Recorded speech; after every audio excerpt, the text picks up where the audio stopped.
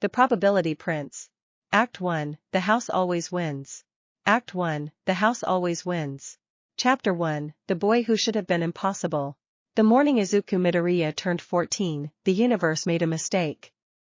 That was how Principal Nizu of UA High later described it, in a private memo that would never be made public, written after an evening spent reviewing footage of an entrance exam unlike any the institution had ever recorded. A mistake. As if something vast and mathematical had glanced away for a fraction of a second, and in that inattention, allowed the wrong variable to enter the equation. Izuku had not always known what his quirk was.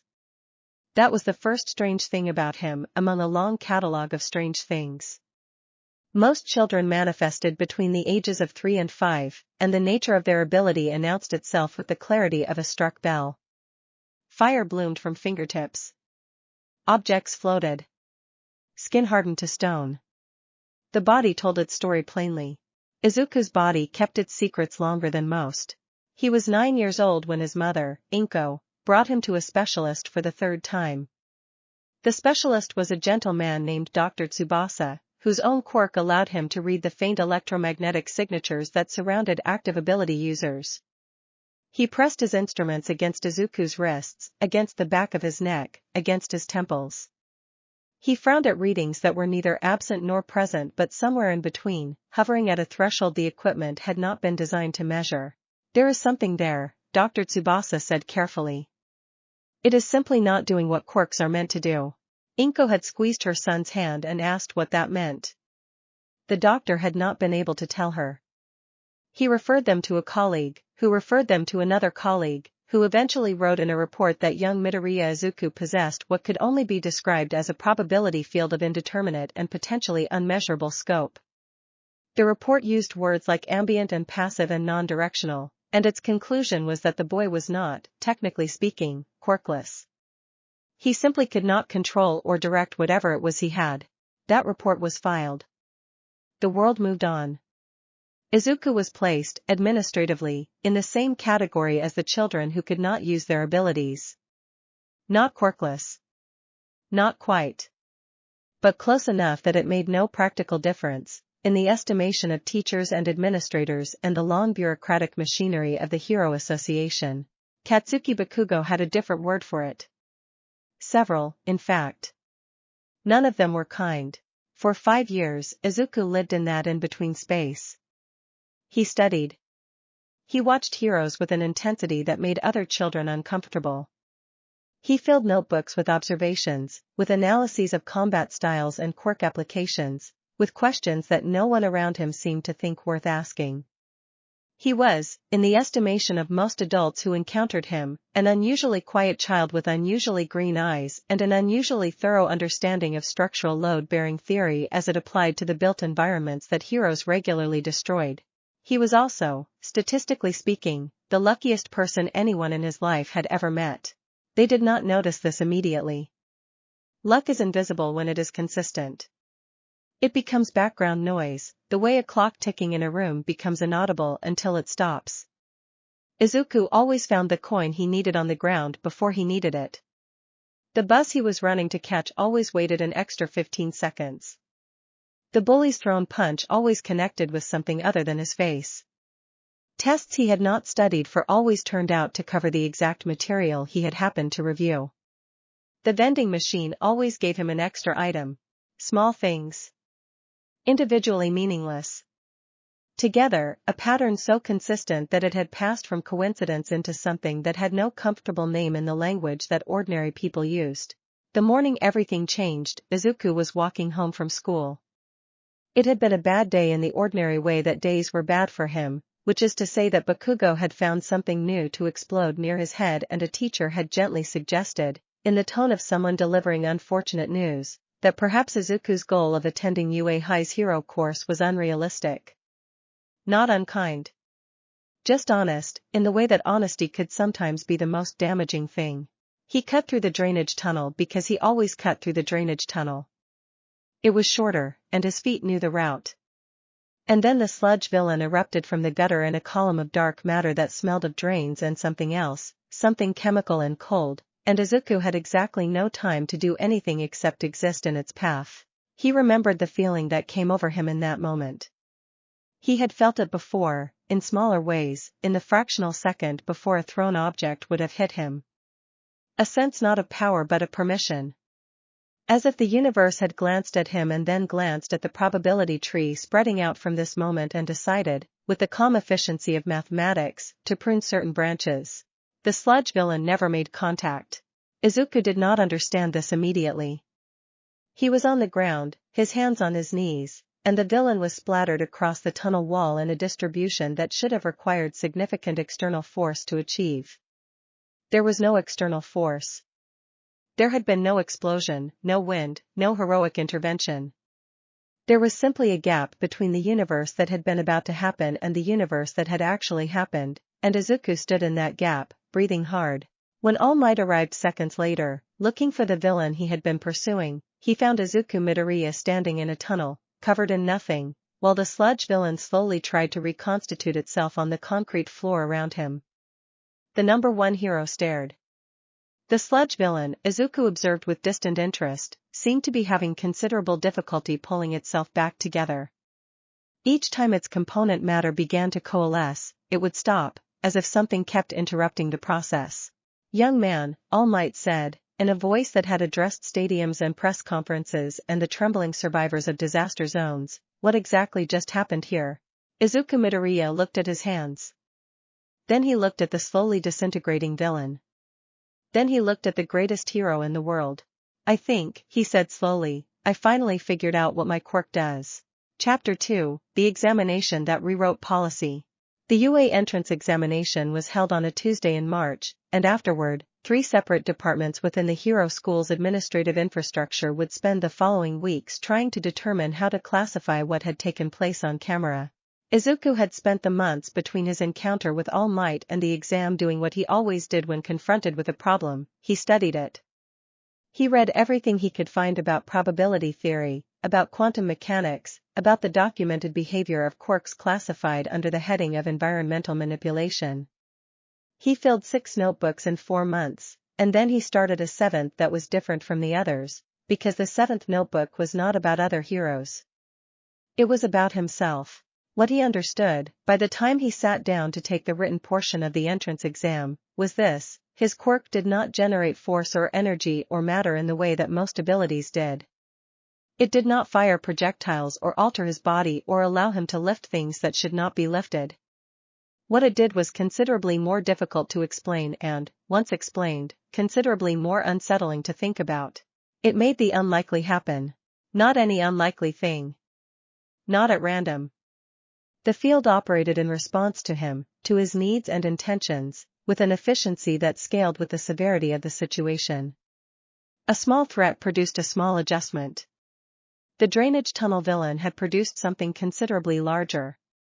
And when Izuku had spent 4 months focusing his attention on understanding and cooperating with the field rather than simply existing within it, the adjustments had begun responding to something closer to active direction.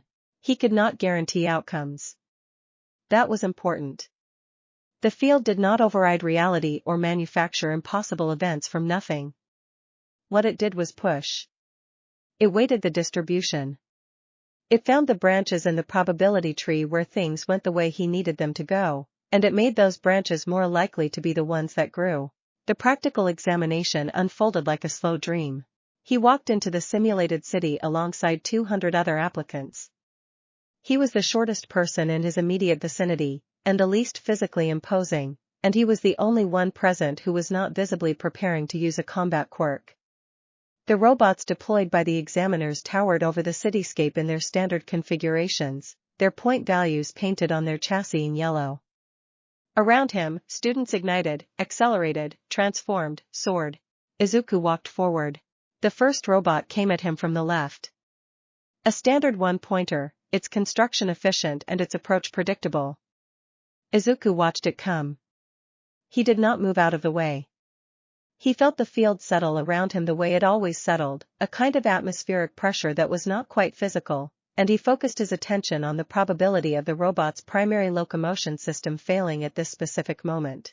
The probability of a machine failing at any given moment was never 0. He pushed.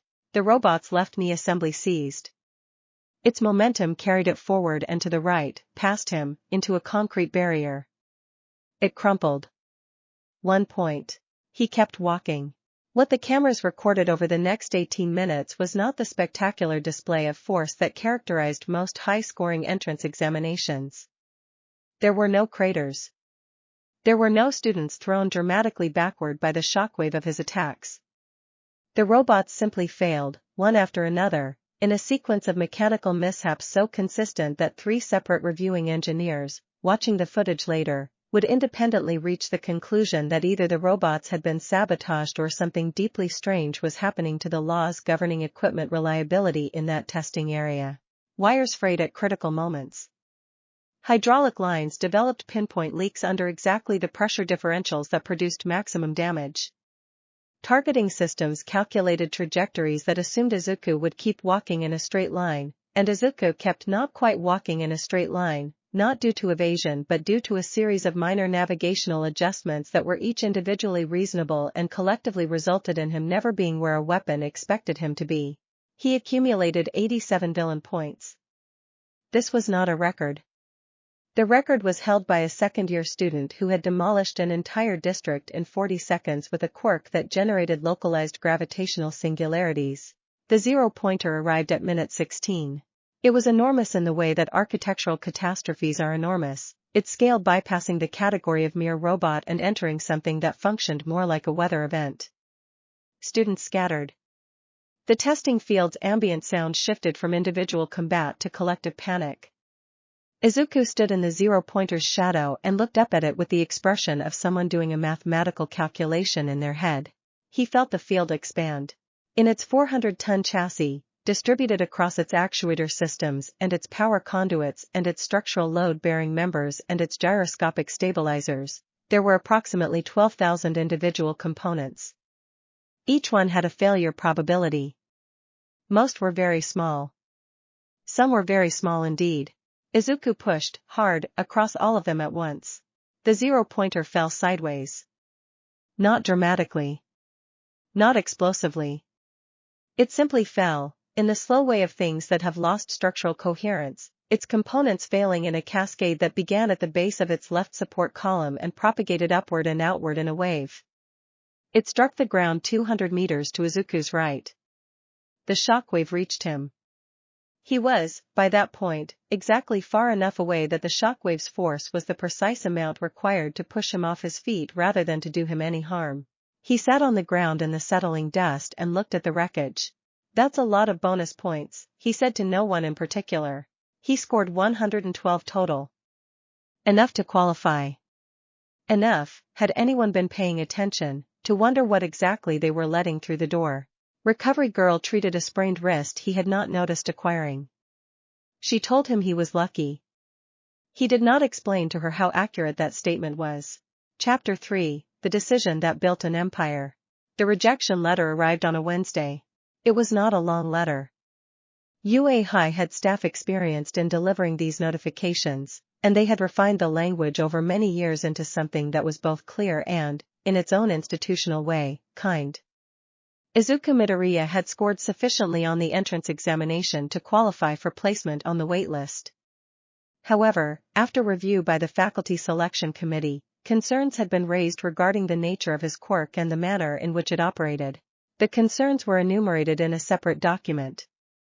He read that document 3 times, with the precise attention he gave to everything he read. The concerns were, in summary, his quirk produced no observable mechanism.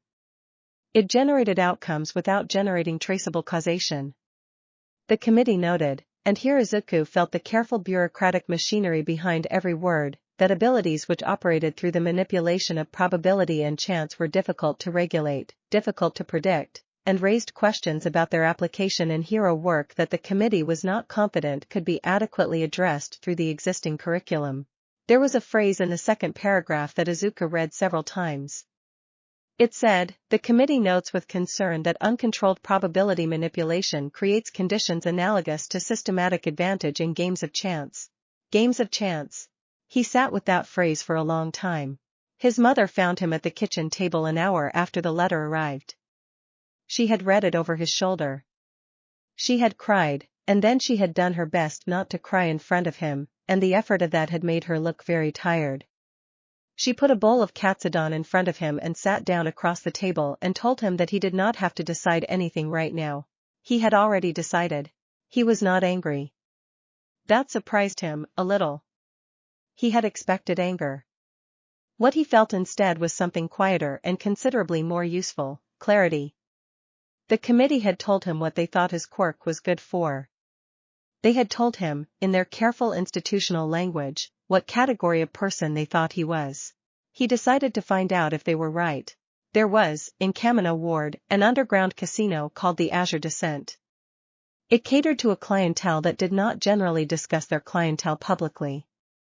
The minimum buy-in at its poker tables was a figure that would have represented a full year of Izuku Midoriya's salary, and the men and women who sat at those tables played with the flat attention of people who had long since ceased to think of money as something that existed in relationship to human need.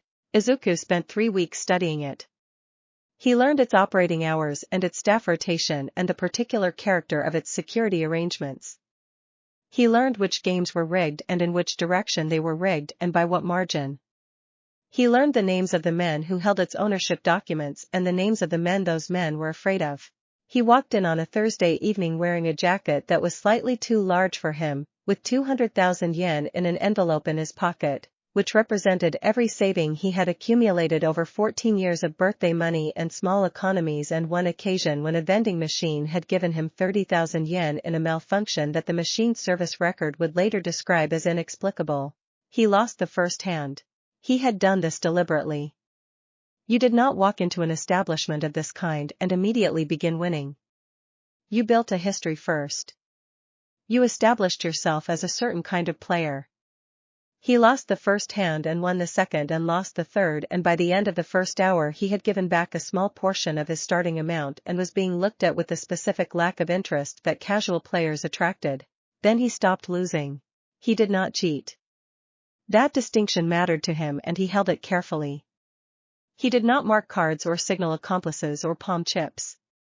He manipulated probability, and there was a meaningful difference, even if the outcomes were sometimes similar.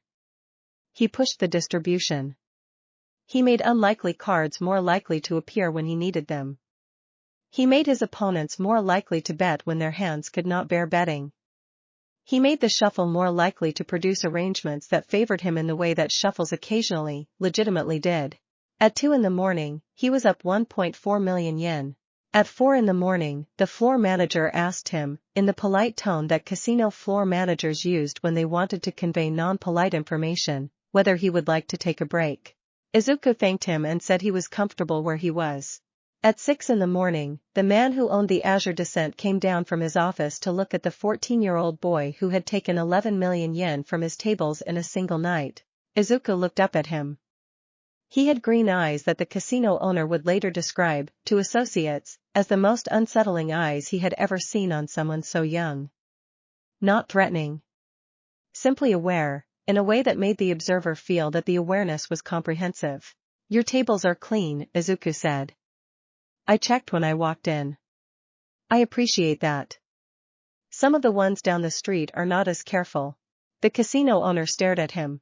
I would like to discuss a business arrangement, Izuku said. He was 15 months out from the rejection letter. He was 14 years old. He had 11 million yen on the table in front of him and a field that made the unlikely happen and a clarity of purpose that had not diminished in the year since Yue had told him what category of person they thought he was. The casino owner sat down. By noon, they had reached an agreement. By the following spring, the Azure Descent had become the most profitable gambling establishment in Kamino Ward, and Izuku Midoriya had a 17% equity stake that was growing at a rate that made the casino owner's accountant call him twice a week to ask questions that the accountant kept expecting to have different answers than they did. The answers were always the same. Everything worked out. The house always won. The odds were, somehow, always in their favor.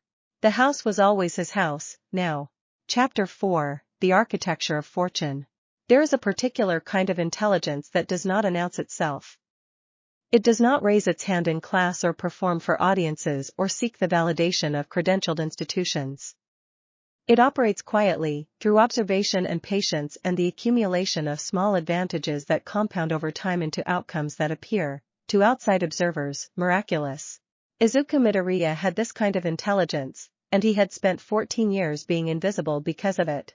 He was not invisible anymore. The Azure Descent had been the beginning, but Izuku had not chosen it as an end. He had chosen it as a demonstration, for himself, of what was possible. He needed to know the scope of what his quirk could do when applied with intention rather than simply allowed to operate as background fortune. The demonstration had been more than sufficient. He now knew, with the certainty of someone who has tested a hypothesis extensively and found the results consistent, that he could build anything.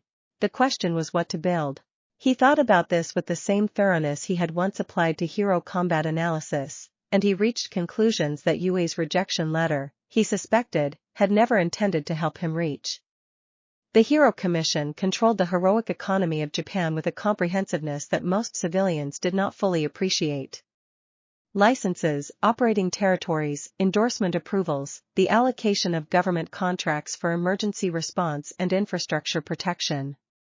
These were not incidental levers of power. They were the architecture of an entire social order, and they were operated by a relatively small number of people who were, like most people given control of large systems, primarily interested in maintaining and extending that control. The Yakuza occupied the negative space of that architecture. Where the Hero Commission's influence thinned, the Yakuza accumulated. Where heroes did not operate, other kinds of organization did. The relationship between them was not adversarial in the simple way that civilian understanding of both entities tended to assume. It was transactional, in the complicated way that relationships between different kinds of power tend to be when they have coexisted long enough. Izuku studied both systems with the attention he had once given to hero quirks, and he found, in both cases, that they had the same fundamental weakness. They relied on information. Specifically, on the asymmetry of information. The Hero Commission's power derived in large part from its ability to know things that others did not know, to hold files and records and documented evidence of things that made people cooperative. The Yakuza operated on similar principles, though with less bureaucratic elegance. Both systems were, at their foundation, leverage machines. Izuku decided to build a better machine. He was 16 when he hired his first staff member. Her name was Hannah, and she was 32 years old, and she had worked as a data analyst for a securities firm until it became apparent that the firm was using her analyses in ways she had not consented to when she joined. She was, when Izuku found her, in the process of documenting this misconduct and trying to determine who could be trusted to receive that documentation. He had read about her case in a small financial news publication. He had contacted her through channels that she could not immediately trace, which she found alarming, and then he had explained who he was and what he was building, which she found considerably more alarming. She took the job after a week of consideration. Later, she would say that it was his specific quality of attention that convinced her. He listened to her explanation of the securities firm's misconduct with the focused interest of someone who genuinely understood what she was describing and was already doing the downstream analysis in his head while she spoke. "You want to build an information network," she said, during their second conversation. "I want to build an intelligence organization," he corrected, mildly. The distinction is that an intelligence organization also knows what to do with information once it has it. She asked him what he planned to do with it. He told her he planned to use it to stop people from doing to others what the securities firm had done to her, among other things. The other things, he acknowledged, were varied and numerous and would take some time to explain fully. She said that was not a complete answer. He agreed that it was not. He told her that the complete answer would become clearer as they proceeded, but that he could tell her now that his specific interest was in the identification and dissolution of systems that used confidential information as a coercive mechanism. Both in the corporate sector and in certain related sectors of the economy that were less formally organized. She had been quiet for a long moment. Then she had said, "You're going after the Yakuza." "Among others," he said. He was 16. The patience of him, she would later reflect, was not the patience of someone who was willing to wait.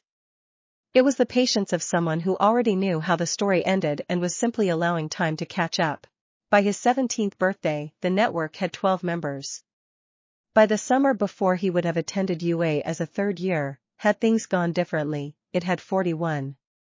They were analysts and accountants and former law enforcement officials who had left their institutions over matters of principle, and they were very good at their work, and their work was the systematic mapping of financial flows and information channels across the entire underground economy of eastern Japan.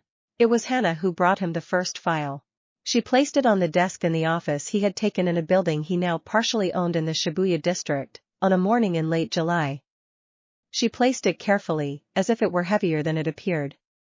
She sat down across from him without being asked. "Lady Nagant," she said. He opened the file. He read it twice. Chapter 5, The Price of Wings. Her name was Kanetsutsumi, and before she was Lady Nagant she had been the most precise instrument in the Hero Commission's arsenal. The file was not short. Hana had assembled it from fragments across a dozen different source categories, from publicly available news archives to financial records that required more creative methods of access, and even in its assembled form it had gaps, because the Hero Commission was thorough about what it kept visible and meticulous about what it did not. But the shape of a story can be read from its omissions as well as its content, and the story that took shape as Izuku read was not one that any version of the Hero Commission would have chosen to make legible. Lady Nagant had been a hero of the first order. Her quirk, a rifle arm capable of precision that defied the mechanical engineering of any conventional weapon, had made her one of the Commission's most valuable covert operatives. She had been deployed in situations that never appeared in official records, for purposes that were never made explicit in the mission briefings she received, against targets whose files were classified at levels that most active heroes would never encounter in their careers. She had, for years, accepted this. There was a word for what the Commission had eventually made her into, and the word was not hero. The Commission preferred not to use the word that fit. They spoke instead of necessary operations and acceptable parameters and the complex moral landscape of maintaining societal stability. These were good words for carrying difficult freight without examining it too closely, and Lady Nagant had used them herself, for years, as a way of not examining the freight too closely. She had stopped using them the year she was asked to eliminate a hero. The file that Hana had assembled did not contain the name of the hero in question. That name was buried too deep in Commission records for any methodology Hana had available to reach. What the file contained was the aftermath, Lady Nagant's removal from active duty, the sealed hearing that had followed, the conviction on charges that were themselves classified, and the sentence to Tartarus. And then, more recently, the release. She had been released on conditions that the official documentation described as probationary and rehabilitative and that the financial records, examined alongside the official documentation, suggested were nothing of the kind. The payments flowing from Commission accounts to 3 separate shell entities that Hana had traced with considerable effort over 2 weeks were not the payments of an institution rehabilitating an offender. They were the payments of an institution maintaining an asset. Lady Nagant was free, in the technical sense of the word. She was also, in every way that mattered, still owned. Izuku closed the file. He sat for a moment in the kind of quiet that is not restful. Then he stood and walked to the window and looked out at Shibuya below, at the pedestrian crossing where several hundred people were moving in the coordinated chaos of rush hour, each one a probability distribution of futures extending outward from this moment. How many others? He asked. Hana's pause was the pause of someone who had been expecting the question and had not enjoyed the answer while waiting to be asked it. How many others in what specific category? Commission assets. People who were heroes and are now being held in place through documentation that would destroy them if it became public. Another pause. We've identified 8 with reasonable confidence. Possibly more that we haven't been able to map yet. 8. He turned that number over. 8 people who had served, who had made the mistakes or the refusals or the principled stands that made them useful as leverage rather than as heroes, and who were now living in the particular prison that has no physical walls because the walls are made of documents. Who else is on the list? He asked. Hana set 2 more files on the desk. The first was labeled Fuyumi Todoroki. Daughter of the number 3 hero, Endeavor. Teacher. Not a hero herself, but held in place by documentation relating to her father's conduct during her childhood, documentation that, if released, would create consequences not only for Endeavor but for Fuyumi herself, who had spent years managing the institutional fallout of a family history she had not chosen. The commission did not need her to do anything overtly. They needed her father to do things, and she was the mechanism by which he remained cooperative on matters where his cooperation might otherwise have been uncertain. The second file was labeled Uwabami. One of the most publicly visible commercial heroes in Japan, whose career was, on its surface, a textbook example of successful heroic branding. Endorsement revenue, appearances, a public image that the media treated as essentially decorative, and the woman behind it had long since stopped having opinions about out loud. Beneath the surface, a contract structure with her management agency that was not a contract in any honest sense of the word, backed by commission facilitation and a detailed file of private correspondence that had been obtained without her knowledge and was now the mechanism by which her cooperation with a series of commercial arrangements she would never have agreed to freely was ensured. He read both files. He set them down with the same care Hannah had used in placing the first one. Heavy things deserve to be set down carefully. I want to know everything, he said. I want to know the exact terms of each arrangement. The names of the individuals at the commission who maintain each file. The physical and digital locations of the documentation. The financial infrastructure that supports each arrangement. Everything. Hannah nodded. That's going to take time and resources. I have both. She stood to leave. At the door, she paused. What are you planning to do with it when you have it? He was looking out the window again. The crossing had cycled through another wave of pedestrians. Several hundred more people, each one a branching tree of futures, each one carrying the weight of circumstances they had not entirely chosen. I'm going to buy them out, he said. She turned. You can't buy people out of. Not the people, he said. The debt. The documentation. The arrangement. He looked at her over his shoulder, and his green eyes had the quality she had come to recognize as the one that preceded him doing something that she would later look back on and realize she should have seen coming. Every leverage mechanism has a price. Find me the price. He was 17 years old. He already owned 4 businesses, a controlling interest in a financial services company, and a network of 41 people who were very good at finding prices. The only question was whether the commission would be wise enough to sell when he made the offer. He already knew the answer, because he always knew the answer. They would not be wise enough. They would resist, because powerful institutions always resist, and then he would make resistance more expensive than cooperation, because that was how probability worked when you had enough of it on your side. He turned back to the window. Below him, the city moved with its ordinary indifference to the calculations being made 17 floors above it. He was patient. He could wait. Chapter 6, The Yakuza Learn Arithmetic. The Shai Hasaikai had been operating in the Narahata district for 22 years when Izuku Midoriya first visited their primary financial institution. He did not visit the organization itself, at first. He visited the bank. Specifically, the mid-tier commercial banking institution through which the Shai Hasaikai routed approximately 40% of its legitimate business revenue, which served as the cleaning mechanism for a larger percentage of its illegitimate revenue. The bank's compliance department had, over the years, developed a highly refined ability to not notice certain discrepancies in certain accounts, this ability being facilitated by a relationship with the Hasaikai's leadership that the bank's board of directors were collectively and comprehensively aware of.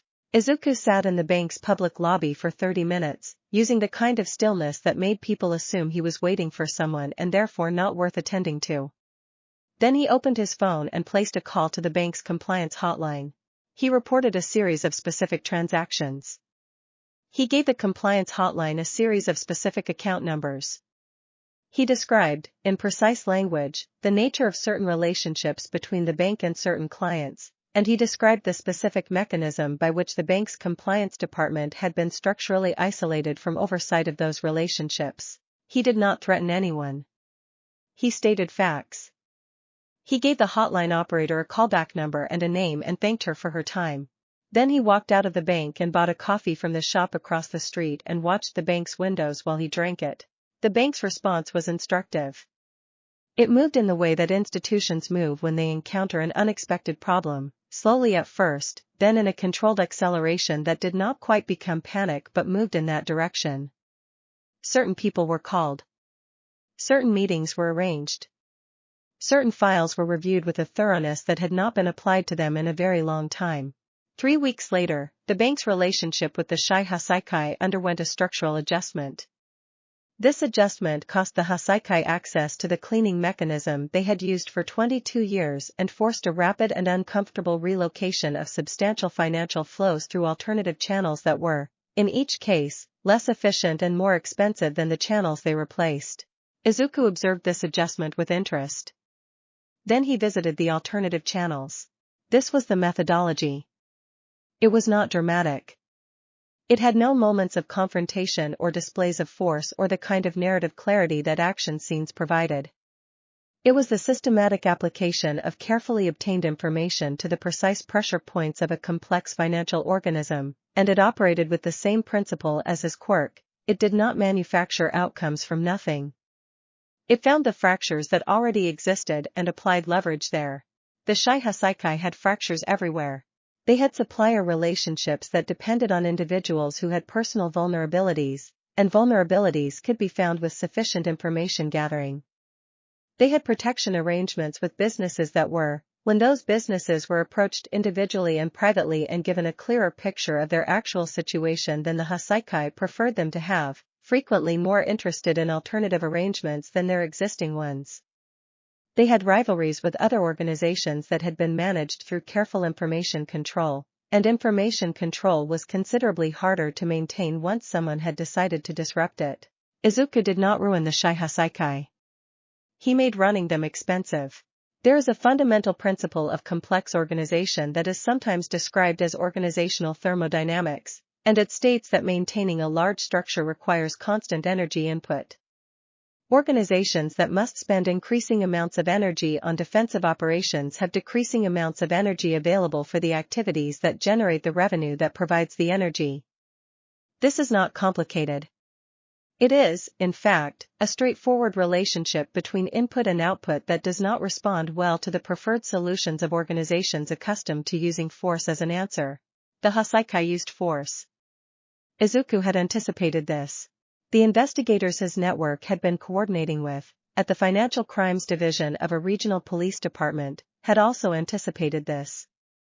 The specific nature of what the Hasaikai's response looked like when documented by those investigators added several additional charges to a growing case file that had been building with the patient thoroughness of people who had been given, suddenly and without explanation, an extraordinary quantity of precisely organized and legally admissible evidence. Chisaki Kai, known as Overhaul, was not stupid. He understood that he was being pressured and he was trying to determine the source and nature of the pressure, which meant that he was spending organizational energy on that determination rather than on other things. The determination was proving difficult. Each time the Hasaikai traced a line of disruption back toward its origin, they found something that looked like an investigative dead end or an institutional response to a routine complaint or a business decision that could be explained by normal market forces. The probability field was useful here in ways that went beyond the direct manipulation of outcomes. It was useful in finding, reliably, the conversational moment where a business relationship was already fragile enough to redirect. The meeting where a protection customer was already halfway to the decision that the information Izuku provided would push them the rest of the way toward. The regulatory inquiry where a compliance officer was already suspicious but had not yet received the specific data point that would make suspicion actionable. He was not doing things that would not have happened without him. He was making them more likely to happen now. By the end of his 17th year, the Shai Hasaikai had lost 41% of their operating revenue. They had 3 senior members under investigation. Their primary financial infrastructure was compromised at 8 of 11 nodes that Hana had identified as critical. Their relationship with the 2 other major criminal organizations whose cooperation had historically provided stability was strained in ways that were not recoverable in the short term. Chisaki called a meeting of his senior leadership. The contents of this meeting were not known to Izuku at the time, but they could be inferred from the actions that followed the meeting, which were the actions of an organization that had begun to treat stability as the primary objective rather than growth. Defensive posture was the correct instinct. It was also, unfortunately for the Shiha far too late to be sufficient. Izuku's network had by this point expanded to 73 members, occupied 4 offices in 3 cities, and had an operating budget that, had anyone known about it, would have raised serious questions in several regulatory bodies about what exactly was being funded and by whom. The answers to those questions were available, in principle, in the records of the company structure that Hana had built with 3 lawyers who were very good at constructing things that were legal in ways that were not immediately obvious. He was building something. He had been building it for 3 years, and it was not finished, but its shape was becoming visible, and what it looked like from certain angles was a kingdom. From the angle Izuku preferred, looking at it from the inside, it looked like a tool. A very large, very precise tool, aimed at a set of problems he had been thinking about for 3 years, since a woman named Lady Nagant first appeared in a file on his desk. He was nearly ready to use it. Act 2, The Price of Freedom. Act 2, The Price of Freedom. Chapter 7, The Commission's Arithmetic. The Hero Public Safety Commission occupied a building in central Tokyo that was not, technically speaking, a government building. This was intentional.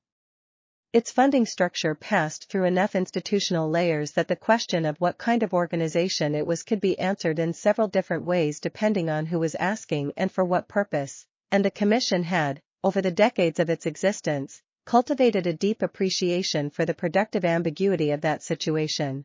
Its director, a woman named Enji Shiragaki who had held the position for 11 years and whose predecessor had held it for 16, understood the building as a symbol of something important about how the commission operated. Not above the government. Not beneath it. Adjacent to it, in a relationship of mutual dependence that was managed through carefully maintained information asymmetry and a great deal of very good administrative staff. She was in her office on a Monday morning in October when her assistant brought her a document. The document was not alarming in its appearance. It was a standard format briefing memo, the kind that crossed her desk 40 times a week, organized into sections and written in the careful language of people who had learned that institutional communication was clearest when it was most precise. She read it with the automatic efficiency of someone who had been reading documents of this kind for over a decade. Then she read it again. It detailed, across 17 pages, the complete financial relationship between the Commission and 6 individuals whose arrangements with the Commission were classified at the highest tier of internal security clearance. It named the shell entities through which payments were routed. It named the individuals within the Commission structure who managed each arrangement. It provided, in an appendix that she read 3 times, the specific document storage locations, both physical and digital, where the leverage materials for each arrangement were maintained. It was accompanied by a cover letter that was precisely 1 paragraph long. The letter did not threaten. It did not demand. It stated, in the same careful institutional language as the briefing that accompanied it, that the sender was aware of the arrangements described in the enclosed documentation and had reason to believe that the continuation of those arrangements was not in the long-term interests of the individuals involved. The letter expressed interest in a conversation about alternative arrangements. It provided a contact address. It was signed with a name she did not recognize. Midoriya Izuku. She called her security director immediately.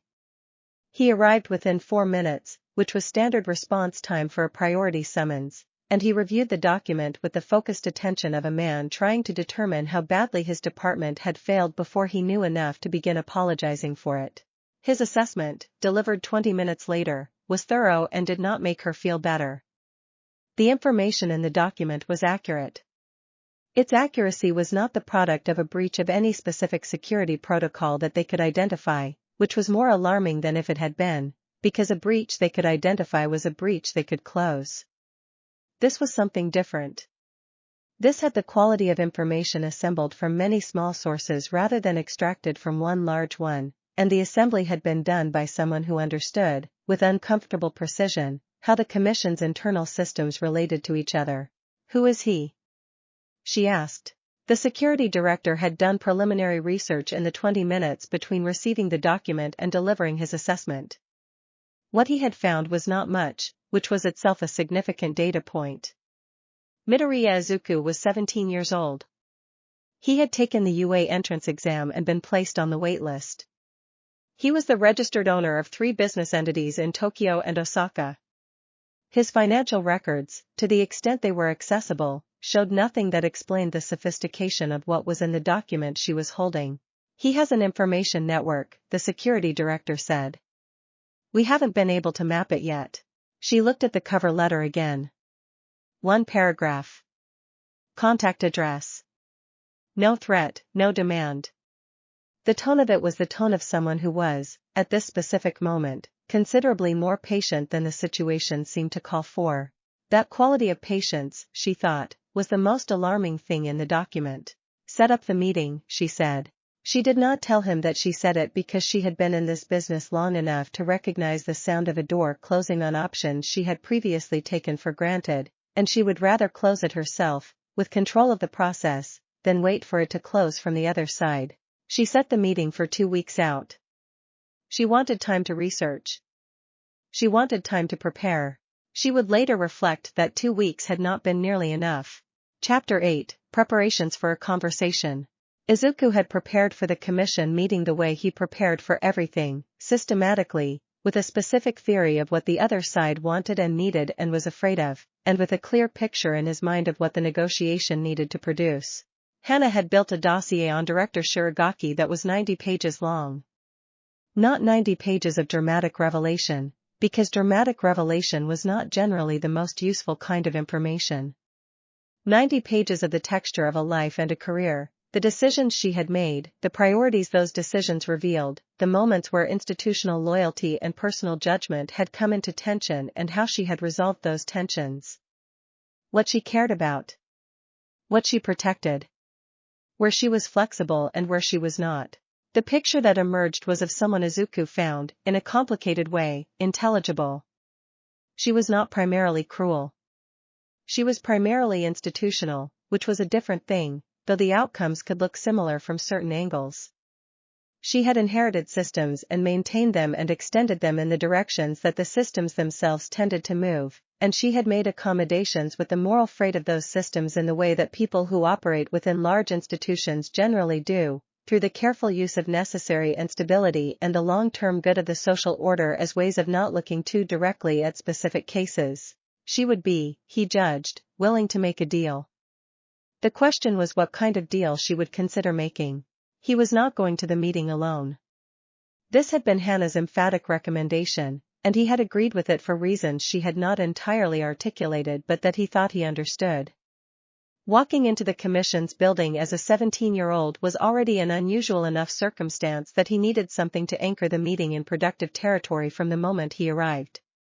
He needed the commission to recognize, immediately, that the conversation was going to be conducted between people who understood the nature of the systems being discussed. He brought 2 people. The first was Hana, who would say nothing during the meeting but whose presence communicated, silently and effectively, that the information infrastructure behind Izuku was staffed by competent professionals who understood what they had assembled. The second was a woman named Sato Reiko, who was 61 years old and had spent 23 years as a senior administrative officer at the Ministry of Justice before retiring with the kind of institutional knowledge that does not become less valuable upon leaving an institution. She had contacted Izuku 6 months earlier, through a channel that still surprised him when he thought about it, and she had explained, in the dry and precise language of someone who had spent decades reading legislation, that she was aware of what he was building and thought she could be useful. He had asked her why she was interested. She had told him about a niece. The niece's situation was not one he could speak about publicly, because the niece had not authorized him to, but it was the kind of situation that appeared, in various forms, in the files he had been accumulating for 18 months, and it had given Sato Reiko a motivation that was personal in the way that motivations were most reliable. She was, among her other qualifications, extraordinarily difficult to unsettle. This made her valuable in rooms that were designed to unsettle. Izuku also spent the 2 weeks preparing the specific things he intended to offer. This was the part that people who thought about negotiation in terms of leverage tended to underestimate. Leverage was a mechanism for moving things. It was not, by itself, a thing to move toward. If all he brought to the meeting was information and the implicit threat of its disclosure, he would win something, probably, but what he would win would be unstable, because the commission would be looking for the earliest opportunity to reverse whatever they agreed to and simultaneously destroy him, and that was not a sustainable outcome. He needed to offer them something they actually wanted. The analysis of what the commission wanted had taken him longer than the threat analysis, because institutional wants were more complex than institutional fears. After considerable study, he had identified 3 things that the commission consistently prioritized above almost everything else: the maintenance of the licensing system that gave them control of the heroic economy, the avoidance of public scandal large enough to prompt legislative oversight, and the preservation of their relationship with the major hero agencies whose cooperation made the broader system functional. He could offer them things that served all 3 of these priorities. Specifically, he could offer them access to portions of the financial intelligence his network had assembled about the underground economy, which was the kind of information that allowed an institution like the Commission to make better decisions about where to deploy resources and which organizations to treat as existential threats versus manageable nuisances. He could offer them, additionally, a structured reduction in the financial pressure he had been applying to the Shai Hasaikai, framed as a cooperative de-escalation that gave the Commission the ability to claim credit for outcomes they had not, in fact, produced. And he could offer them something more difficult to quantify but probably more valuable. He could offer them a reason to believe that his long-term interests were not incompatible with theirs. This last offer required him to be honest about what he was building. Not completely honest, because complete honesty in institutional negotiations is a form of tactical error. But honest enough that the Commission understood they were not dealing with an extortionist or a rival power that intended to replace them. He was building something different from what they had built, and the most important thing he needed them to understand was that different did not necessarily mean opposed. He arrived at the Commission's building on a Wednesday morning. The lobby was designed to communicate institutional weight, which it did effectively through the mechanisms of high ceilings and security checkpoints and the particular quality of marble that suggested permanence. He moved through the security check with the patient cooperation of someone who had nothing to hide and had expected exactly this level of scrutiny. Director Shirogaki was already in the conference room when he arrived. She was a woman in her late 50s who had the specific posture of someone who had been in charge of large things for a long time. She looked at him with the careful attention of someone doing a rapid reassessment, because he was 17 and that had not been entirely real to her until this moment when he was sitting across the table from her in person. He looked back at her with the kind of patience that she would later describe, in notes she made that evening, as the most professionally disarming thing she had encountered in 40 years of working with people who were very good at being professionally disarming. "Thank you for agreeing to the meeting," he said. She said nothing for a moment. Then she said, "You're younger than I expected." "I know," he said. "I find that people's adjustments to that fact are instructive. You adjusted in approximately 4 seconds, which is faster than average and suggests you had prepared for the possibility." Another pause. Then, in a tone that was not quite amused but was adjacent to it, "Let's talk about what you want, Mr. Midoriya." Chapter 9, The Table Where Empires Negotiate. The negotiation lasted 6 hours. It was not continuous. There were 3 breaks, one of which lasted 40 minutes and during which Izuku drank tea in an anteroom while Director Shirogaki conferred with her legal counsel and her security director and, at one point, made a phone call that she did not explain when she returned. Izuku used the breaks to sit quietly and maintain the field in a state of active attention. This was something he had been practicing for 3 years, the ability to hold probability manipulation in a state of readiness without directing it at anything specific, like keeping a hand near a door handle rather than turning it. In a room where information was the primary currency, he wanted the distribution weighted toward candor and away from the kind of institutional defensiveness that made negotiations collapse before they found their center. He could not make Director Shirogaki honest. He could make the conditions in which honesty was the more likely option. It was a subtle distinction and he held it carefully. She opened by asking him to explain the basis of his claims about the Commission's specific arrangements. This was a reasonable opening. She wanted to know how much he actually had versus how much he was implying he had. He explained, with the precision of someone who had prepared this explanation carefully, the methodology of his information network. He did not give her the names of his sources. He gave her the categories of sources and a sufficiently detailed description of the analytical process that she could assess, accurately, that the information was as comprehensive as the document had suggested. Her response was interesting. She did not challenge the accuracy of the information. She challenged, instead, the characterization. The arrangements he had described, she said, were more complex than the document's framing suggested. They were not, in the Commission's internal understanding, leverage arrangements in the coercive sense. They were management tools for individuals who had, through their own conduct, created situations that required careful management. He had expected this argument. He let her make it fully before responding. He said, the individuals involved are not free to end the arrangements. They did not enter them with full information about what they were agreeing to. They cannot appeal the terms to any independent body. The Commission controls both the documentation that creates the arrangement and the determination of when the arrangement is satisfied. In what framework does that not describe coercion? The silence that followed this was the silence of someone who did not have a good answer and was deciding how to proceed without one. Reiko spoke for the first time. She spoke briefly, in the dry precise tone of someone reading from a legal reference she had long since memorized, about the specific statutory provisions that governed the Commission's authority to maintain confidential records on licensed heroes, about the limits of that authority as interpreted by the courts in 3 specific cases from the previous decade, and about the particular vulnerability of arrangements that combined document control with financial incentive in ways that a motivated legislative committee would find interesting. Director Shirogaki listened to this with the attention of someone hearing a problem they had hoped was theoretical being described as practical. Then they got to business. The negotiation moved through several phases. In the first phase, the Commission established what it considered non-negotiable: the licensing system, the broad structure of its oversight authority, the confidentiality of its operational methods. Izuku had expected all 3 of these, and he did not challenge any of them, because they were not what he was there to change.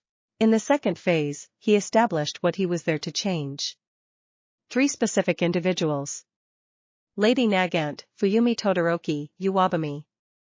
He named them plainly and placed a 1-page summary of each arrangement on the table.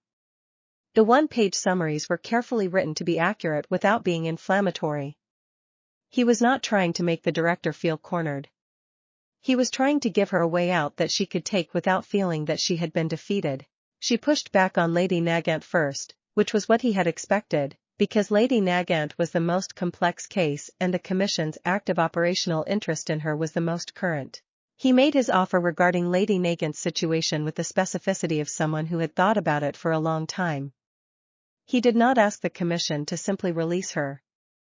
He proposed a structured transition, a formal review process, conducted by an independent body whose composition the Commission would have input on, which would result in Lady Nagant's file being reclassified from active operational asset to former operative in good standing. The Commission would retain its records, which Izuku was not asking them to destroy, because asking an institution to destroy its own records was an ask that tended to collapse negotiations. They would simply cease to use those records as an ongoing mechanism of control. In exchange, he offered 3 things. The first was the financial intelligence package on the Shiha Saikai and 2 related organizations, which would allow the Commission to brief the appropriate law enforcement bodies and claim coordinating credit for the subsequent investigations. The second was a commitment, structured as a letter of agreement rather than a formal contract, that his information network would not proactively seek to acquire Commission operational data for a period of 2 years. The third was a piece of information he had been holding in reserve, about a financial arrangement between a senior Commission official and a mid-tier Yakuza organization that was not the Shiha Saikai and that the director did not know about. He delivered the third item calmly, as a factual disclosure rather than a threat. He explained that he had no intention of using this information in any way that was not constructive. He suggested that the director would probably want to handle it internally. The 40-minute break happened immediately after this. When she returned, her manner had shifted in a way that was small but legible to someone paying attention. Not warmer. More settled. She had made a decision in the break, and the decision had clarified her position in the way decisions did when they resolved ambiguity that had been creating tension. They reached agreement on Lady Nagant's situation in the third phase. The specific terms took 2 more hours to document, and Reiko handled most of the documentation process with the efficiency of someone who had been doing exactly this kind of work for 23 years. They did not reach final agreement on Fuyumi Todoroki's situation that day. The Todoroki file was complicated by the presence of Endeavor, who was not a party to the negotiation and whose cooperation with any adjustment of the arrangement depended on factors the Commission could not fully control in a single meeting. The director acknowledged the situation. She agreed to a separate process. Uwabami's situation resolved more quickly than he had expected. The Commission's interest in the arrangement was, it emerged, less operational than the file had suggested. It was largely historical, maintained because maintaining it was easier than ending it, and because ending it required someone to decide it was worth ending, which had not previously happened because no one with the standing to make that decision had previously been motivated to do so. Director Shiragaki made that decision in the room, after Reiko described, in her dry legislative voice, the specific contractual vulnerabilities of the management agency structure that the Commission had facilitated. The director said she would need 30 days to process the adjustment through the appropriate internal channels. Izuku thanked her. He said 30 days was acceptable. They shook hands at the end. The handshake was firm and brief on both sides, the handshake of people who understood each other clearly and had no particular need to perform warmth that was not present. In the elevator going down, Hana exhaled for what seemed like the first time in 6 hours. That was, she began, and then stopped, and then said, the third item. You waited until exactly the right moment. The moment she needed to make a decision and wanted a reason to make it in a direction that was constructive rather than defensive, he said. Hana looked at him sideways. She had worked with him for 2 years and she still, occasionally, had the experience of looking at him sideways. How long have you had that? 4 months. And you sat on it for 4 months waiting for this meeting. I knew we were going to need a reason for her to choose us rather than against us, he said. Patience is just knowing what you're waiting for. Outside, Tokyo continued its ordinary business in the October light. Izuku looked at it through the lobby glass before they walked out, at the probability distribution spreading outward from this moment, the branches that had just opened. 3 people who had been trapped were now less trapped. Not free yet. But the direction was right. The direction was always what mattered. Chapter 10, Lady Nagant receives a letter. Kanetsutsumi received letters rarely. This was the consequence of a life organized around operational security, which did not tolerate personal correspondence as a habit, and also of a social landscape that had contracted to something very small during the years of her arrangement with the Commission. The people who might have written to her had, one by one, made the calculation that doing so was either pointless or potentially costly, and people who make that calculation tend to act on it. The letter that arrived at the small apartment in Muzidafu that served as her current supervised residence was placed in her mailbox on a Thursday morning, and she found it when she returned from her mandated weekly check-in with the Commission's monitoring officer. The envelope was plain. Her name was written on it in handwriting that she did not recognize. She did not open it in the hallway. She took it inside. She set it on the kitchen table and made tea and looked at it while the tea steeped.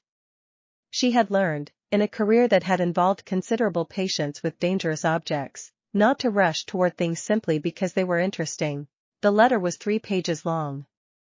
It was written in careful, precise language that reminded her, unexpectedly, of the better mission briefings she had received in her career, the ones written by people who respected the reader enough to be clear about what they were saying rather than obscure about what they were not saying.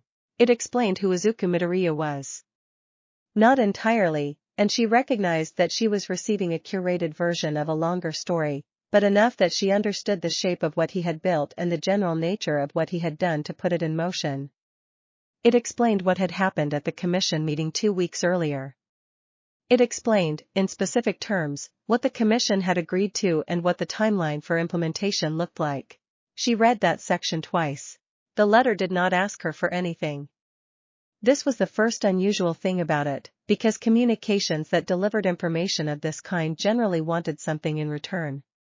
It stated, in plain language, that she was under no obligation to respond, to meet with him, or to alter her current situation in any way.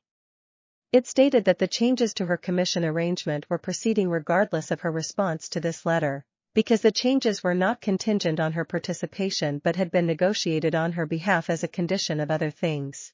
On her behalf. She put the letter down and looked at that phrase for a moment.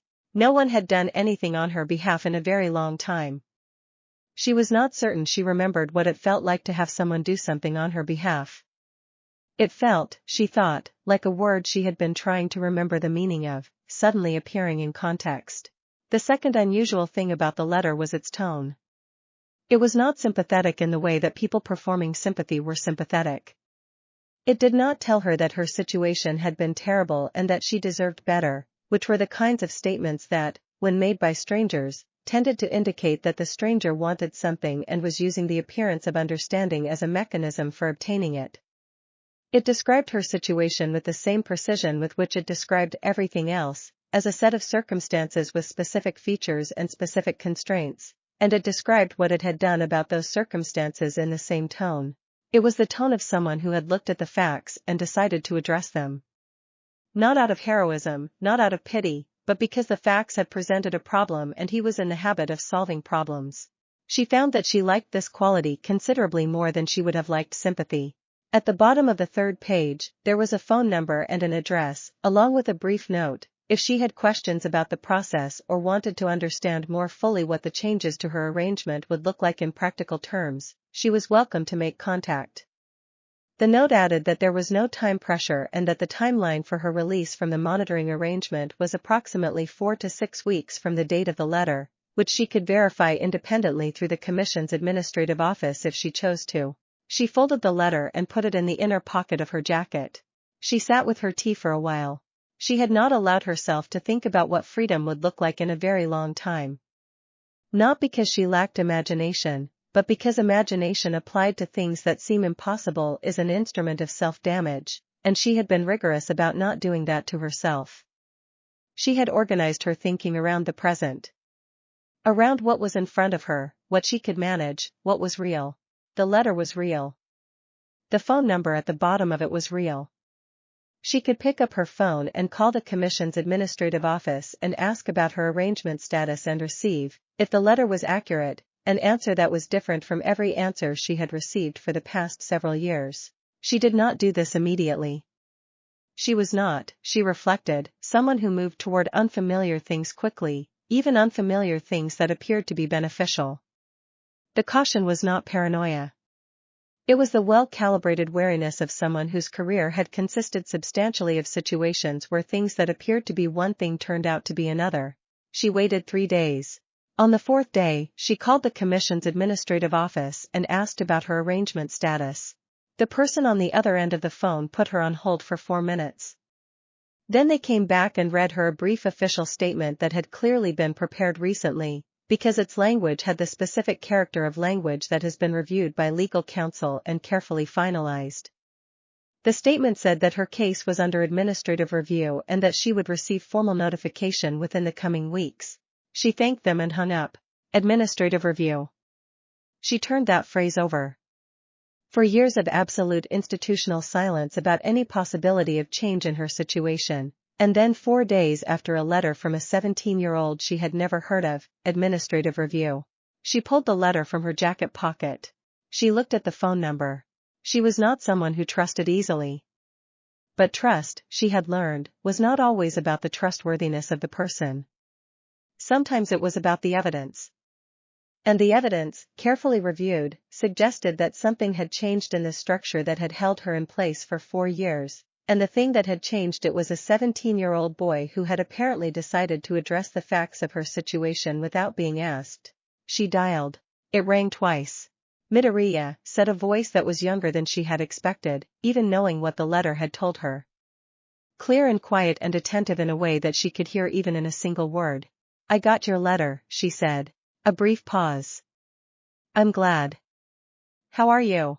She almost said fine, because fine was the answer she gave to everyone.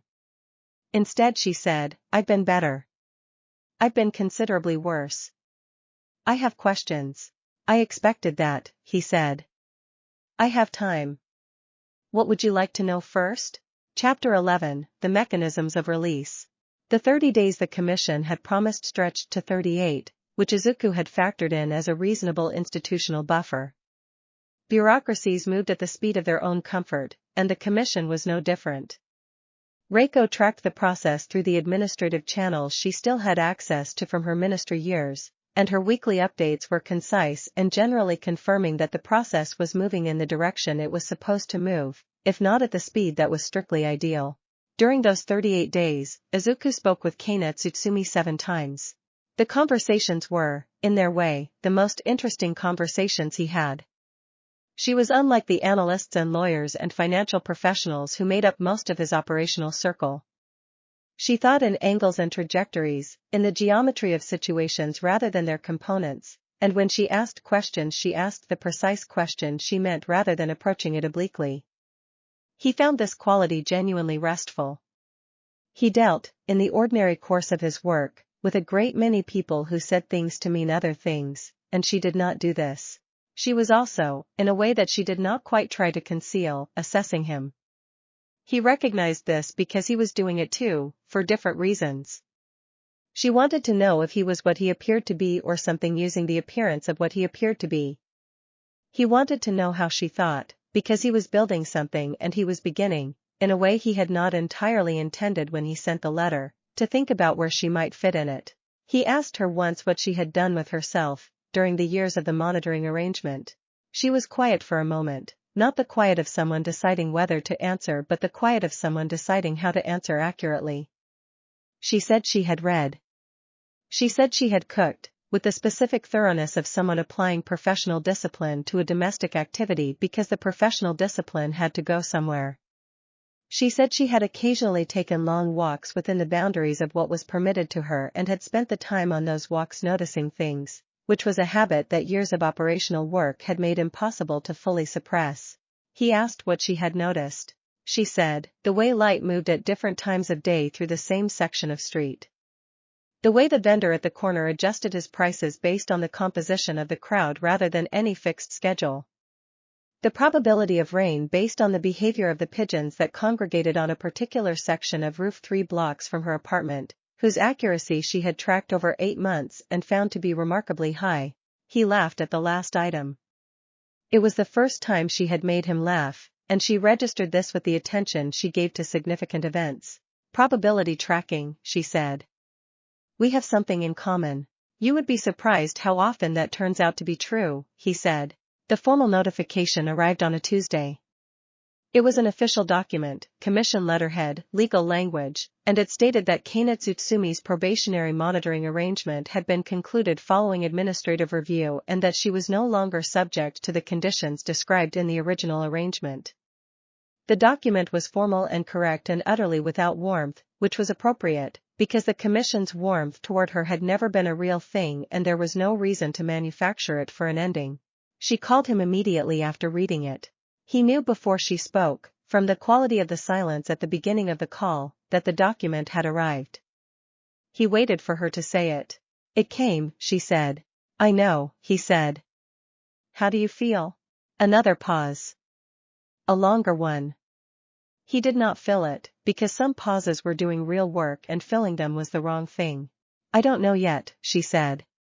I think I need a day. Or possibly several days. You have them, he said. She took 4 days. On the 5th day she called him and said she had some thoughts about next steps and asked when he had time. He arranged a meeting for the following week. He had been thinking, during her 4 days, about the specific details of the meeting, about the location and the manner of it, because he thought those details mattered more than they might appear to. He chose a restaurant in a part of Muzidafu that was quiet but not secluded, public enough to be neutral ground, with a table near the window and a menu that had the quality of having been composed by someone who cared about what they were doing. He arrived early. He chose a chair that allowed him to see the door without being directly in the line of sight of the window, because he expected that she would do the same and he did not want them to have the same chair. She arrived exactly when she said she would. She was taller than he had imagined, not because he had imagined her shorter but because her file photographs had all been taken in contexts that compressed scale, and in person she had the quality of someone whose physical presence was simply larger than the space it required, the quiet authority of someone who had been very good at something for a very long time. She sat down across from him. She looked at him for a moment without speaking. "You're even younger than you sounded," she said. "Everyone says that," he said. "Is it frustrating?" "It's informative," he said. "The time between when someone says it and when they stop saying it tells me approximately how long it takes them to update their initial impression with available evidence." She considered this. Then she said, "How long does it take, on average?" "For most people, the duration of the first real conversation. For some people, longer. For a few, considerably less. And for me?" "You stopped," he said, approximately 30 seconds into this one. She ordered tea. He ordered the same.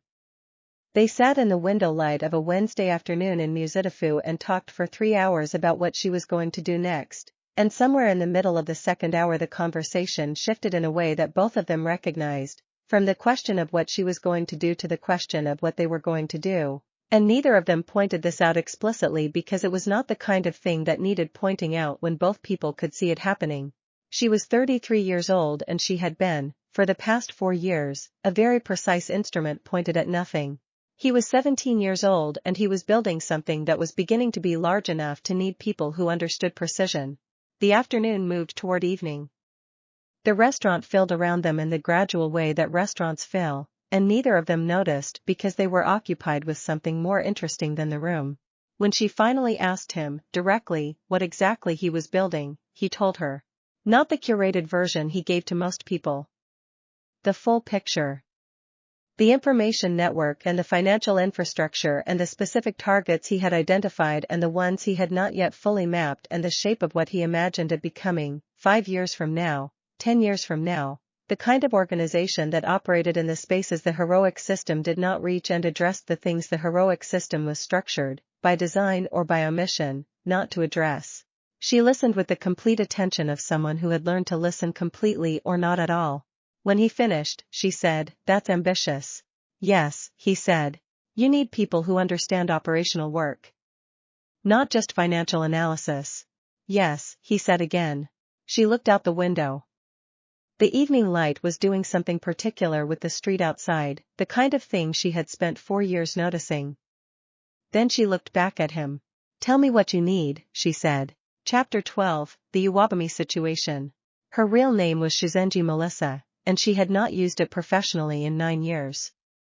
In 9 years she had been Uwabami in the morning and Uwabami in the evening and Uwabami on the covers of 3 magazines and in the endorsement literature for 14 separate product lines, and she had become so comprehensively Uwabami that the name Shizenji Melissa sometimes appeared in her own internal monologue as the name of someone she was remembering rather than someone she was. She had known something was happening 3 weeks before the commission contacted her. She had known the way she knew most things about herself and her situation, which was indirectly, through the behavior of the people around her rather than through anything said directly. Her agency manager had a particular way of carrying his shoulders when he was managing a situation that he did not want her to notice he was managing, and he had been carrying his shoulders that way for 3 weeks. When the commission's notification arrived, she read it twice and then put it in a drawer and then took it back out of the drawer and read it a 3rd time. The notification stated, in the official language she had become fluent in over 9 years of professionally managed existence, that a review of certain contractual arrangements facilitated by the commission had resulted in a determination that specific provisions of her management agreement required revision. The revision process would be conducted in coordination with her management agency and would be completed within 60 days. She would receive formal documentation of the revised terms upon completion. Revision. She turned that word over the way she turned most things over now, carefully, looking for the surface that showed her what was underneath it. She did not know about Izuku Midoriya yet. She knew only that something had moved in the structure of her situation for the first time in 9 years, and the feeling that accompanied this knowledge was not simple. It was not relief, or not only relief. It was the complicated feeling of someone who has adapted very thoroughly to confinement and is now being asked to consider what exists outside it. She called a number she still had from the old days, a number that belonged to a retired hero who had worked in the commission's orbit long enough to understand how its systems operated. He was elderly and careful, and he owed her a favor from an incident that neither of them had ever discussed with anyone else, and when she described the notification he was quiet for a long moment. Someone went to the commission, he said. Got a meeting. Got an agreement. I'm hearing things through the pipes but nothing with names attached yet. What kind of things? The kind that suggests someone showed up with a great deal more information than the commission expected them to have and a clear enough picture of what they wanted that it was faster to negotiate than to resist. He paused. There's a name going around. Midoriya. She had written the name down. She had done research, the kind of research available through ordinary means, and found the ordinary-looking surface of what he had built, the business registrations and the financial company and the very clean absence of anything that looked like what she suspected existed underneath. She was not, generally speaking, a person who pursued things aggressively. Caution had been the better strategy for a long time. But she was also not a person who ignored information that seemed relevant to her situation. And this information seemed relevant. She was approached by Hana first, not by Izuku directly, and she would later understand this as a considered choice. Hana called her on a private number that Melissa had not given to anyone recently, which was alarming in the way that demonstrated competence was alarming, and introduced herself briefly and asked if Melissa had questions about the process that was underway regarding her management arrangement. Yes, Melissa said. Quite a few. Hana answered them with the directness of someone who had already decided what level of disclosure was appropriate and was executing that decision efficiently. She explained what the commission had agreed to. She explained the timeline. She explained the specific provisions of the management agreement that were being revised and the direction of the revisions, which were in every case toward terms that gave Melissa more control over the commercial arrangements she entered and the commission's substantially less facilitation role in structuring those arrangements. At the end of this explanation, Melissa asked, "What does he want?" Hana said, "He wants you to have better options than you currently have." If you're asking what he wants in return, the honest answer is that he hasn't said he wants anything in return. You're welcome to be skeptical of that, and I would expect that you are. She was skeptical. She was also paying careful attention to the fact that the actual changes to her arrangement were proceeding regardless of her skepticism, which meant that whatever this was, it was not a situation where her cooperation was being used as a condition of her benefit. Her benefit was happening. The question of her cooperation was separate. This distinction, she realized, was doing a great deal of work in her processing of the situation. She met Izuku 3 weeks later, at a meeting that Hana arranged in a neutral location with the logistical care of someone who understood that neutral location meant something specific to someone who had spent 9 years in environments that were managed for someone else's purposes. He was in a conference room that was genuinely neutral, in a building that she confirmed in advance was not associated with any of his business entities, and he was alone except for Hana. He stood when she walked in. Not in the performative way that people stand to demonstrate that they are showing respect, but in the automatic way of someone for whom it was simply the thing you did when a person entered a room. She registered this distinction without quite deciding what to do with it. He was shorter than she had expected and younger than her research had quite prepared her for, and he had the specific quality of attention that she had encountered in very few people, the quality of being comprehensively interested in what was in front of him without the attention being either acquisitive or performative. He was simply paying attention, the way that a very good doctor paid attention, not to impress you but because paying attention was how problems got solved. "Thank you for coming," he said. She sat down. "Thank you for whatever it is you've done. I'm reserving the right to properly thank you until I understand it better." "That seems reasonable," he said. "My manager," she said. "He's been told about the revisions?" "His agency received formal notification from the commission 12 days ago. The legal process of revising the specific contract provisions is ongoing. Reiko, one of my colleagues, has reviewed the draft revised terms and flagged 3 provisions that she thinks are still unfavorable to you. We've submitted formal comments on those provisions." He paused. "She's thorough." Melissa looked at him. She had been in professional environments for 9 years that were organized around using her image to move product, and she had learned to read rooms with the accuracy of someone for whom misreading rooms had costs. She read this room now. What she found was not what she had been braced for. She had been braced for something she would need to evaluate the cost of. What she found instead was someone who had apparently decided to be useful to her without establishing a price first, and who seemed, now that she was in the room with him, genuinely uninterested in the performance of magnanimity. He was not waiting for her gratitude. He was checking on a process he had started. "The 3 provisions," she said. "What are they?" He told her. He was specific and clear and did not use the language of someone summarizing a document for a non-expert audience. He used the language of someone who had read the document carefully and expected her to be able to follow the argument, which she found she could. They talked about it for 2 hours. About the provisions, about the broader structure of commercial hero contracts, about what she actually wanted her career to look like when the management arrangement was adjusted to something she had actually chosen. He asked her questions and received her answers and built on them in the way of someone who was genuinely incorporating what he was hearing into his picture of the situation rather than simply waiting for her to finish speaking. At the end of the 2 hours she said, "Why did you include me? You didn't have to. The commission negotiation that Hannah described didn't require you to raise my situation." He considered this for a moment. "The file raised it. Once I'd read it, the logic of not addressing it didn't hold. The same systems were in operation. The mechanism was the same. I was already in a position to do something about it." He paused. "And there's a general principle involved. It matters to me as a principle, not just as a specific case." She looked at him for a long moment. Then she said, "The general principle being?" He said, "That people should be free to choose what they do. That the systems that take that freedom away should be taken apart when they can be." It was a simple thing to say. She had heard simple things said before. The difference was that he had, in fact, taken the system apart, which made the simple thing something other than a statement of principle. It made it a description of what had actually happened. She left the meeting thinking about what she had just experienced. Walking back to the train station through Muzitafu's evening streets, she felt, for the first time in 9 years, the specific quality of a day that had produced real options where options had not previously existed. She stopped at a takoyaki stand on the corner and bought 6 pieces and ate them standing on the sidewalk like a person who was allowed to do ordinary things because she felt like it. It seemed, she thought, like a reasonable way to mark the occasion.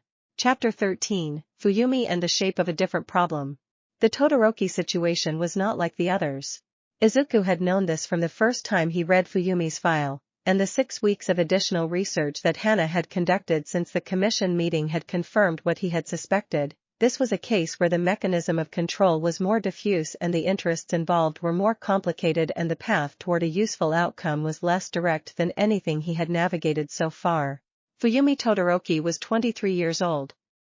She taught at a private elementary school in Muzitafu and was, by all available accounts, an exceptional teacher, the kind who noticed the student at the back of the classroom who was having a difficult day and found the precise intervention that made the day less difficult.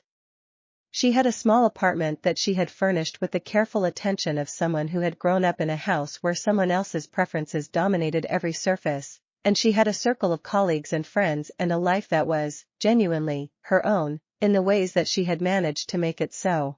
She had also, for reasons that were the direct product of her family history, a relationship with the Hero Commission that she had never agreed to and had not, until relatively recently, fully understood the extent of. The mechanism in her case was not personal leverage in the way it had been for Nagant.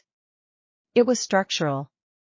The commission held documentation relating to Endeavor's conduct during the early years of his marriage, documentation that was separate from the public allegations that had eventually emerged about the Todoroki household, documentation that was more specific and more legally actionable and had been in the commission's possession for long enough that the question of why it had not previously been used was one that answered itself. The commission did not need to threaten Fuyumi directly. The commission communicated with Endeavor, and Endeavor's cooperation on certain professional matters was structured by his awareness that the documentation existed. Fuyumi existed in the system as a collateral consequence, not as an intentional target, which in certain ways made her situation more complicated rather than less, because the path to addressing it ran through her father rather than around him. Hana's assessment of the Todoroki family situation was organized into 5 sections and Izuku had read all of them more than once. The picture that emerged was of a family in the slow process of rebuilding something that had been significantly damaged, a process that was genuine on the parts of several of its members and complicated by the specific history of the one who had caused the damage. Endeavor was not, from the available evidence, trying to maintain the Commission's arrangement. He was trying to become something better than he had been, with the limited tools available to someone who had been a particular kind of person for a very long time. This mattered for the approach. Izuku could not simply go to the Commission and negotiate Fuyumi out of the arrangement the way he had negotiated for the others, because Fuyumi was not the active party in her own arrangement. The arrangement ran through her father, and her father was a hero with active licensing and a public profile and interests that the Commission was not going to simply set aside in exchange for intelligence packages and coordination agreements. He needed a different mechanism. He found it, as he often found things, in the information he had been assembling for other purposes. Specifically, in the detailed picture his network had built of the Commission's internal political structure, which was not the monolithic institution it presented publicly but a system of competing internal interests managed by a leadership team that was not uniformly aligned on all questions. There was a faction within the Commission that had been, for the better part of 3 years, conducting an internal argument about the practice of what they called legacy arrangements, meaning arrangements that had been entered into under previous leadership and were being maintained primarily by institutional momentum rather than active strategic necessity. The faction arguing for review was small but included people with significant institutional authority, and its argument was, essentially, that arrangements of this kind created more long-term liability than short-term value. The Todoroki arrangement was, in the internal language of this faction, a legacy arrangement of exactly the kind they were most concerned about. He did not go back to Director Shiragaki. He went, instead, to a commission officer named Tamaki Kiho, who held a position in the Internal Review Office and who was, based on his research, one of the more senior members of the faction in question. He sent a briefing document. The briefing document did not make demands or threats. It provided analysis of the Todoroki arrangement that was aligned with the framework the review faction had been using internally, demonstrating that the arrangement met their own criteria for legacy arrangements that created disproportionate institutional liability. He included, as an appendix, a comprehensive legal analysis that Reiko had prepared, demonstrating the specific statutory provisions under which the documentation the Commission held regarding Endeavor's early conduct could, in fact, be processed through existing judicial mechanisms without Commission facilitation, which meant that the Commission's leverage in the arrangement was less exclusive than the arrangement structure implied. He was not threatening to expose anything. He was demonstrating that the Commission's control of the situation was less complete than the arrangement had historically assumed. Tamaki Kiho contacted him 4 days later. Their meeting was shorter than the meeting with Director Shiragaki and considerably less formal. Kiho was a man in his mid-40s who had the specific manner of someone who had spent a long time inside an institution he had complicated feelings about and had reached an accommodation with those feelings that involved focusing on the parts of the work he believed in. He reviewed the briefing document carefully during the meeting, asking clarifying questions that confirmed he had read it thoroughly. He said he could support a formal review of the Todoroki arrangement under the legacy arrangement framework. He said the review would take time, because doing it properly within institutional processes was slower than doing it improperly outside them, and he preferred doing things properly. He said he wanted no documentation connecting the review to Izuku's briefing. Izuku said that was acceptable. He did not tell Fuyumi about this immediately. He had thought carefully about when and how to make contact with her, and he had concluded that telling her something was in process before it produced any visible result was more likely to create anxiety than relief. He would wait until the review process had progressed to a point where he could offer her something concrete.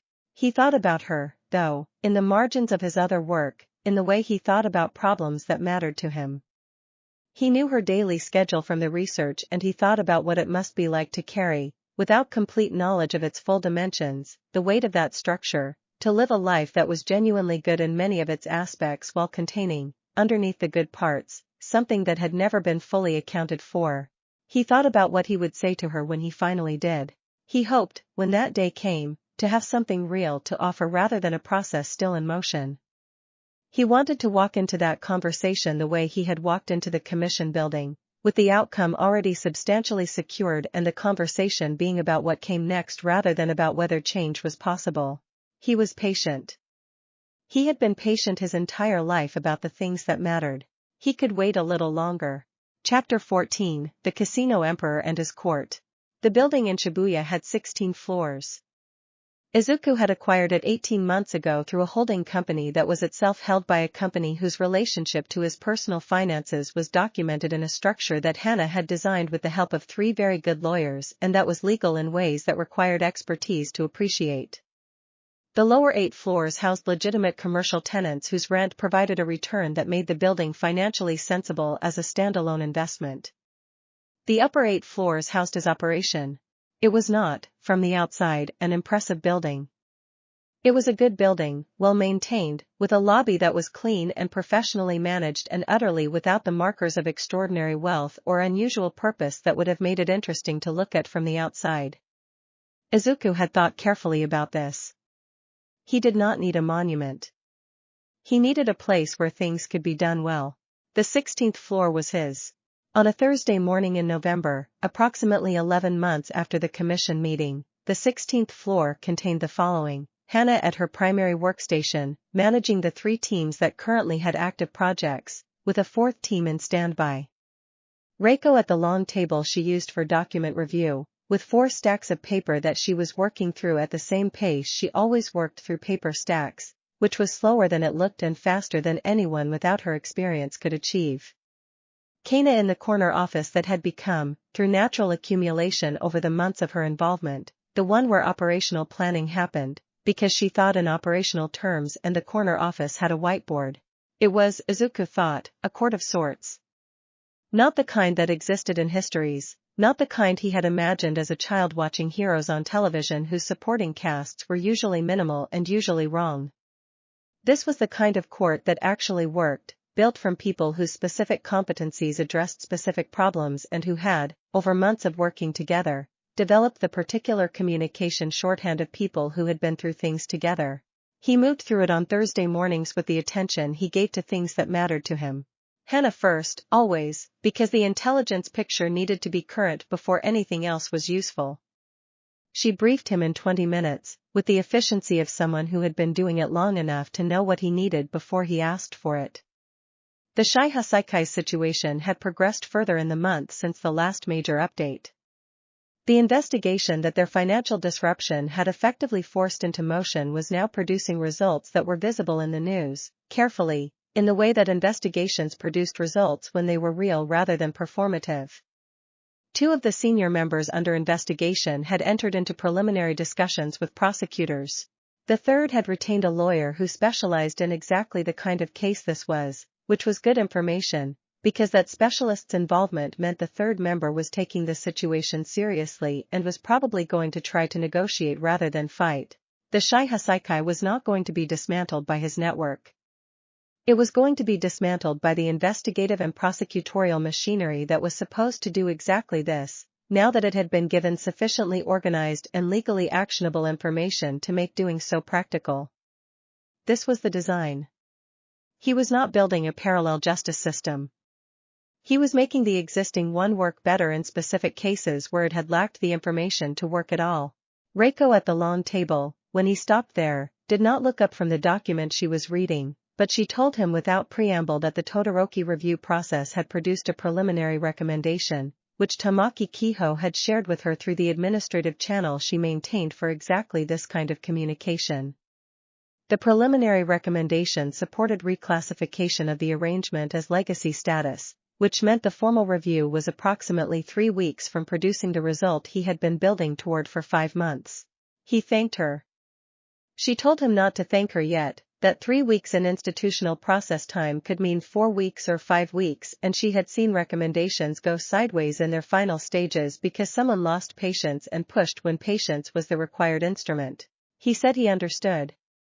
She told him she knew he did, which was the closest thing to a compliment she delivered in ordinary conversation, and returned to her document. Kana's corner office had, in addition to the whiteboard, 2 chairs, and a small table with a view of the street below and a shelf that had accumulated over 8 months, a mix of operational reference materials and 3 books that had migrated there from her apartment because she had a habit of reading while she thought. He knocked on the open door and she looked up from the whiteboard where she had been mapping something with the particular thoroughness she applied to maps of things. "The Fuyumi situation," she said, referring to the most recent case her operational team was working on. "I found the connection point." The Fuyumi situation involved a mid-tier extortion network in Osaka that had, for the past 18 months, been operating a system specifically targeting small business owners through a combination of financial leverage and information control that bore the structural fingerprints of commission facilitation at several points. Kana had been building the operational picture for 6 weeks, and the connection point she had identified meant the map was now complete enough to proceed. He sat in one of the chairs and looked at the whiteboard with her. She walked him through the connection point with the precision she always used. No unnecessary steps, no repeated information, the direct line between observation and conclusion. When she finished, he said, "How long for the next stage?" 2 weeks, if we move correctly. 3 if we encounter what I currently estimate as a 30% chance of a complication at the transfer point in week 1. He looked at the whiteboard. At the lines she had drawn and the nodes she had labeled and the overall shape of a network that was about to stop being able to do what it had been doing for 18 months. He said, "What do you need?" She told him. He authorized everything she named, because the things she named were reasonable and well specified, and she did not ask for things she did not need, which was a quality he had come to value so completely that he sometimes forgot it was unusual. Later that afternoon, Melissa Shizenji arrived. She had been doing this for 2 months, arriving on Thursday afternoons, initially for specific purposes and then, gradually, for the more general purpose of being somewhere that had interesting problems and interesting people working on them.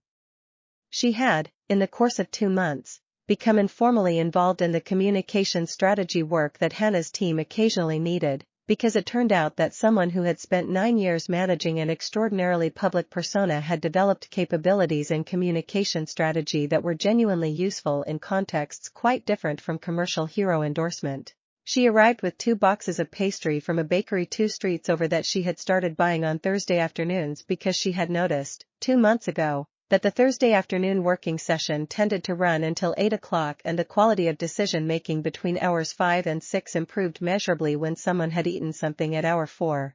Kana had noted this observation and agreed with it, in the tone she used to agree with things that she considered well-reasoned.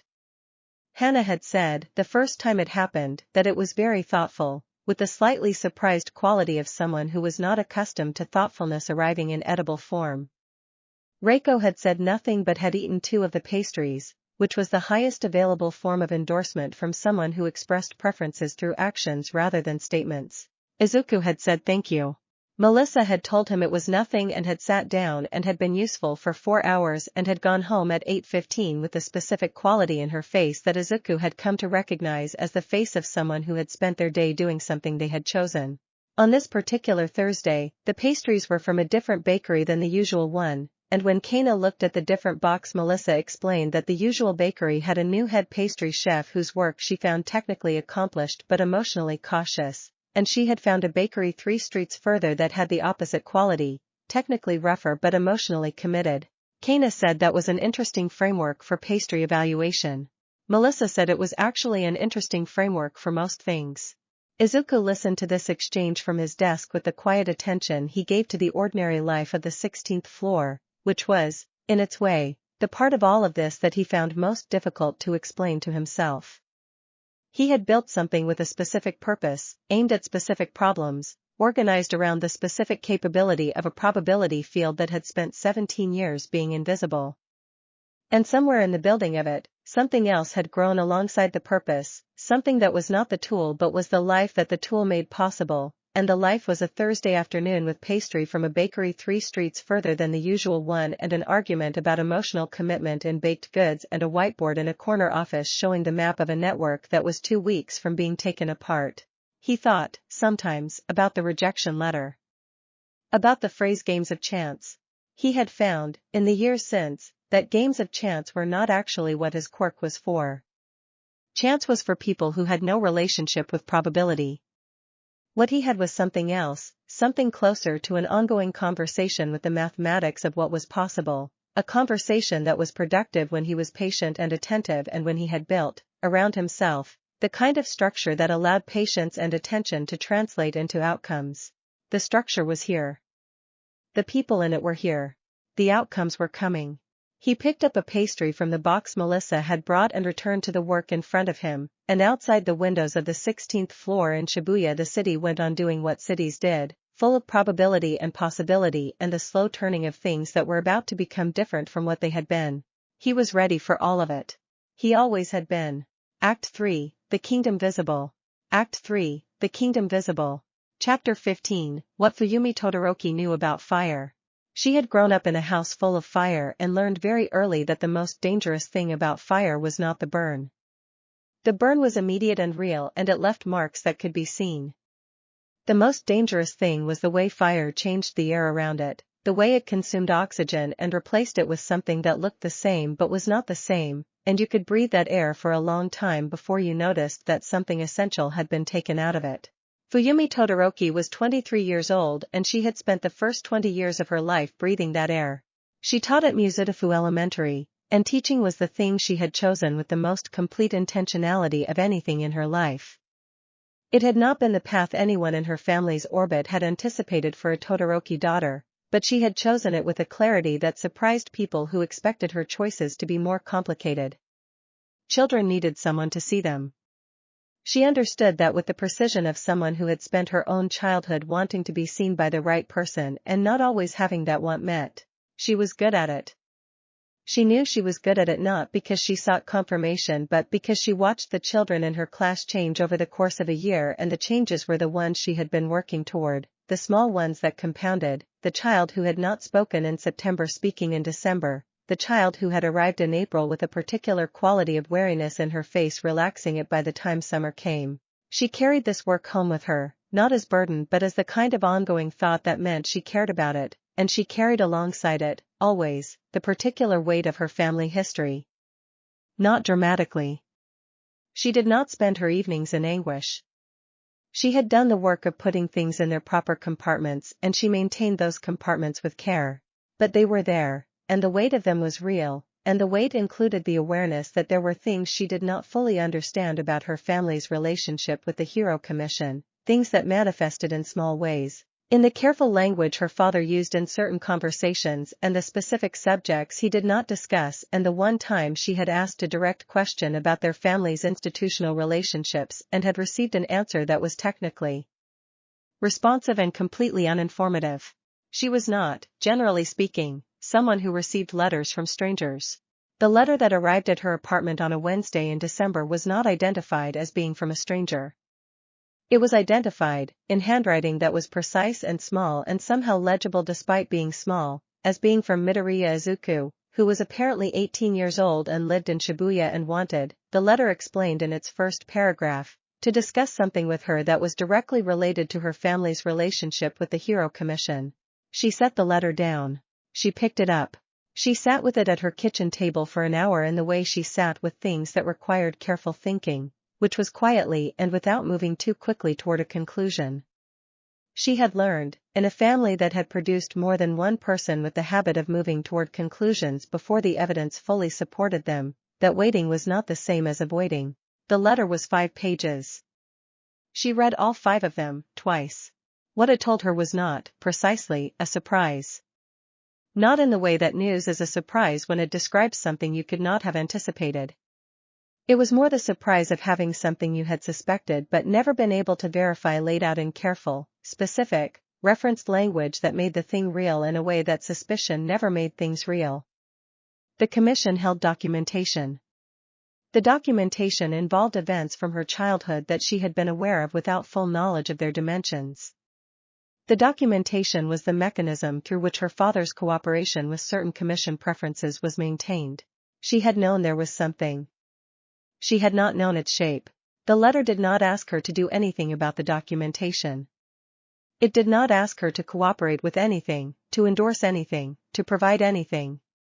It told her that a review process was underway, initiated within the commission's own internal structure, that was expected to result in the reclassification and effective deactivation of the arrangement within a period of weeks. The review had been set in motion through a process that the letter described in outline. The letter told her what it was doing because she had a right to know what was being done regarding her family's situation. She called her brother Shoto first, because Shoto was the person she called when something happened that she needed to process with someone who would not immediately try to fix it. He listened, in the way he listened, which was complete and quiet and attentive. He asked her how she felt. She said she was not entirely sure yet. He said that seemed like a reasonable response to information of this kind. She asked him if he knew anything about this Midoriya. He said the name was not familiar to him. She said she was going to find out more before she decided what to do with the letter, and he said that also seemed reasonable, and they talked for a while about other things, about their younger siblings and about the specific quality of December in Muzitafu which neither of them particularly liked, and when she hung up she felt, as she usually did after talking to Shoto, that the thing she was carrying was slightly lighter because someone else had acknowledged its weight. She did not call her father. She would do that eventually.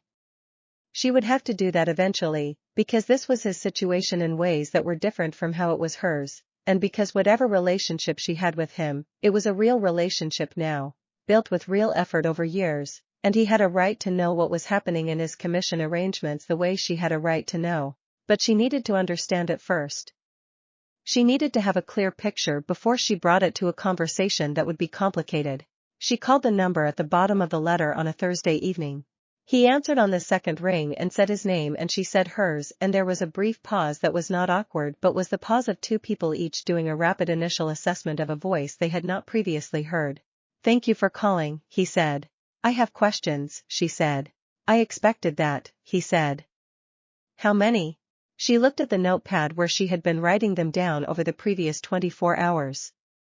14. Possibly more if your answers produce them. A pause. Then, in a tone she would describe later to Shoto as the most precisely focused kind of warmth she had encountered in a stranger's voice, "That sounds about right. Where would you like to start?" Chapter 16, the review concludes. Tamaki Kiho sent the final review recommendation on a Friday, which was not the day Izuku had anticipated, but 4 days earlier than the outer limit of his projected timeline.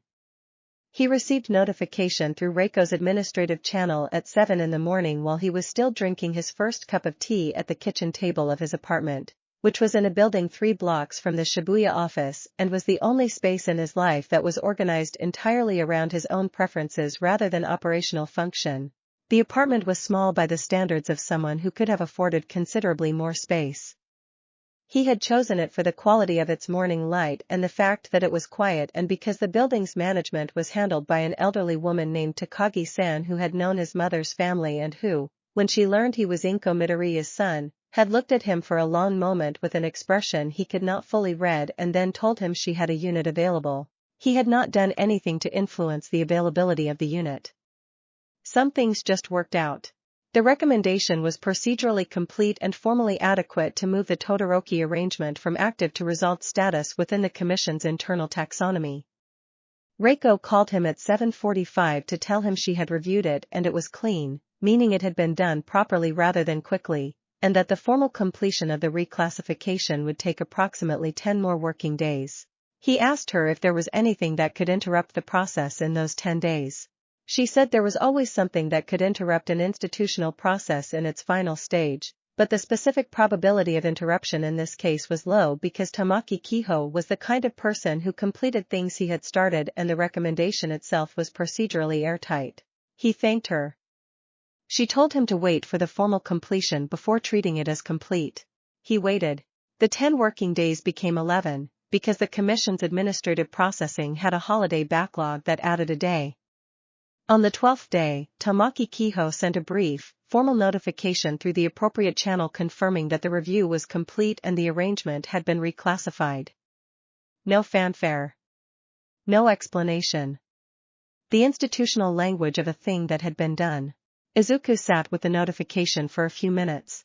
He had spoken with Fuyumi 4 times during the waiting period. The conversations had started as informational, her 14 questions processed in a sequence that revealed she thought in careful layers, establishing the foundation of a thing before building on it. By the fourth conversation the informational character had become something else, not dramatically, but in the way conversations change when the people in them have figured out that they are talking to someone who thinks in a way they find genuinely interesting. She thought about her students the way he thought about probability, in terms of distributions and tendencies and the specific interventions that moved distributions in useful directions. She described a child in her class who had been struggling not with academic material but with the social architecture of the classroom, and she described the approach she had taken with a precision that made him put down what he was doing and listen fully, because the precision was not the precision of someone following a methodology but of someone who had developed their own and was explaining it to someone she thought could follow it. He could follow it. He told her so. She said she knew, which was not arrogance but simply the statement of someone who had verified something she had suspected. He called her with the news on the 12th day at 5:30 in the afternoon, which was when she was usually done with her school day and not yet in the middle of preparing dinner. She answered on the first ring. "It's done," he said. The silence that followed was the silence of someone absorbing information that had been expected but was different in reality than in anticipation. He had learned to recognize this silence, had heard it from Kana and from Melissa in their own ways, and he did not fill it because filling it was the wrong thing. When she spoke, her voice had a quality he had not previously heard in it, something that was not quite fragile but was the thing that exists adjacent to relief when relief is very large. She said, "Does my father know yet?" "Not from me," he said. "This was your situation to tell him when you were ready." Another pause. "I need to think about how to do that. Of course. It's going to be a complicated conversation. Most important ones are," he said. She was quiet for a moment and then she said something that he had not entirely expected, which was, "Thank you for letting me be the one to tell him." Most people who do things for families assume they have the right to involve the whole family. He thought about how to answer this. He said, "It's your information. It was your situation before it was anyone else's. You deserve to decide what to do with it. That's not how most institutions think about these things." "I'm not an institution," he said. She made a sound that was almost a laugh and then steadied into something more serious. "No," she said. "You're not." A pause. "I'd like to meet you in person. If that's all right. I want to say thank you to a face." He said that was more than all right. They arranged it for the following week, on a Saturday morning, in Muzidafu at a coffee shop she named that was 3 blocks from her school.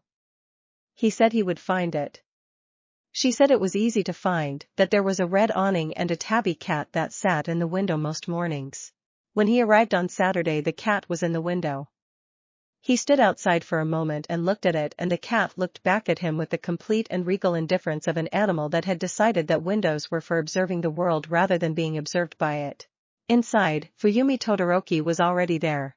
She was tall, with white hair that she wore pulled back in a loose knot, and she had her father's posture without her father's rigidity, the height and the straightness of spine belonging to someone who stood that way because it was natural rather than because they were performing it. She looked up when he came in and he recognized her recognition of him immediately, the same rapid adjustment he was accustomed to, the face that registered younger than expected and then updated. In her case the update took approximately 4 seconds. He sat down across from her. The coffee shop had the particular quality of places that had been run by the same person for a long time, the slight irregularity of furniture that had been accumulated rather than chosen, the ambient noise of a machine that had been calibrated to its specific space rather than a factory setting. "You're younger than your voice," she said. "I've heard that before," he said. "I imagine." She looked at him with the attentive quality of someone who assessed things as a professional practice and did it the same way in personal contexts. "You don't seem bothered by it." "It's informative," he said. "The gap between expectation and reality tells me things." "What does it tell you about me?" "That you updated in 4 seconds, which is faster than average, which means you're either very good at reading situations or you had thought about this meeting carefully enough that you'd already done most of the work." She was quiet for a moment. "Then, both, probably." She picked up her coffee and held it in both hands in the manner of someone who drinks coffee partly for the warmth of the cup. "I talked to my father last night." He waited. "It was," she said, "exactly as complicated as I expected it to be." She looked out the window at the street, at the ordinary Saturday motion of the neighborhood. He didn't know the full extent of what the commission had been doing with the documentation. Or he told himself he didn't. Both can be true at once. She paused. He cried. Izuku said nothing. I've seen him cry twice in my life, she said. Both times in the past 3 years. I don't know what to do with the data set. Her voice had the quality of someone who used analytical language as a container for things that were too large for direct emotional description. He recognized this because he did it too. He said, "You don't have to do anything with it yet." She looked at him. "No. I suppose not." A pause. "Thank you, Midoriya. For what you did. For how you did it." "You're welcome," he said simply, because thank you delivered with that quality of directness deserved a response that matched it rather than deflected it. They talked for 2 hours. About her school, about the specific child she had mentioned whose classroom situation had been resolved through an intervention she described with the satisfaction of someone for whom professional success was genuinely gratifying. About his network, in the general terms he used with people who were not yet inside it, enough to give her a real picture without a detailed one. About the city around them, which she knew with the specific intimacy of someone who had chosen to live in a particular place and paid attention to it. When they stood to leave, she said, "I'd like to meet the others. If that's something that's possible." He looked at her. "Which others?" "Nagant. Uwabami." She said the names carefully, as someone names things they know only from documents. "The letter told me enough that I understand there are people who went through versions of what I went through, in different ways. I think I'd like to know them." He said he thought that could be arranged. Outside, the tabby cat had moved from the window to the doorstep and was sitting in the December sun with the philosophical contentment of an animal that had located the warmest available surface. Fuyumi looked at it on the way out and smiled, and the smile was the first unguarded thing he had seen from her, the kind that arrives before you decide whether to show it. He filed that information and walked with her to the corner and they went in different directions, and he stood for a moment watching the street and thinking about the shape of what was being built, the specific way it was different from what he had imagined when he first read 3 files on a desk in Shibuya. What he had imagined was a transaction. What was happening was something else, and he did not have the right word for it yet, but he was in no hurry to find it. Words could wait. The thing itself was already there. Chapter 17, The Yakuza's Endgame. Chisaki Kai made his move on a Monday in January, which Izuku had anticipated with a margin of error of 4 days. He had been tracking the leading indicators for 6 weeks, the change in communication patterns between the Shai Hasaikai's remaining senior members, the specific financial transfers that had the character of resource consolidation before a significant action, the unusual activity around 2 of the organization's remaining operational assets.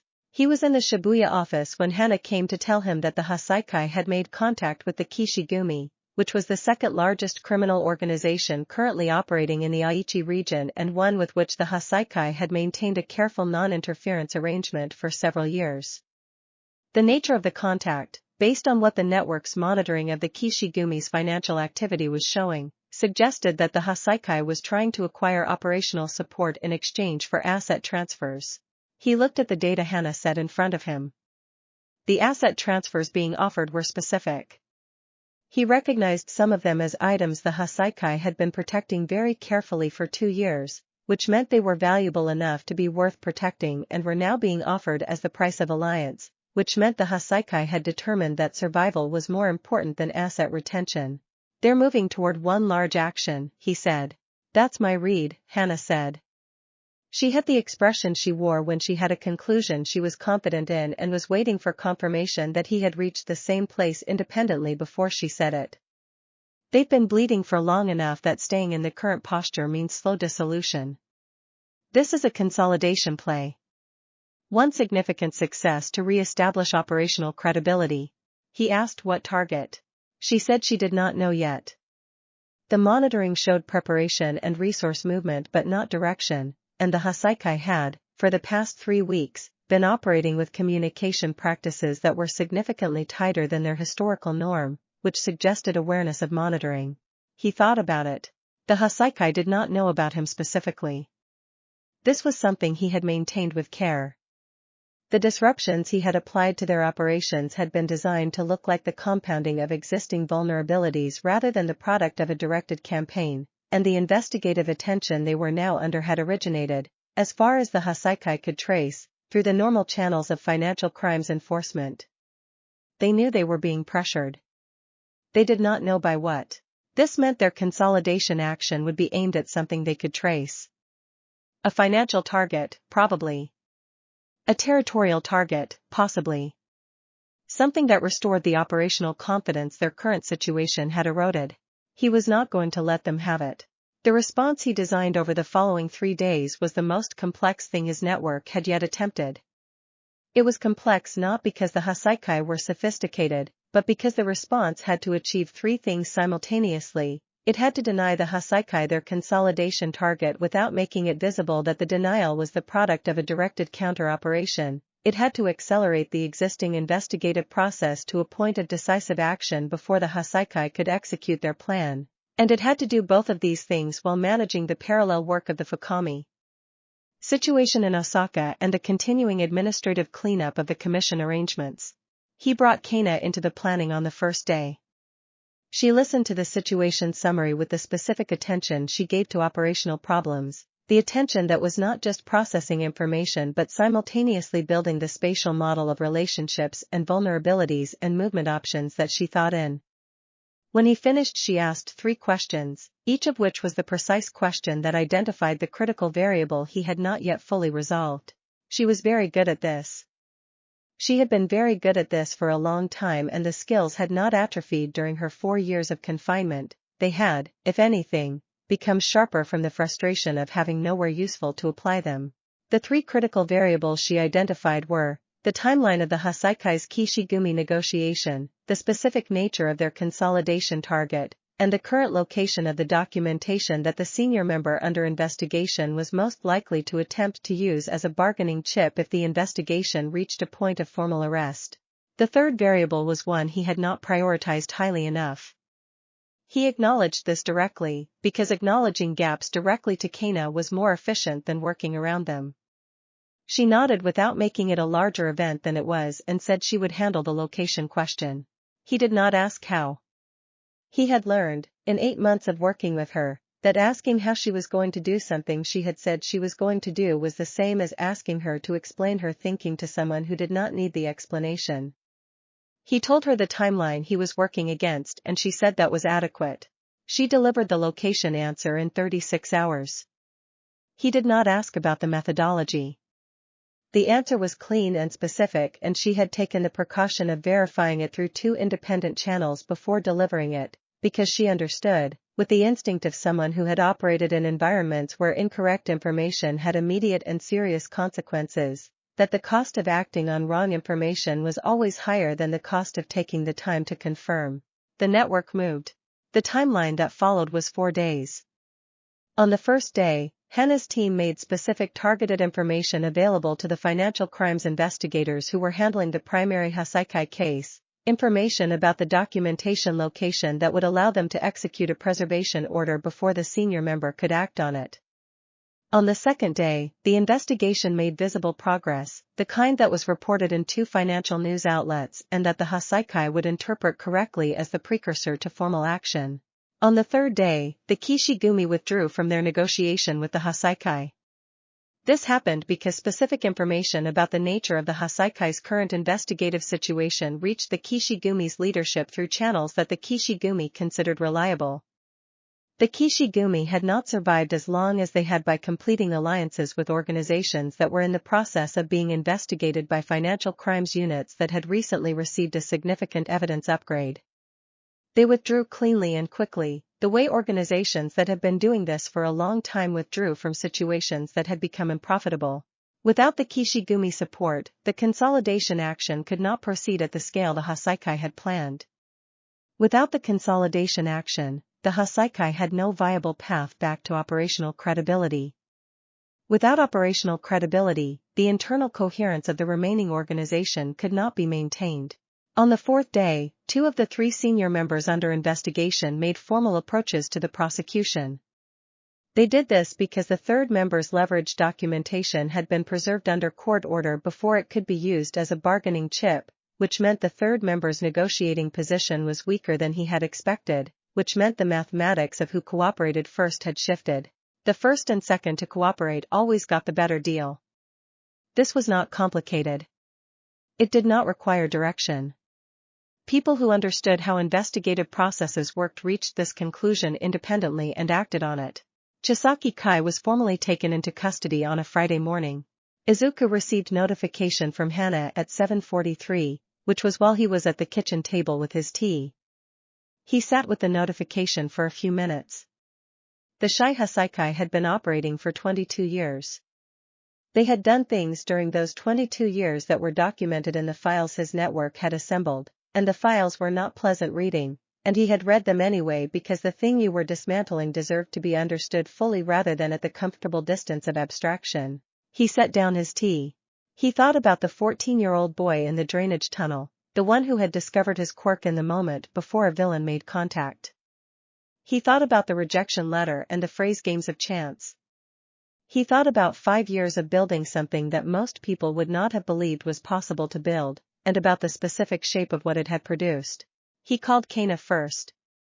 She answered and he said it was done, and she was quiet for a moment and then she said, "Good." The word had the weight of someone for whom it was not a small thing, not a performance, but simply the accurate description of a world that was better than it had been the day before. He called Hana second.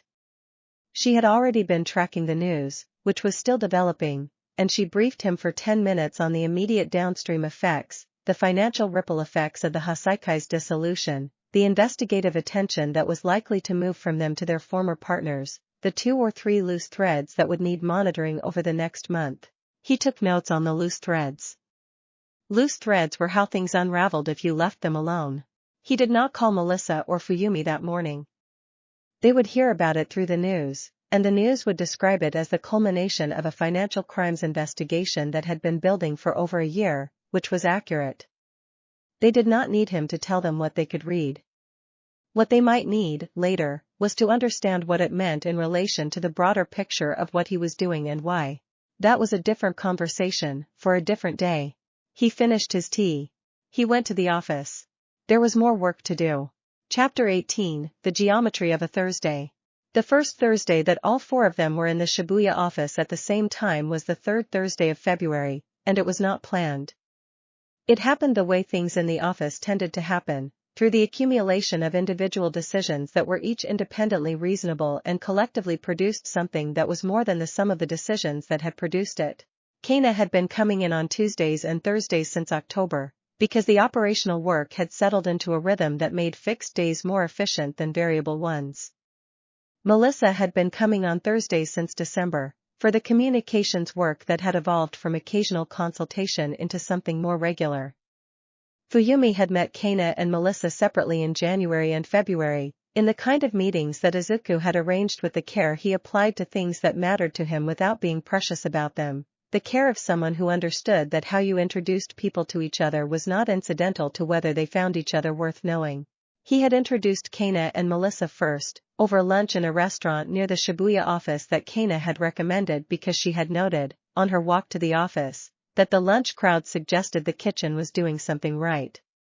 Kana had ordered the same thing as the table nearest to them on the grounds that the table nearest to them had been there when the restaurant opened and probably knew what was good. Melissa had found this principle of ordering entirely reasonable, and they had both had the soba and it had been excellent. They had talked for 3 hours. He had been present and had contributed to the conversation but had also spent a portion of it watching the conversation happen, because watching it was interesting. They were different in ways that were complementary in the specific sense that their different histories of the same kind of constraint produced insights that fit together rather than competing. Kana had spent years in an institution and understood the internal logic of coercive systems with the precision of someone who had been inside one. Melissa had spent years in a public-facing role and understood the external logic of image management and the specific ways that image could be used as both shield and prison. The conversation moved between these perspectives with the ease of people who are each, genuinely, interested in what the other has to say. He had introduced Fuyumi to Kana over coffee in a cafe near Fuyumi's school. That meeting had a different character. Kana had looked at Fuyumi with the particular assessment she applied to people she was deciding about, the assessment that was not unfriendly but was thorough, and Fuyumi had held that assessment with the patient steadiness of someone who was accustomed to being looked at carefully and did not need to rush it toward a conclusion. After 20 minutes the assessment had resolved and the conversation had opened into something genuine. They had talked about fire, because Fuyumi's family history made fire a subject with specific weight for her, and Kana, whose operational work had involved the assessment of threats and vulnerabilities, had perspectives on this subject that were not the perspectives of someone whose primary relationship with fire was personal. The conversation was careful and real in the way conversations were when the people in them trusted each other enough to handle the real things. He had introduced Fuyumi to Melissa over dinner in late January, in the restaurant near the Shibuya office. That meeting had been the most immediately easy of the three. They had discovered, within the first 20 minutes, a shared interest in a particular type of crime novel that neither of them had anyone in their previous social circles to discuss seriously, and the discussion of crime novels had lasted 90 minutes and revealed, in the way that discussions of books always reveal the person doing the discussing, qualities of mind that they had each found interesting in the other. The first Thursday that all four of them were in the office together began with Kana arriving at 9 because she had a whiteboard session with Hana's team at 9:15 about the remaining loose threads of the Hasaikai dissolution. Melissa arrived at 10 with the pastries and the specific knowledge that Reiko had a preference, unstated but observable, for the ones with the sweet red bean filling. Fuyumi arrived at 11 because she had a half day of school on Thursdays in February and had been using the second half of Thursdays to be in the office since Izuku had arranged her access 2 weeks ago. He noticed the specific moment when all four of them were present in the main working area of the 16th floor, which occurred at 11:23. He noticed it not because anything changed dramatically but because the ambient quality of the space changed in the way that spaces change when they achieve a particular configuration that turns out to be correct. The way a room sounds different when it has the right number of people in it. The way a temperature feels right in a way that you only recognize by contrast when it has previously been slightly off. Hana noticed it too, which he could tell because she had the expression she wore when she was updating her model of a situation. Reiko did not appear to notice anything, but Reiko's baseline expression was one of comprehensive attention to whatever document was in front of her, which made it difficult to determine what she was noticing that she was not commenting on, and she was noticing considerably more than she commented on as a general practice. The day proceeded in its ordinary rhythm. The morning was work. Kana's whiteboard session produced a revised operational picture for the 3 remaining Hasaikai loose threads. Melissa reviewed 2 communications documents that Hana's team had produced for distribution to certain of the Commission's administrative contacts, documents that functioned as the ongoing maintenance of the relationship structure that had been established in October. Fuyumi sat at the table near the window with the materials Izuku had assembled for her about the Fukami situation in Osaka, reading them with the focused attention she brought to everything she read. She had asked, on her second visit to the office, whether there was something she could do that was useful rather than simply being present and learning the landscape. He had thought about this carefully before answering, because the question deserved a careful answer, and he had said that the most useful thing she could do was what she already did professionally, which was notice things about people. Specifically, the work his network was doing in Osaka involved understanding the relationships between the Fukami network and the businesses they had been operating against, and the relationship dynamics had the character of a problem she would find familiar, a system that used information asymmetry and the appearance of authority to produce compliance that would not have been freely given. She had looked at him for a moment and then said, "You want a teacher's red?" "I want someone who understands the psychology of the people on the receiving end," he said. "The financial analysis is thorough. What it doesn't capture well is the subjective experience of the people who have been inside the system. How they think about their options. What they believe about the system's power. What would change their calculus if they knew it." She had said she would think about it. She had, since then, been thinking about it with the thoroughness she brought to problems she cared about, and the materials in front of her now were part of that thinking. Lunch happened at 12:30 in the way lunch happened in the office, which was that Kana made tea and Melissa produced food from somewhere that she did not always explain, and Reiko paused her document work for exactly 30 minutes and then returned to it. Fuyumi had brought rice balls, which she said she had made the evening before because she had found cooking useful for thinking and she had needed to think about the Osaka materials. They ate at the long table, all of them together, with the particular quality of a shared meal among people who are comfortable enough with each other that they do not need to perform comfort. The conversation moved between the immediate, which was the food and the quality of the February light through the large windows, and the not immediate, which was the work and what the work was pointing toward. Fuyumi said, at some point in the middle of lunch, that she had a thought about the Osaka businesses. The table became attentive in the particular way it became attentive when someone had a thought that might be useful. Izuku set down his chopsticks. Kana turned slightly in her chair. Melissa's expression shifted from the ambient social attentiveness of someone at a table to the specific focused attentiveness of someone who was receiving information. Fuyumi said, the businesses that have been cooperating with the Fukami network are not cooperating because they're afraid of what will happen if they refuse. Or not only because of that. Some of them are cooperating because the arrangement has been running long enough that they've stopped being able to imagine the alternative. They've organized their operations around the constraint. Refusing isn't just scary, it's conceptually difficult because the space where refusing would have been possible has been gradually closed. She paused. You need to open the space before you ask them to act in it. He looked at her. How? Show them one example. One business that has exited the arrangement and continued operating. Make it concrete and make it visible to the others.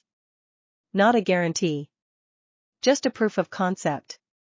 People who have been operating inside a closed system for a long time need to see that the door opens before they'll try to walk through it. Kana said, we have two candidates in the current operational picture. Which one is more visible to the others in the network?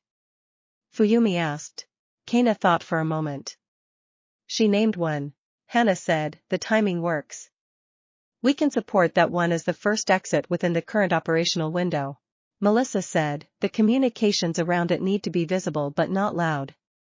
If it looks like a campaign, it undermines the proof of concept. It needs to look like an individual decision. Izuku listened to the four of them building on the idea with the precision of people who each brought something different to the same problem and knew how to use what each other brought. He had seen this happen before, in smaller configurations, with 2 or 3 of them in a room. Seeing it happen at this scale, with all 4 of them in motion at once around a real problem, was different. He picked up his chopsticks. He did not say anything for a moment, because the moment did not require him to say anything. It was sufficient and complete as it was, the 16th floor in February with the light through the large windows and the ongoing motion of 4 people who had each come to this table from different directions and found, in arriving at it, that the table was exactly the right size. Chapter 19, What the Commission Learned. Director Shirogaki requested a second meeting in March. This was not unexpected. The Commission's relationship with Izuku's operation had settled, in the months since October, into something that was not quite alliance and not quite cold peace but occupied the specific territory between those two things, a territory that both sides maintained through careful behavior and the consistent performance of the terms they had agreed to. Izuku's network had delivered the intelligence packages it had promised. The Commission had completed the administrative processes it had agreed to complete. Neither side had materially violated the terms. The request for a second meeting could mean several things. He spent a day considering which of the several things it was most likely to mean before responding. He brought Reiko and Kana to the second meeting. Reiko for the same reasons she had attended the first, and Kana because the month since October had demonstrated that the Commission's security director, who was also present at this meeting, responded to Kana's particular quality of professional authority in a way that was useful. Not intimidated. Simply calibrated. The security director was someone who understood operational competence and adjusted his communication accordingly when he recognized it in someone across the table.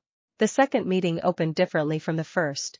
Director Shirogaki did not open with a challenge to his credentials or a test of his information.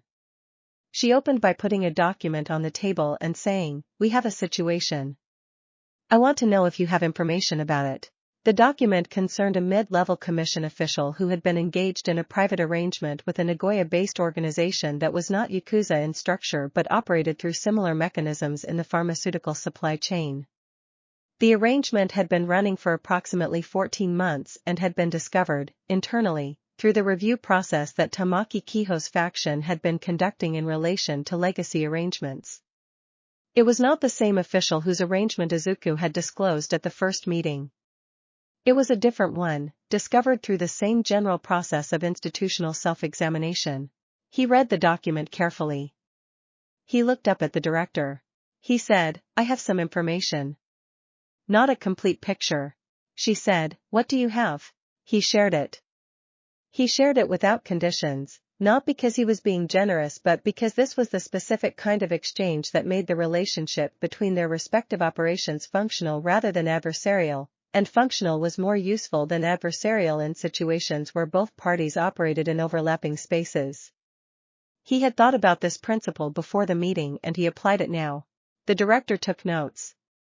The security director took notes.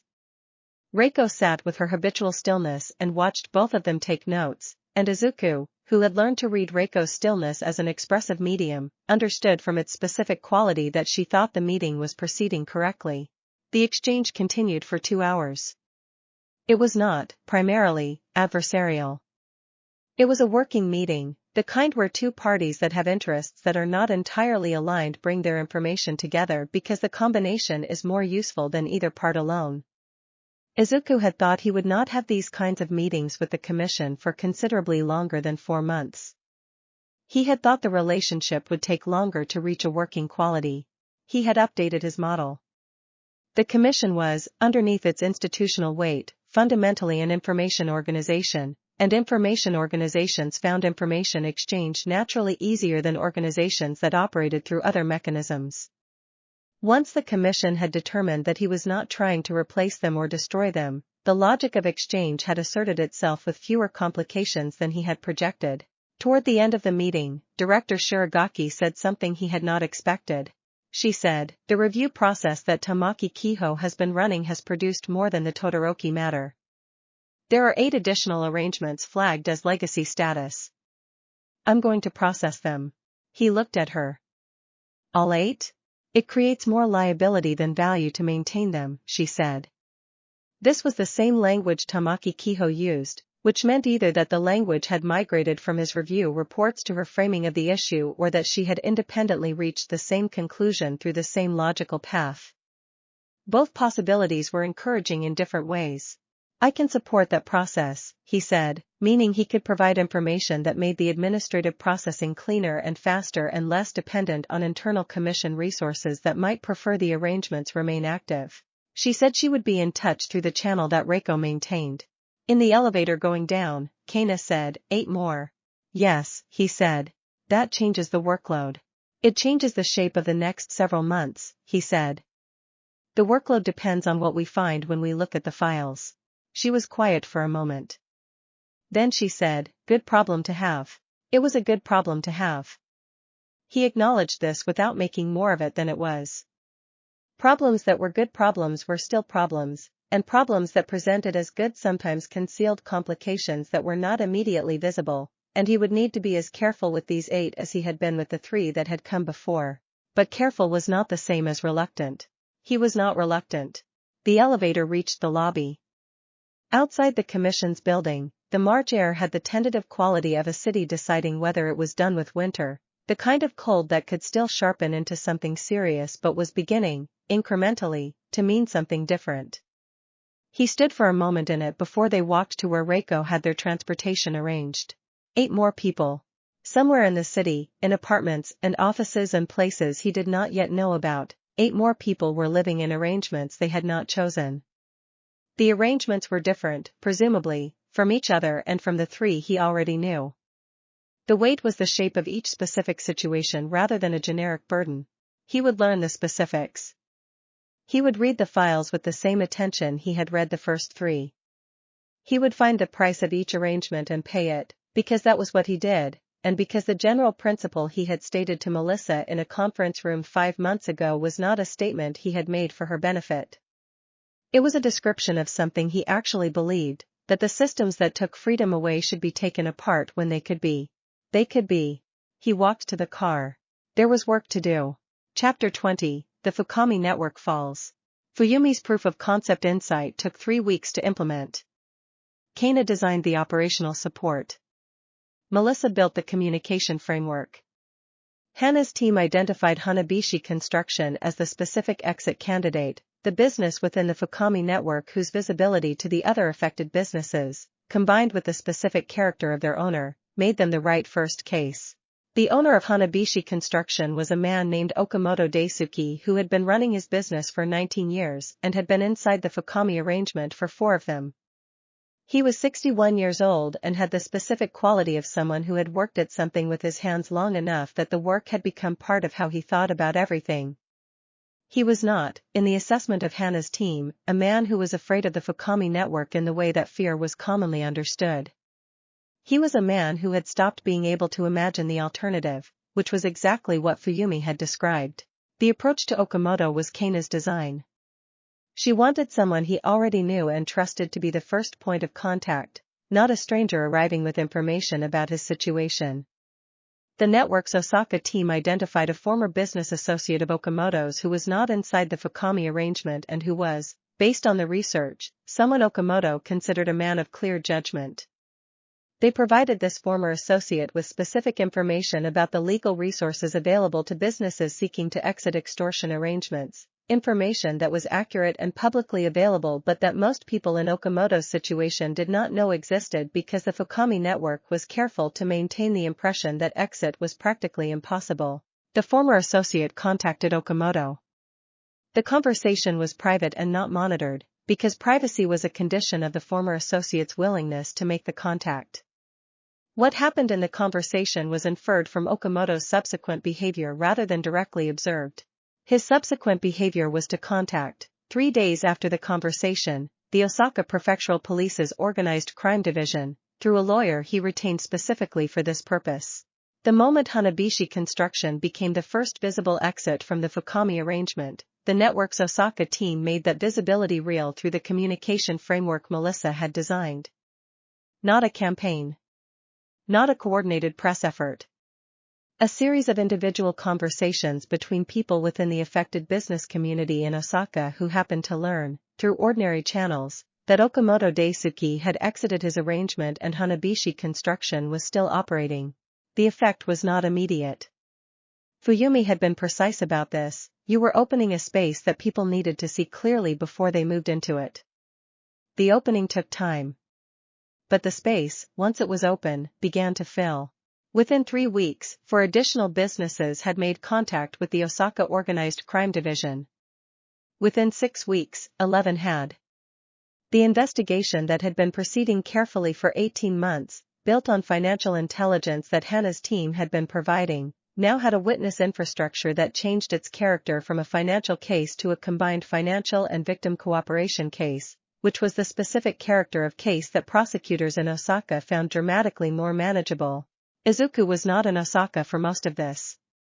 He monitored it from Shibuya, through Hana's updates and Kana's operational assessments and the periodic calls with the Osaka team that he kept to the necessary minimum because micromanaging a well-running operation was one of the more reliable ways to make an operation run less well.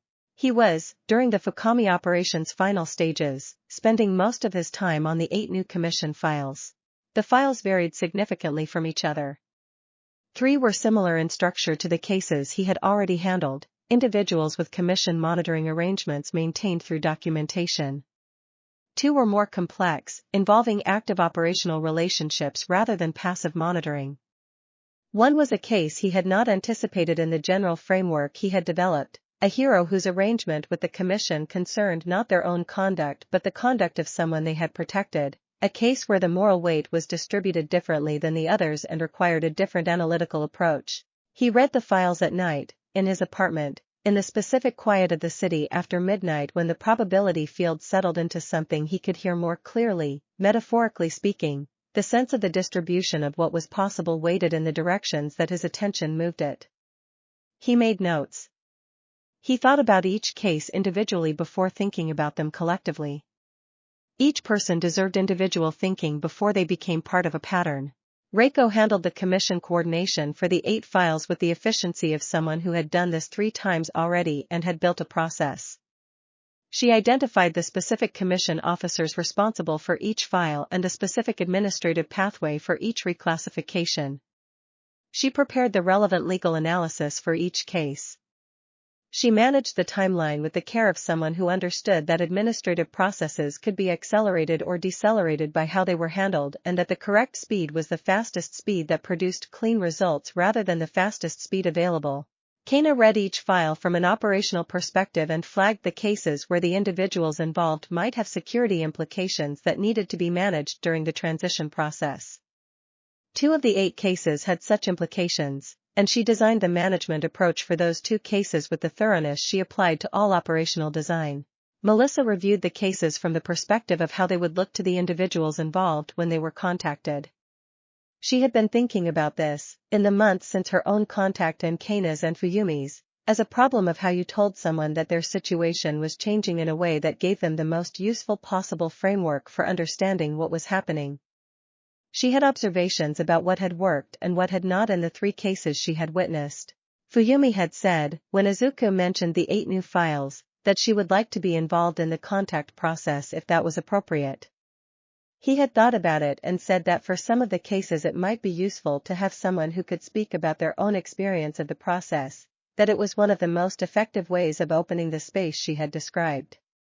She had said that she was willing to do that. He had been moved by this, in the way he found himself moved by things more often now than he had been 2 years ago, before the 16th floor had its current configuration. Not dramatically moved. Quietly, in the way that significant things registered when you were paying attention to them rather than moving through them too quickly to feel their weight. The Fukami network's formal dissolution came in May, through the combination of the witness cooperation, the financial evidence, and the arrest of the 3 individuals at the operational center of the organization. Izuku received the news on a Tuesday morning and shared it with Kana and Melissa and Fuyumi and Hana at the Thursday meeting. Fuyumi said, the proof of concept worked. It worked because the analysis was correct, he said. She accepted this with the directness she accepted most things, but he could see in her expression the specific quality of someone who had offered something and found it was genuinely useful, the satisfaction of utility that was different from the satisfaction of approval, and more durable. Outside the windows of the 16th floor, May had arrived with the particular quality of a city that had decided, finally, that winter was done. The light through the large windows had the character of a season that was genuinely new rather than the tentative first steps of one, and the street below had the additional motion that came with the kind of weather that sent people outside who had been inside all winter.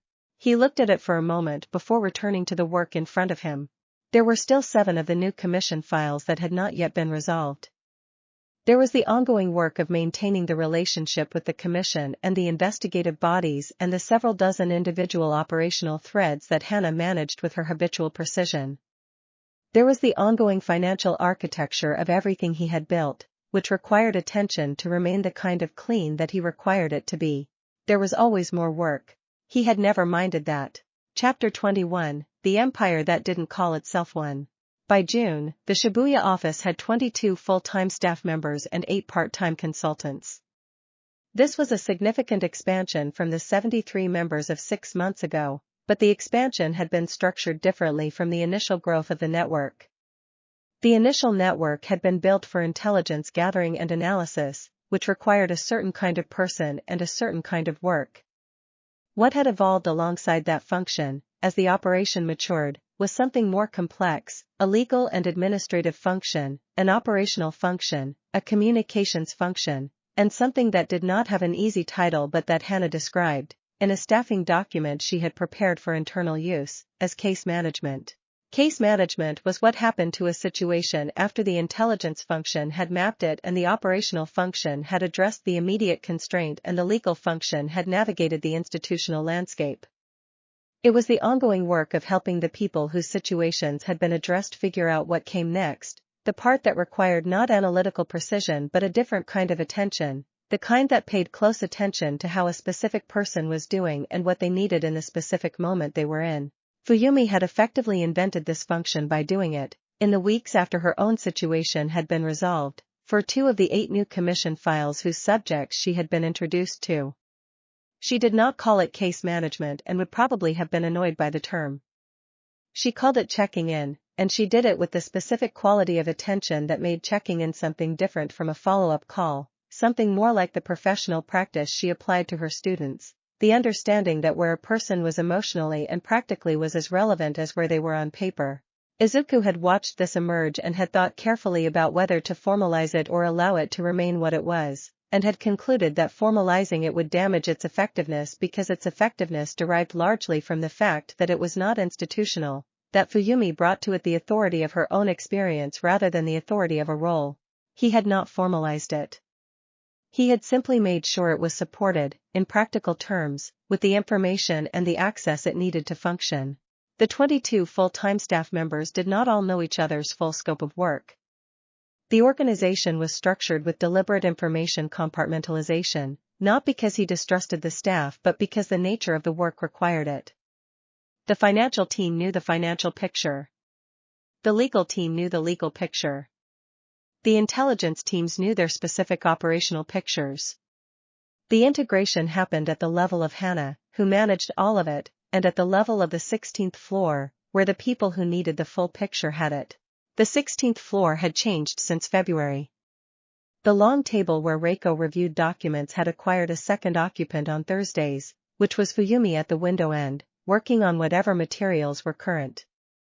Kana's corner office had acquired a second whiteboard, because the first one had reached capacity in a way that suggested either more complex operational pictures or a lower tolerance for erasing things that might still be relevant. Melissa had a workstation that she did not use consistently but that was hers when she needed it, which was increasingly often. Izuku's desk was still in the center of the main room, which he had chosen deliberately. He had been offered, by the building management, the option of a separate office with a door and more privacy, and he had declined because the center of the main room was where he could see the most and hear the most and have the shortest path to wherever the current problem was. He was aware that there was something being said about his choice of desk location. He was aware that it was not the choice of someone who thought of the operation as an extension of himself but the choice of someone who understood that operations worked better when the people running them were available rather than sequestered. Hana had noticed this. Reiko had once commented on it, in the oblique way she commented on things, by observing that the desk location was an interesting architectural decision. He had agreed that it was. The financial picture by June was something that even Hana, who had been tracking it since the beginning, found occasionally remarkable to look at in its assembled form. The initial capital from the casino work had compounded through the legitimate business investments with the particular efficiency of capital that was being managed with a probability field in the background, not directing individual investment decisions but weighted toward the conditions under which good decisions were more likely to be made. The businesses he owned stakes in were not performing at supernatural levels. They were performing at the level of businesses that made good decisions consistently, which over time produced outcomes that looked, from the outside, like unusual success. The unusual success was real. It was simply not inexplicable, to someone who understood what was producing it. He used the financial resources for what he had always said he would use them for, which was the operation and the cases and the people the cases involved. He did not spend extravagantly on himself. His apartment was small and his wardrobe was adequate and his transportation was efficient, and the places where he spent generously were the places where spending generously made the work function better. The office. The staff. The legal resources that made it possible to move through institutional processes cleanly. And the Thursday lunches, which had grown from the original informal gathering of 5 people at the long table to something that could only be described as an occasion, involving more people and better food and a quality of conversation that had become one of the things he found himself looking forward to in a way that had no operational justification but had every personal one. In June, the Thursday lunch included, for the first time, 2 of the individuals whose commission files had been resolved through the new batch of 8. One of them was a former hero support specialist who had been in a commission monitoring arrangement for 2 years and who had the specific quality of someone who was still figuring out what freedom felt like in practice after having understood it in theory. The other was a woman who had never been in the hero system at all but whose situation was adjacent to it in the way that several of the 8 files had turned out to be adjacent to it, involved through a family member's work, constrained by that involvement, released through the same process that was releasing everyone else. They sat at the long table with Kana and Melissa and Fuyumi and Hana and Reiko and Izuku and 6 other members of the staff who came to Thursday lunch as a regular practice, and the conversation moved in its ordinary way across the distance between the immediate and the not immediate, between the food and the work and the weather and the specific quality of a June afternoon through large windows. At some point in the middle of lunch, the former hero support specialist, whose name was Tatsu and who had been in the commission arrangement because she had witnessed something she was not supposed to have witnessed and had been handled in the specific way the commission handled witnesses, said, "I keep trying to figure out what to call this." She gestured, imprecisely but comprehensively, at the room. "What you've built here. What we all are to each other." "I can't find the word." Fuyumi said, "I had the same problem." Melissa said, "I decided the word doesn't exist yet and that's fine." Kana said nothing, but she had the expression that Izuku had learned to read as the expression of someone who had something to say and was deciding whether to say it. Tatsu looked at Izuku. "Do you have a word for it?" He thought about it for a moment. He said, "Not a single word. Several words that together get close to it." "What words?" He said, "A place where people who have been used as instruments by systems that should have treated them as people come to be treated as people. And a place from which they, in turn, do the same for others." The table was quiet for a moment. Not the quiet of people who had nothing to say, but the quiet of people who were sitting with something they found accurate.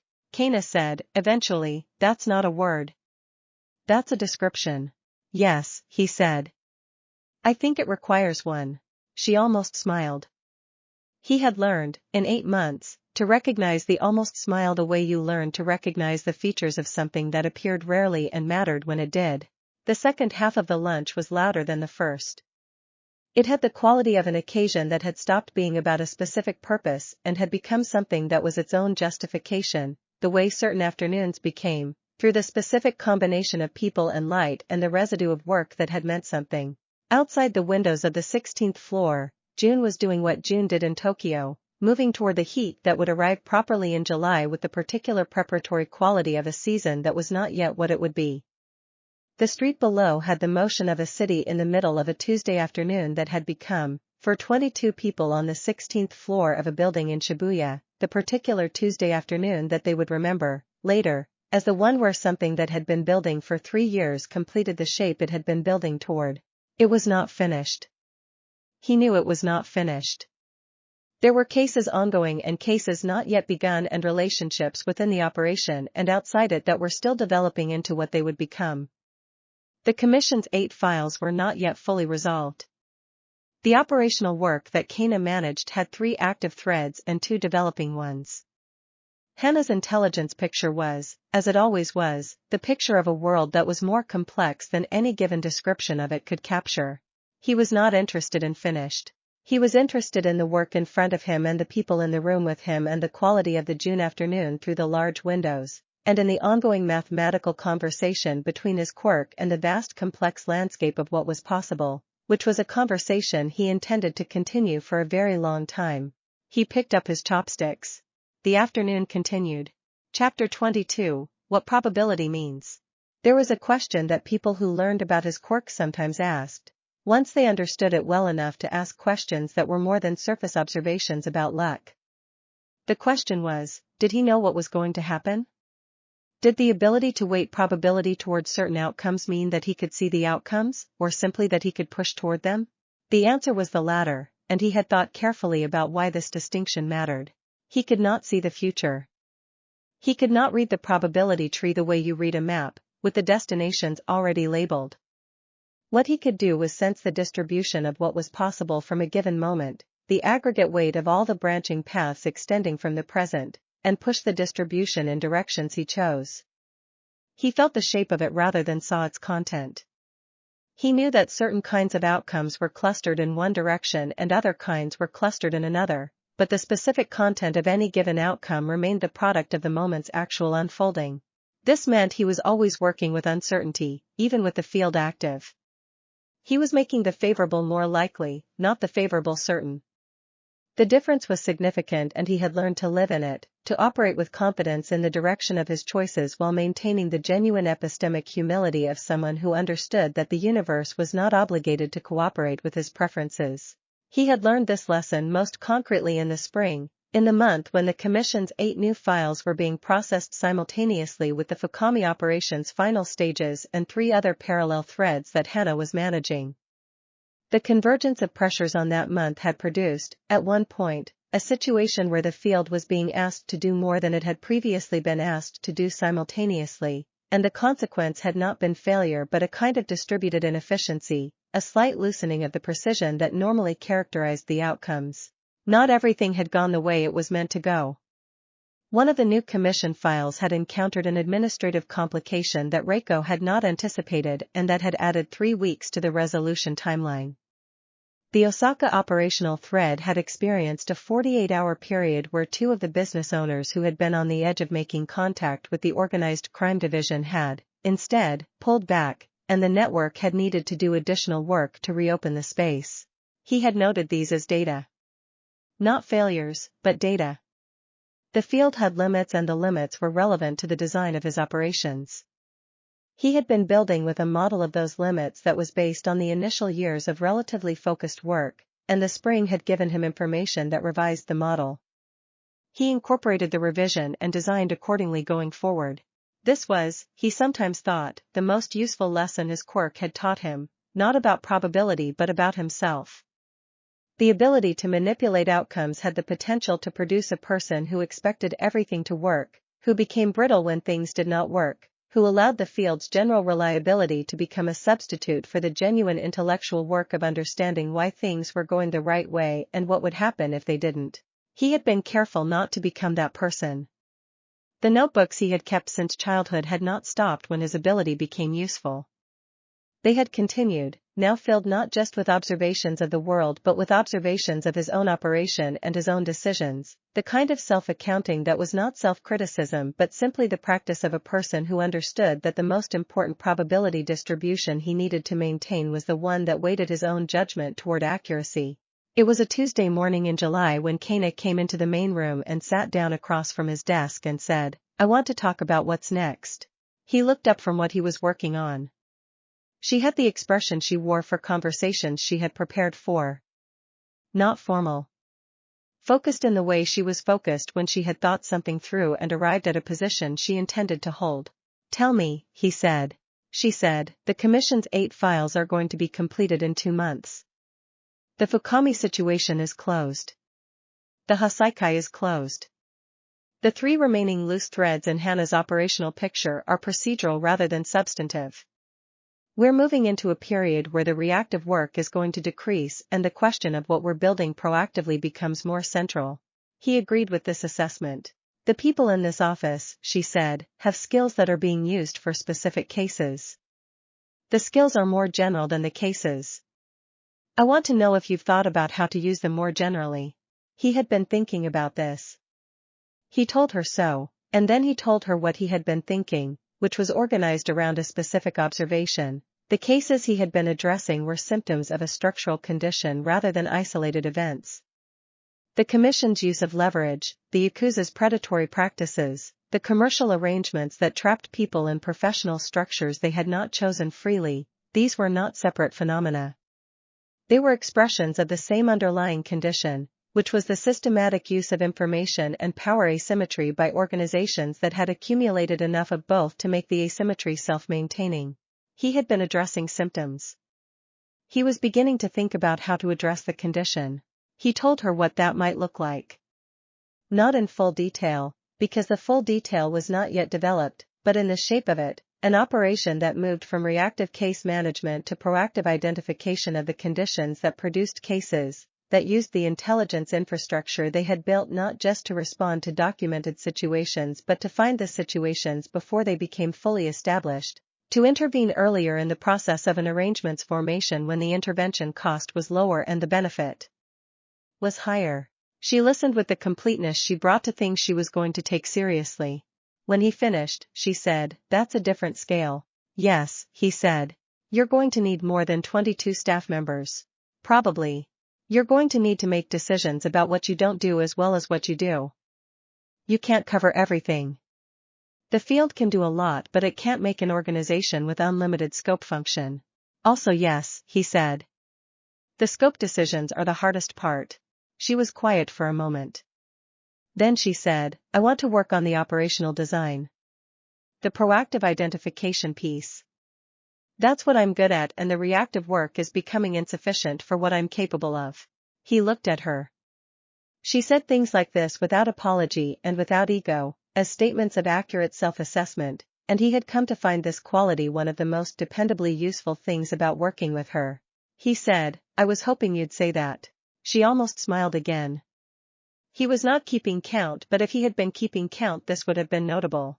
Hannah joined them 5 minutes later, because she had radar for conversations that were going to require her input, and she operated on that radar without waiting to be invited. Melissa came in from her workstation 20 minutes after that, because she had been working on something adjacent to what they were discussing, and the coincidence was not, by this point in their working relationship, surprising to anyone. Fuyumi was not there that Tuesday. She was at her school, which was where she was on Tuesdays, because she had not stopped being a teacher when she had started being something else. This was, he thought, correct and important, the maintenance of the specific thing she had built in her life before any of this, the thing she had built with the most intentionality of anything she had done, and the thing that was most fully hers.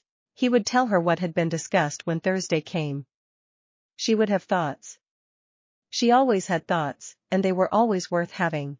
The conversation in the main room continued through the morning. It was not a planning session in the formal sense.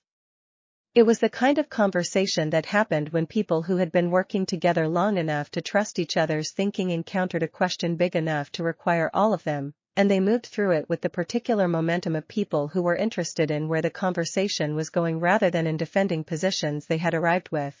At noon, Reiko looked up from her document and said, to the room in general, if we're redesigning the scope of operations, we need the legal structure reviewed first. The current structure is optimized for the current scale and the current case type. I'll prepare a memo. Nobody had explicitly told Reiko they were redesigning the scope of operations.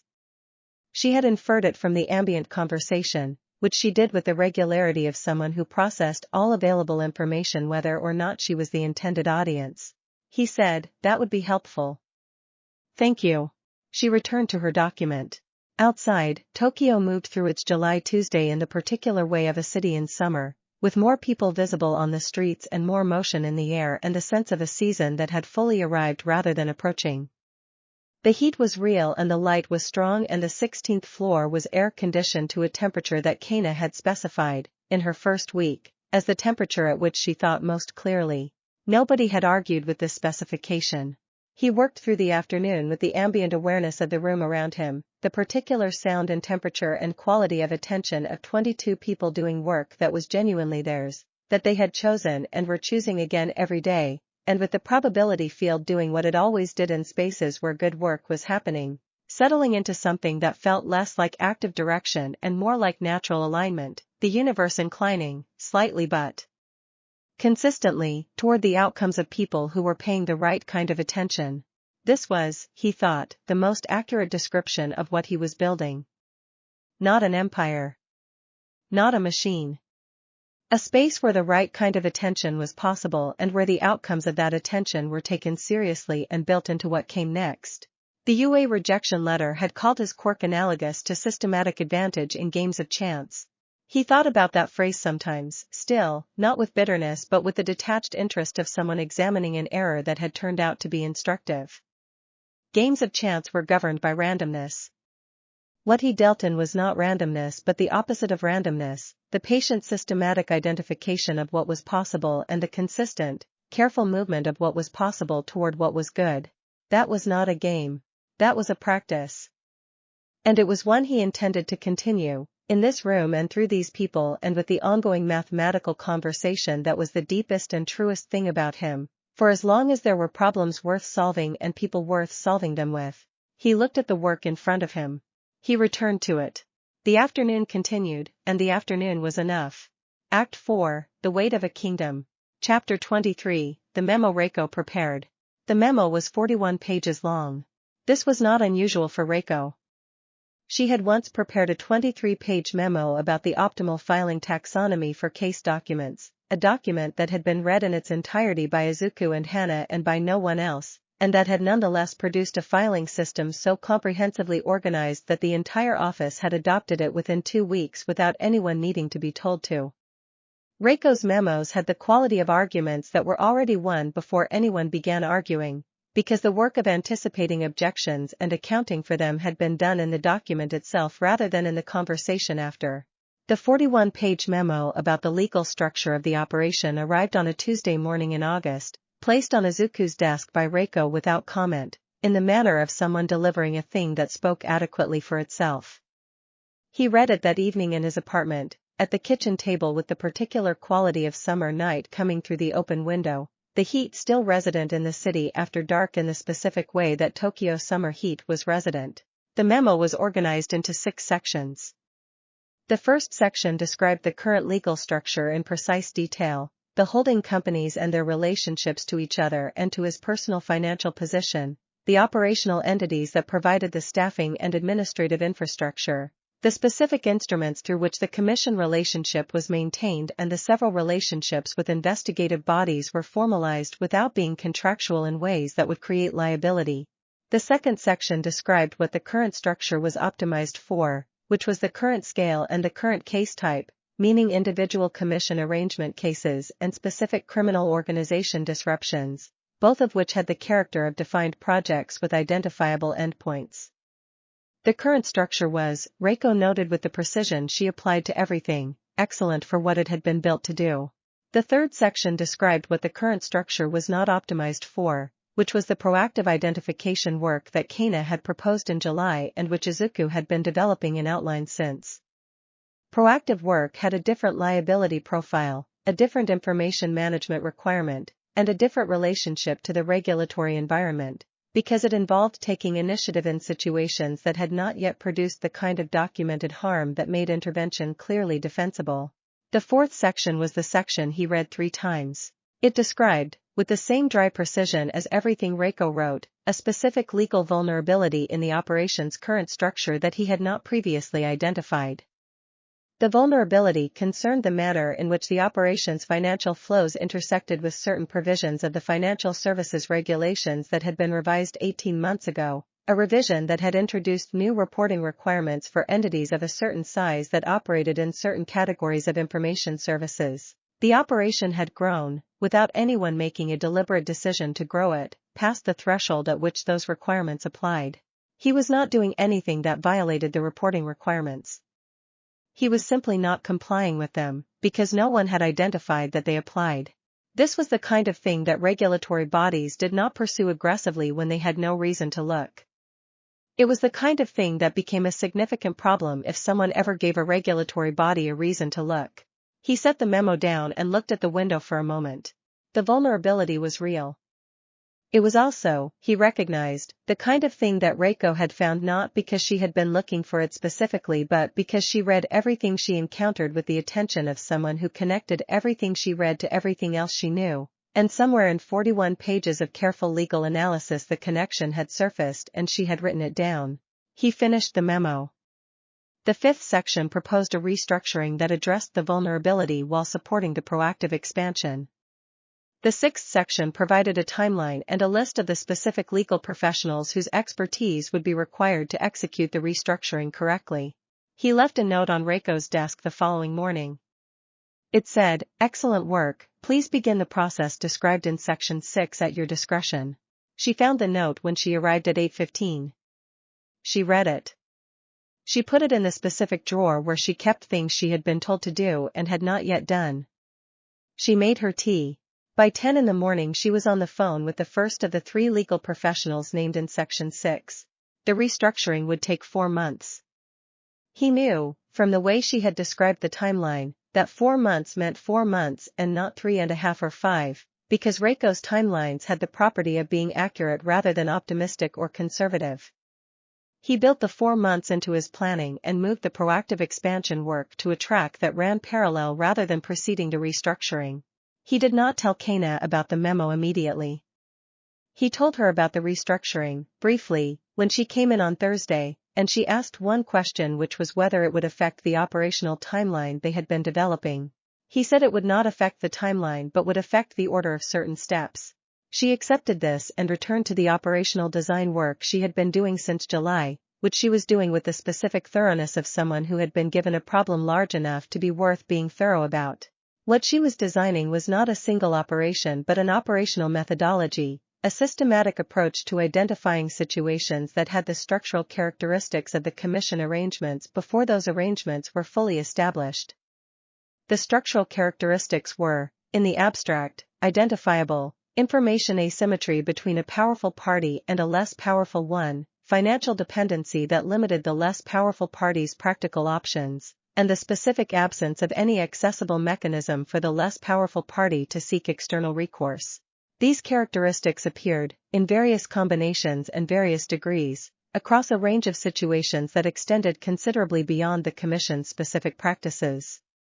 They appeared in certain employment relationships, in certain supplier relationships between large corporations and small ones, in certain community organization structures where local authority was exercised without external accountability.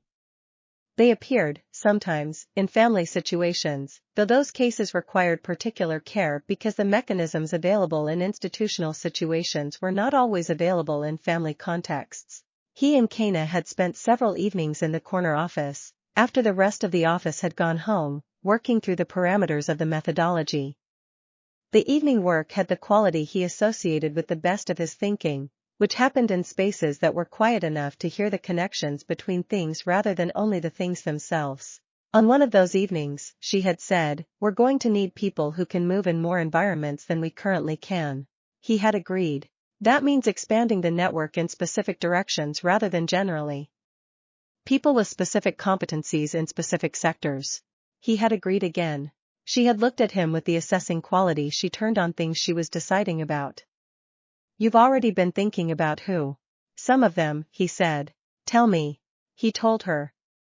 The conversation had lasted 2 more hours and had produced, by its end, a list of 12 names and institutional contexts that represented the specific expansion directions the methodology required. The list was in the memo he carried in his jacket on the first Thursday of September, when he arrived at the office to find that Hannah had placed a new file on his desk. The file was not like the others. It was not a commission file or a criminal organization file. It had a different character, the character of something that had come in through a channel he had not previously used, a channel that had not previously existed because it represented a category of case he had not previously been equipped to handle. He opened it. He read the first 3 pages. He set it down and called Kana into the main room. "I think," he said, when she had read the first 3 pages herself, "that we're going to need to accelerate some of the expansion planning." She read the rest of the file. She was quiet for a moment afterward. Then she said, "Yes. I think we are." Chapter 24, The File That Changed the Scale. The new file described a situation in 3 prefectures simultaneously. This was the first thing that distinguished it from everything that had come before. The cases Izuku had handled to this point had been individual situations that were related to each other through a common institutional actor like the Commission or the Shiha Saikai. They had been solvable, in principle, by addressing the specific institution and the specific individuals it had constrained. The new file was different. The new file described a network of mid-tier hero management agencies that had, over a period of approximately 6 years, developed a set of coordinated practices that were not attributable to any single organization but that operated as a system. The practices concerned the contract structures offered to young heroes entering the professional system in the early years of their careers, heroes who were typically in their early 20s, operating under their provisional or new full licenses, and who were making the financial and professional decisions of that stage of a career without the institutional knowledge to recognize what they were agreeing to. The contract structures were legal. This was the second thing that distinguished the file from what had come before. The arrangements the Commission had been using were of questionable legality precisely because they operated outside the formal contract system, through documentation and financial flows that were deliberately structured to avoid the appearance of a formal arrangement. These agency contracts were filed with the licensing board. they were reviewed, nominally, by the regulatory office that oversaw hero management. They passed review because they were, in a technical sense, within the parameters that the regulations defined.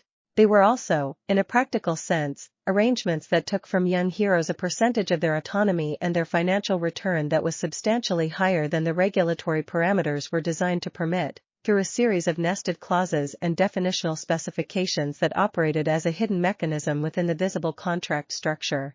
He had seen this kind of thing before, in smaller forms, in the commercial arrangements that had constrained Melissa. What the file described was the same mechanism operating at a scale and in a sector that the Commission's oversight had not been designed to address. Hana had assembled the file from a combination of sources. The primary source was a young hero named Tsuburaba Kozai, who had been operating under a provisional license for 8 months when he had contacted the network through the external inquiry channel that Izuku had established after the Fukami situation as a way of receiving information from people who did not know exactly who they were contacting but had something to report.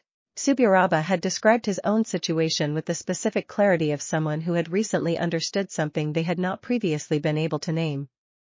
He had described the contract clauses he had not understood when he signed. He had described the financial arrangements that had gradually revealed themselves as less favorable than they had appeared. He had described 3 conversations with his management agency that had demonstrated, to him, that the agency understood the contract's actual implications far better than he did when he had signed it. He had also described, with the careful precision of someone building a case, for other young heroes in his immediate professional circle whose situations were structurally identical to his own. Hana had taken Tsuburaba's report and had done what Hana did, she had built a picture. The picture had grown over 3 weeks, as she identified the specific agency clauses and cross-referenced them with the regulatory framework and traced the financial flows and mapped the network of agencies using similar contract structures. What she had found was not 4 other young heroes but approximately 230, spread across 3 prefectures, in contracts with 11 different agencies whose contract structures had the same hidden mechanism despite being nominally different documents. 230. He sat with that number for a while. He was accustomed to thinking about individuals, to the weight of a specific person's file, the specific shape of a specific situation. 230 was a different kind of number. It was not the number of a case. It was the number of a condition. Kana's response to the file was operational, which was how she responded to things. She mapped the 11 agencies on the whiteboard and identified their relationships to each other, the personnel overlaps and the financial relationships and the specific regulatory body through which their contracts were reviewed. She identified the 3 agencies whose contract structures were most vulnerable to challenge under the existing regulatory framework, which were the 3 that would function as the entry point for whatever the response was.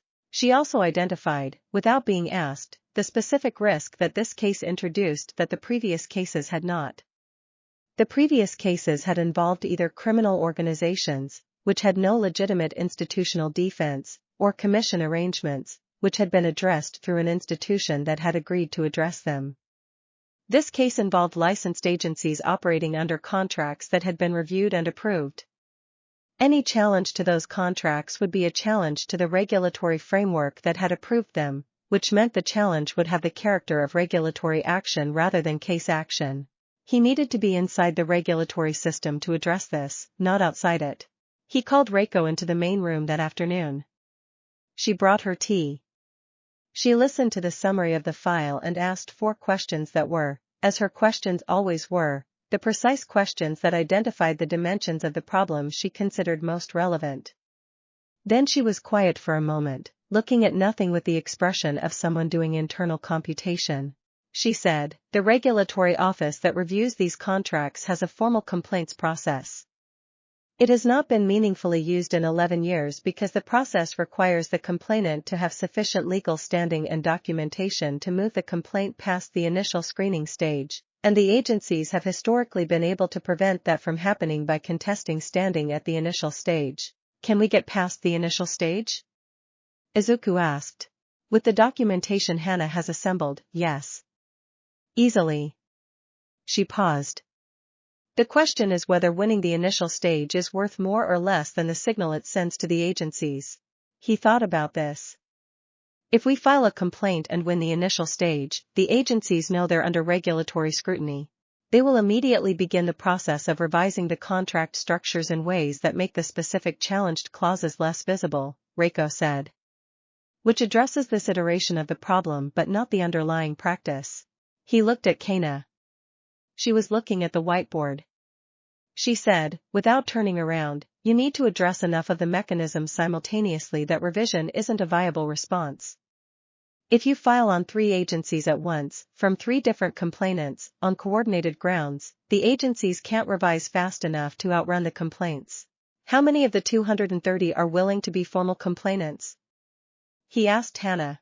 Hannah said she had not asked yet because she had not known the answer was going to matter. She said she could find out. She estimated, based on Suburaba's description of the people he knew, that the number willing to participate was not trivially small. He said, find out. And find me someone at the regulatory office who understands the complaint process well enough to know exactly what a coordinated multi-party filing looks like and what it produces. Hannah nodded. She was already thinking about who. Fuyumi arrived at 11:30, because it was a Thursday and Thursday was when she came. She walked into the main room and read the atmosphere with the accuracy she brought to rooms full of people working on something significant, and she said, what happened? He showed her the file. She read it with the focused attention she gave to things that mattered, and when she finished reading she set it down with the same careful heaviness that he had used, because the file deserved that. She said, 230. At least, Hannah said. The 3-prefecture picture is what we've mapped so far. There's no structural reason it stops there. Fuyumi was quiet for a moment. Then she said something that was not analytical but was nonetheless precise, the way her observations tended to be. These are people who did everything right. They qualified. They got licensed. They signed the contracts they were told to sign. They did everything the system asked of them and the system used that compliance to take from them. Nobody disagreed with this. We need to go faster, she said. He looked at her. The restructuring Reiko is managing limits how quickly we can expand operationally in certain directions. Then we work within those limits as creatively as possible, she said, with the calm specificity of someone who taught children for a living and had learned that the existence of constraints was the beginning of problem solving rather than the end. He looked at the room, Hannah at her workstation, Kana at the whiteboard, Reiko with her tea, Fuyumi with the file still in her hands, Melissa who had arrived during the conversation and was sitting at her workstation with the focused expression of someone who had heard enough to understand what was in front of them. He said, all right. Let's work creatively. Chapter 25, 230. Hannah's count, when she completed it, was 267. The additional 37 had been found in the 4th week of research, when the geographic scope of the mapping had been extended into 2 adjacent prefectures that the initial file had not covered. The extension had been Kana's suggestion, on the grounds that a coordinated practice operating across 3 prefectures had no obvious reason to stop at the prefectural boundary of the initial mapping. She had been correct, which she acknowledged without emphasis, because being correct was not, in her understanding, an occasion for emphasis. 267 young heroes. Most of them in the first 3 years of their careers. Most of them in the specific financial and professional situation of people who had invested everything in reaching a goal and had reached it and were now discovering that the system they had qualified for was structured in ways they had not been told about when they were qualifying for it. The range of situations within the 267 was significant. Some were in contracts that were aggressively unfavorable in ways that would become visible to them within the first year. Others were in contracts whose worst provisions were deferred, structured to activate at the moment of career success, taking the largest portion of a hero's earnings precisely when those earnings were largest. Some had already begun to notice the problems and were living with the knowledge that they had signed something whose implications they could not afford to address. Others had not yet noticed, because the provisions had not yet activated or because the financial disadvantage was being obscured by the general uncertainty of an early career.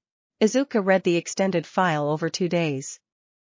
He read it with the attention he gave to things he was going to be responsible for, which was different from the attention he gave to things he was going to analyze. Responsibility required understanding not just the structure of a situation but its texture, the specific weight it carried for the specific people inside it. On the second day of reading, he called Tsuburaba. Tsuburaba Kozai was 22 years old and had a quirk that allowed him to solidify air into transparent barriers.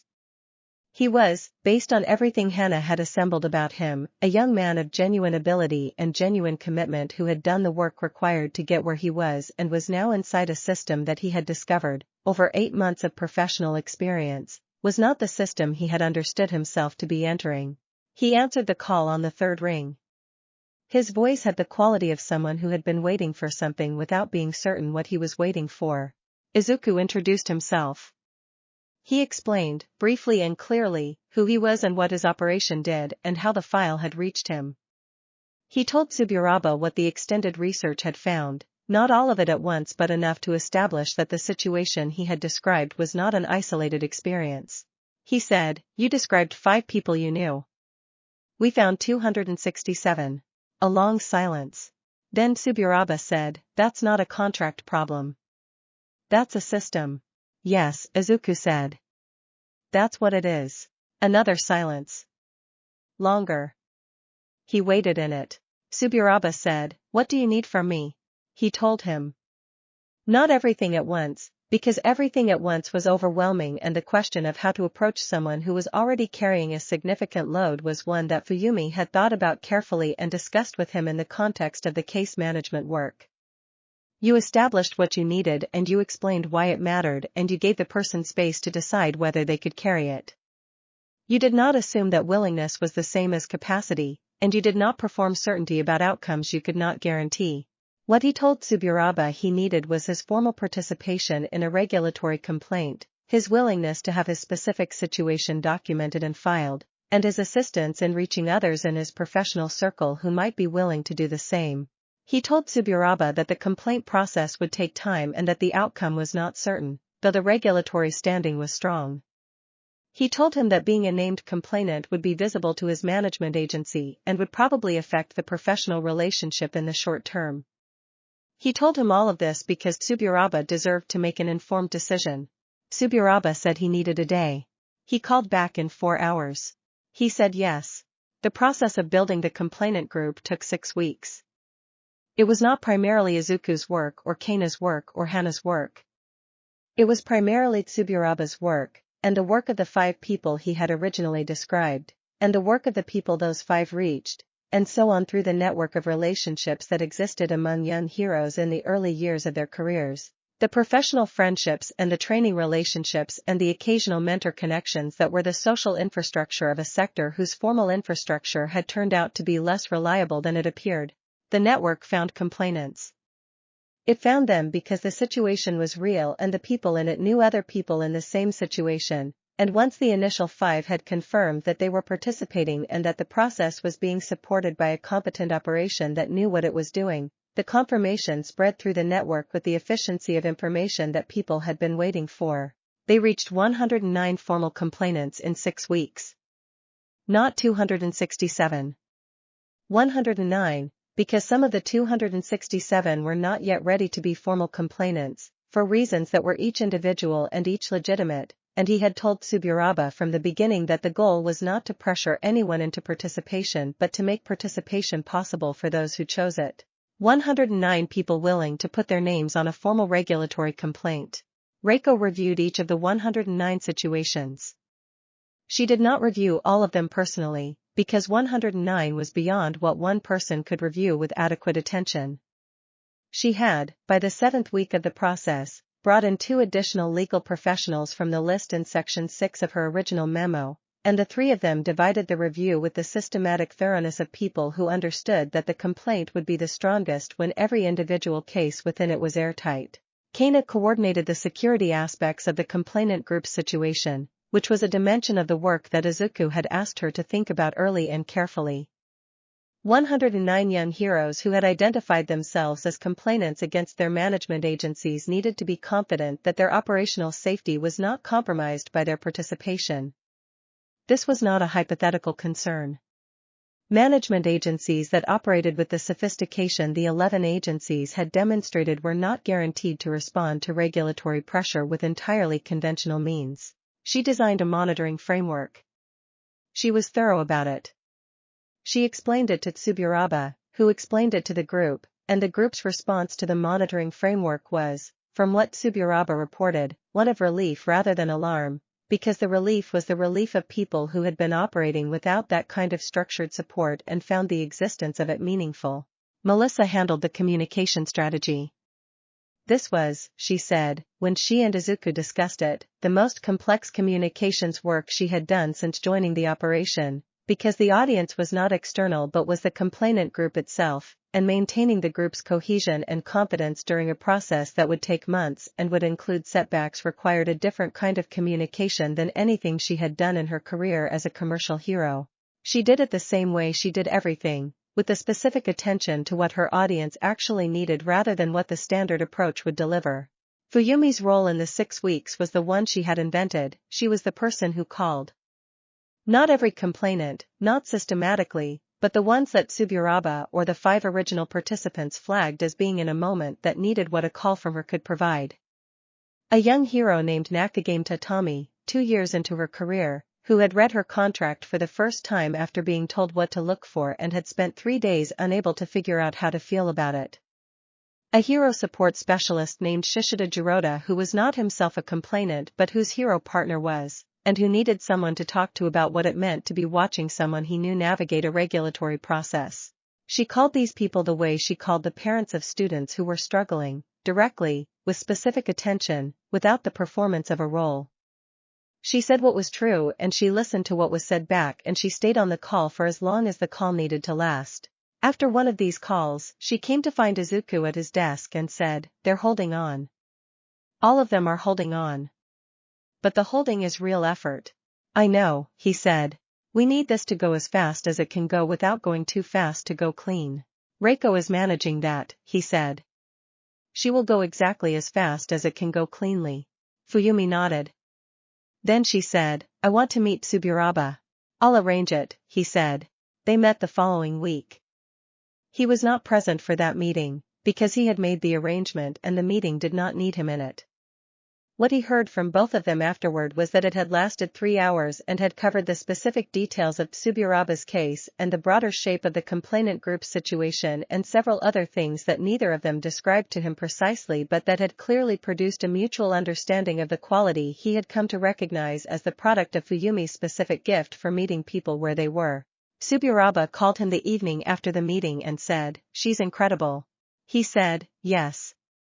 She is." Tsuburaba was quiet for a moment and then said, "How did you build this? How did you build something with people like this in it?" He thought about how to answer. He said, "I didn't build the people. I found them. The building was something they did." Chapter 26, Regulatory Architecture. The formal complaint was filed on a Monday in November.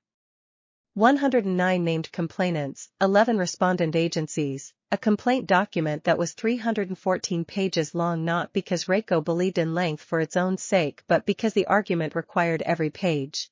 Reiko had submitted the filing package to the regulatory office at 9 in the morning, through the formal channel, with the confirmation receipts that made the filing legally unambiguous.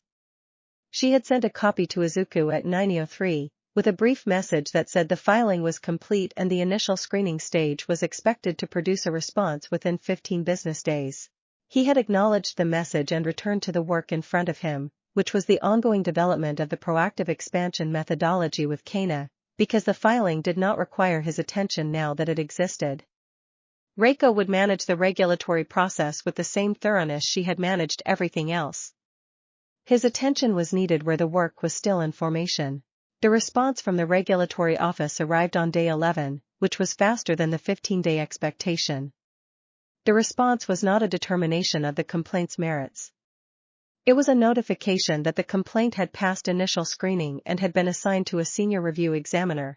This was the moment the 11 agencies learned, formally, that 109 of their contracted heroes had filed a coordinated regulatory complaint.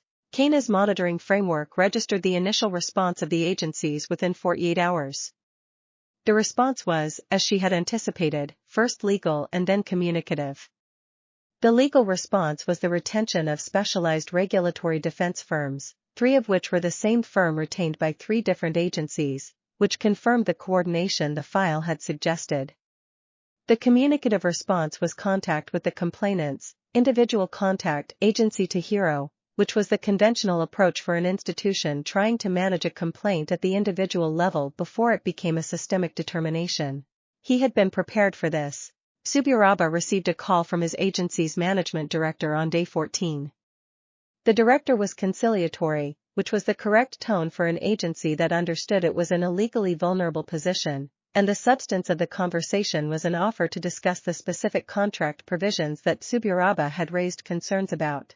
Suburaba told the director that he had legal representation in relation to the regulatory complaint and that he would be happy to direct any substantive discussion to his legal representative. His legal representative was one of the 3 professionals Reiko had brought in for the complaint, a woman named Ikeda Noriko who had spent 12 years in regulatory law and who had agreed to provide representation for 20 of the complainants on a fee structure that the operation's financial resources supported.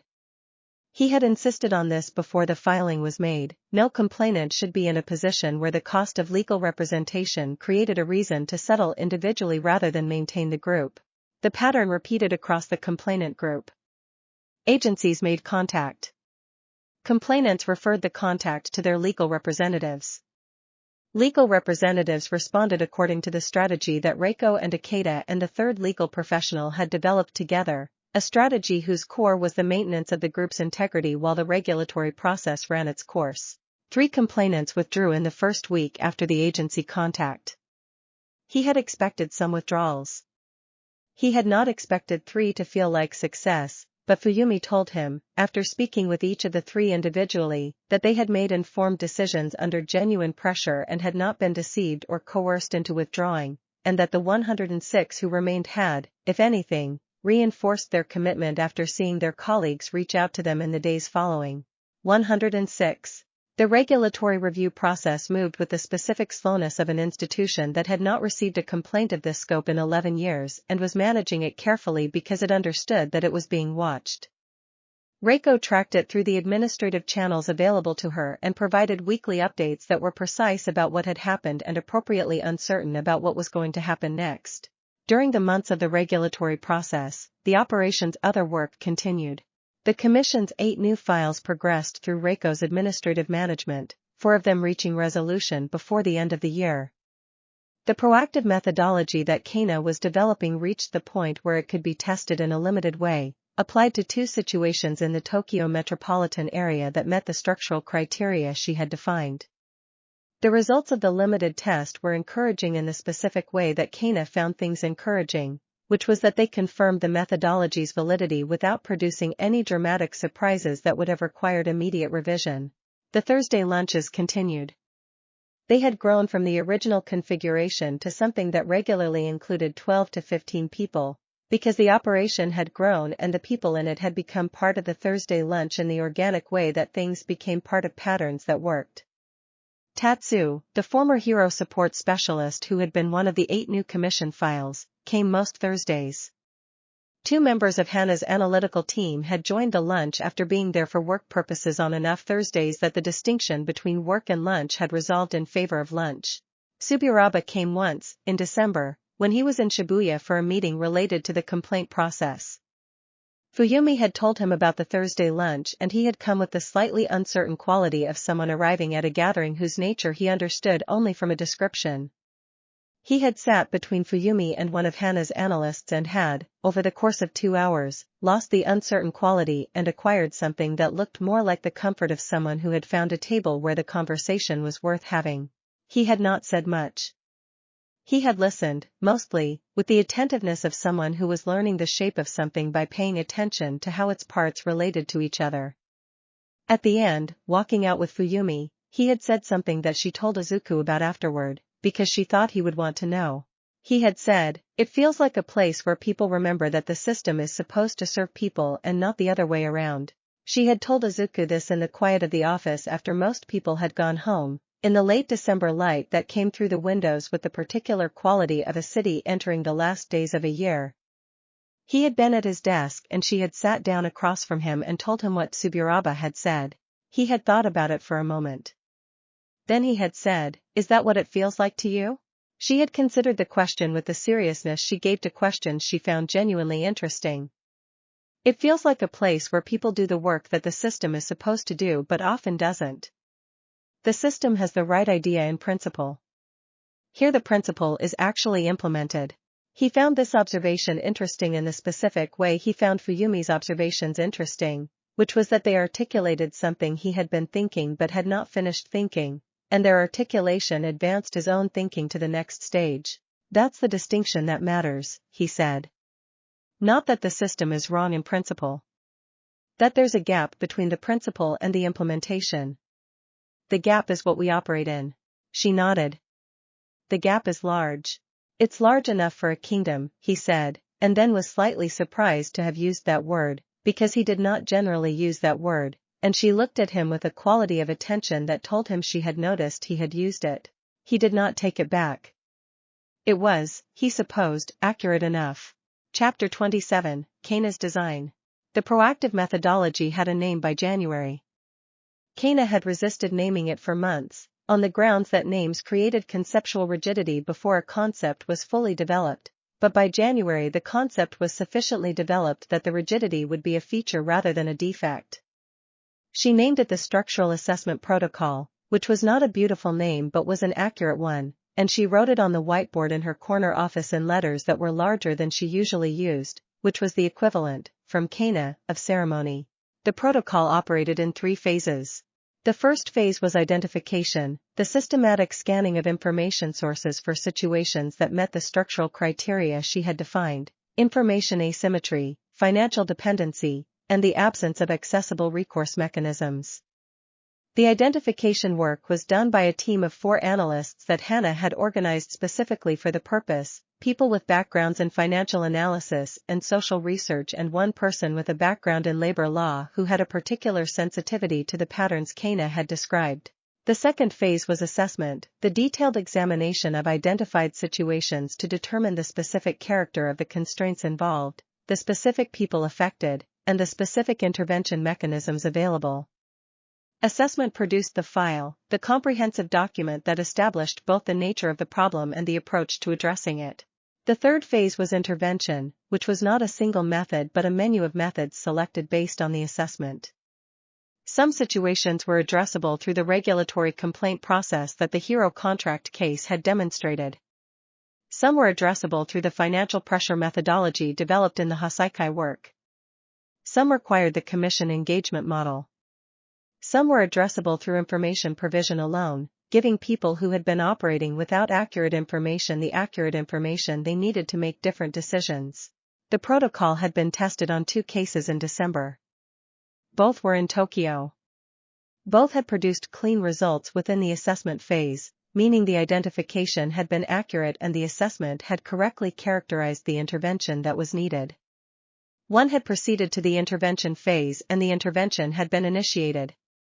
The second was still an assessment because the specific character of the situation had turned out to be more complex than the initial identification suggested, complexity that required additional research before the intervention approach could be specified. Kana presented the protocol to the full office team on the first Thursday of January, using the whiteboard in the main room rather than the one in her corner office because the main room was larger and the presentation required space.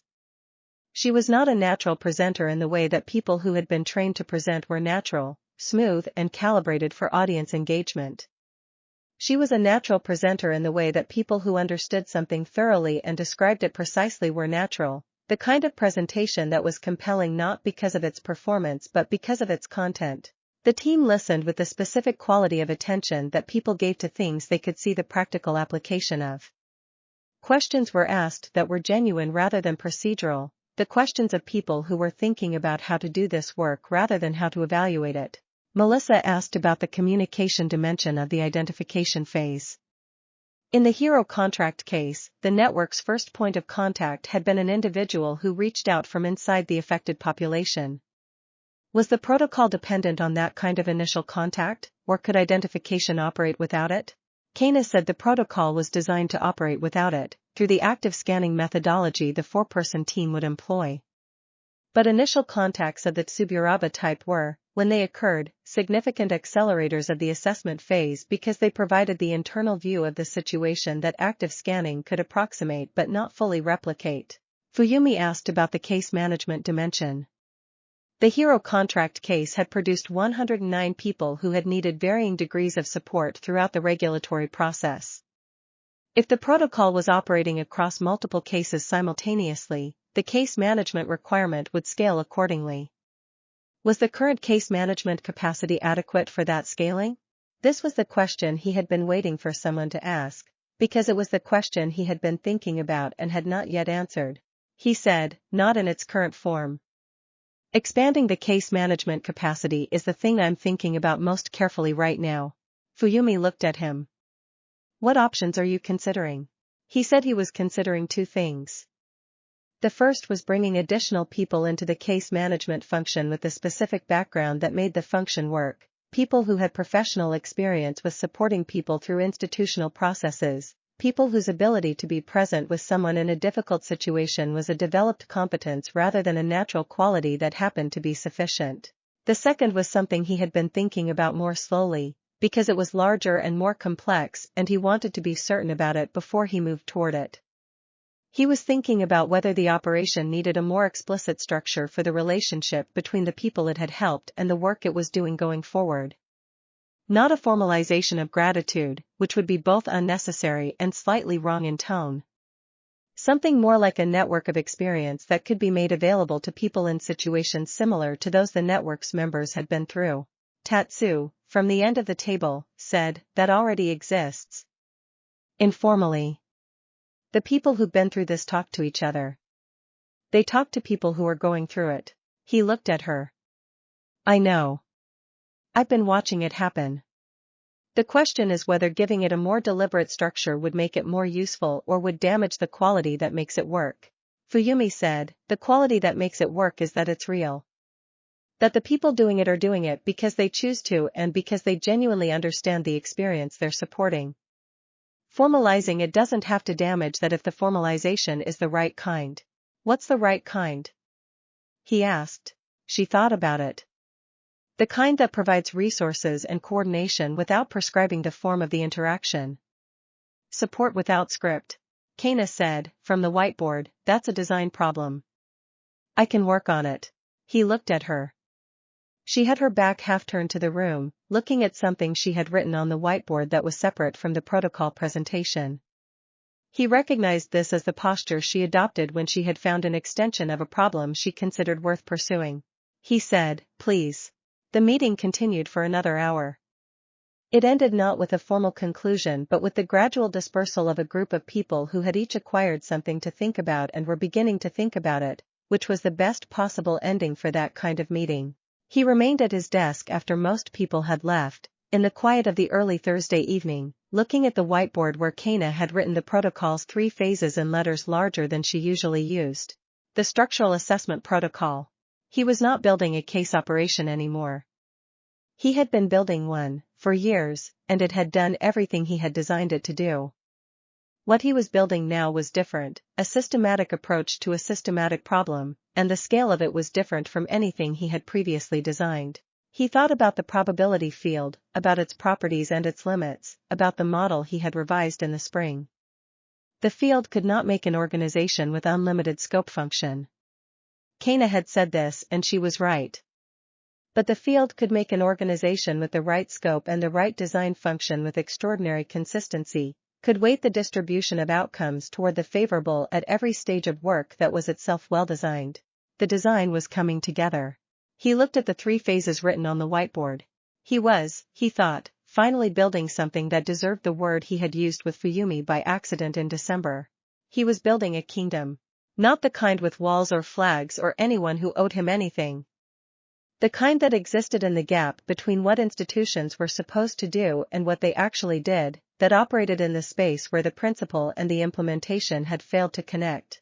It was a good gap for a kingdom. It was very large. Chapter 28, The Regulatory Determination. The determination came in March, which was 16 months after Tsuburaba's initial contact with the network and 4 months after the formal complaint was filed. Reiko had estimated 3 to 5 months for the determination. 4 months was within that range. She delivered the news to the office at 8 in the morning, having received it at 7:45 through the administrative channel she maintained with the regulatory office. She delivered it with her habitual precise economy of expression, which in this case consisted of placing the determination document on the table in the main room and saying, "The complaint was upheld." All 11 respondent agencies. The document was 47 pages. The determination found that the contract structures used by all 11 agencies contained provisions that fell outside the regulatory parameters in ways that the contract language had been designed to obscure, and that this design had been deliberate rather than inadvertent based on the specific similarities in structure across agencies that had no disclosed relationship to each other. It ordered the revision of all current contracts with affected heroes, the establishment of an independent monitoring mechanism to review future contracts from the respondent agencies, and the initiation of a financial remediation process for the demonstrable economic harm to the 106 complainants. The financial remediation was the part that Reiko noted, with one of her rare inflections of something that approached emphasis, was substantially more comprehensive than was typical for regulatory determinations of this kind. The senior review examiner had applied a broader remediation standard than the regulatory framework's minimum requirement, which was something examiners had the discretion to do but historically did not do in cases where the respondent agencies had institutional relationships with the regulatory body. He read that passage of Reiko's summary twice. The senior review examiner's decision to apply the broader standard was not something he had done anything to produce. He had thought about it, in the months of the regulatory process, as a possibility rather than a probability. He had weighted nothing toward it, had not made contact with the examiner or applied any pressure to the process. He had let the process run as it was designed to run. Sometimes the process ran correctly on its own. Sometimes the probability distribution in a situation that had been set up properly weighted itself toward the right outcome without additional direction. He was grateful for this. He was also aware that gratitude for a regulatory process functioning correctly was the kind of gratitude that marked how far the baseline had fallen from what it was supposed to be. The response to the determination was immediate and multi-track. The legal track was the revision of the 106 complainants' contracts, which Ikeda Noriko managed with the 11 agencies' legal representatives over the following 6 weeks. This negotiation was, by Ikeda's description, considerably smoother than it might have been, because the agencies were operating in the aftermath of a regulatory determination that had found against them on every point, which substantially reduced the space for creative interpretation of what the revision required. The communication track was Melissa's. The determination was public, a regulatory document, and it was going to generate media attention because a coordinated complaint by 106 heroes against 11 agencies was not the kind of story that the hero media ecosystem left alone. Melissa's work in the weeks before the determination had been the quiet preparation of the communication infrastructure that would allow the complainant group to speak clearly about their experience when the story broke, without being overwhelmed by the volume of the response. The determination story broke on a Tuesday. By Thursday it was the dominant story in the hero-focused media and had reached the general news environment. Suburaba gave 2 interviews. Both were, in Melissa's assessment, excellent, which was the word she used for interviews that did what they needed to do without doing more than that. He was honest and specific and did not perform outrage, and the honesty and specificity were more effective than outrage would have been because they gave people something real to respond to. The complainant group that had not been formal parties to the complaint reached out in the days following the determination, people among the 267 who had not felt ready in September but who, in the changed landscape of March, felt differently. Suburaba's professional circle had expanded the contact network months ago and the mechanism for reaching the operation existed. 41 of the 161 who had not been formal complainants contacted the network within 2 weeks of the determination. Reiko reviewed their situations. 17 of the 41 were in contracts with the 11 respondent agencies, which meant their contracts were being revised as part of the determination's requirements. The remaining 24 were in contracts with other agencies not named in the original complaint, with contract structures that bore enough resemblance to the structures the determination had found non-compliant that they were, Reiko assessed, candidates for a follow-on complaint. The follow-on complaint was not something he had planned for at this stage. He had understood, from the beginning, that the hero contract case was likely to be the beginning of something rather than a complete case, but he had not anticipated the second stage arriving before the first was fully complete. He convened a working session on the following Thursday. The protocol's identification team had already flagged 14 additional agencies using contract structures similar to the ones the determination had addressed. Reiko had a preliminary assessment of which regulatory pathway applied to each. Kana had a preliminary operational picture of the agency's relationships and vulnerabilities. They worked for 3 hours. At the end of the 3 hours they had a plan for the next stage that was more developed than he had expected to have in a single session, which was what happened when the right people were in a room together working on a problem they understood well. Fuyumi had been quiet for most of the 3 hours.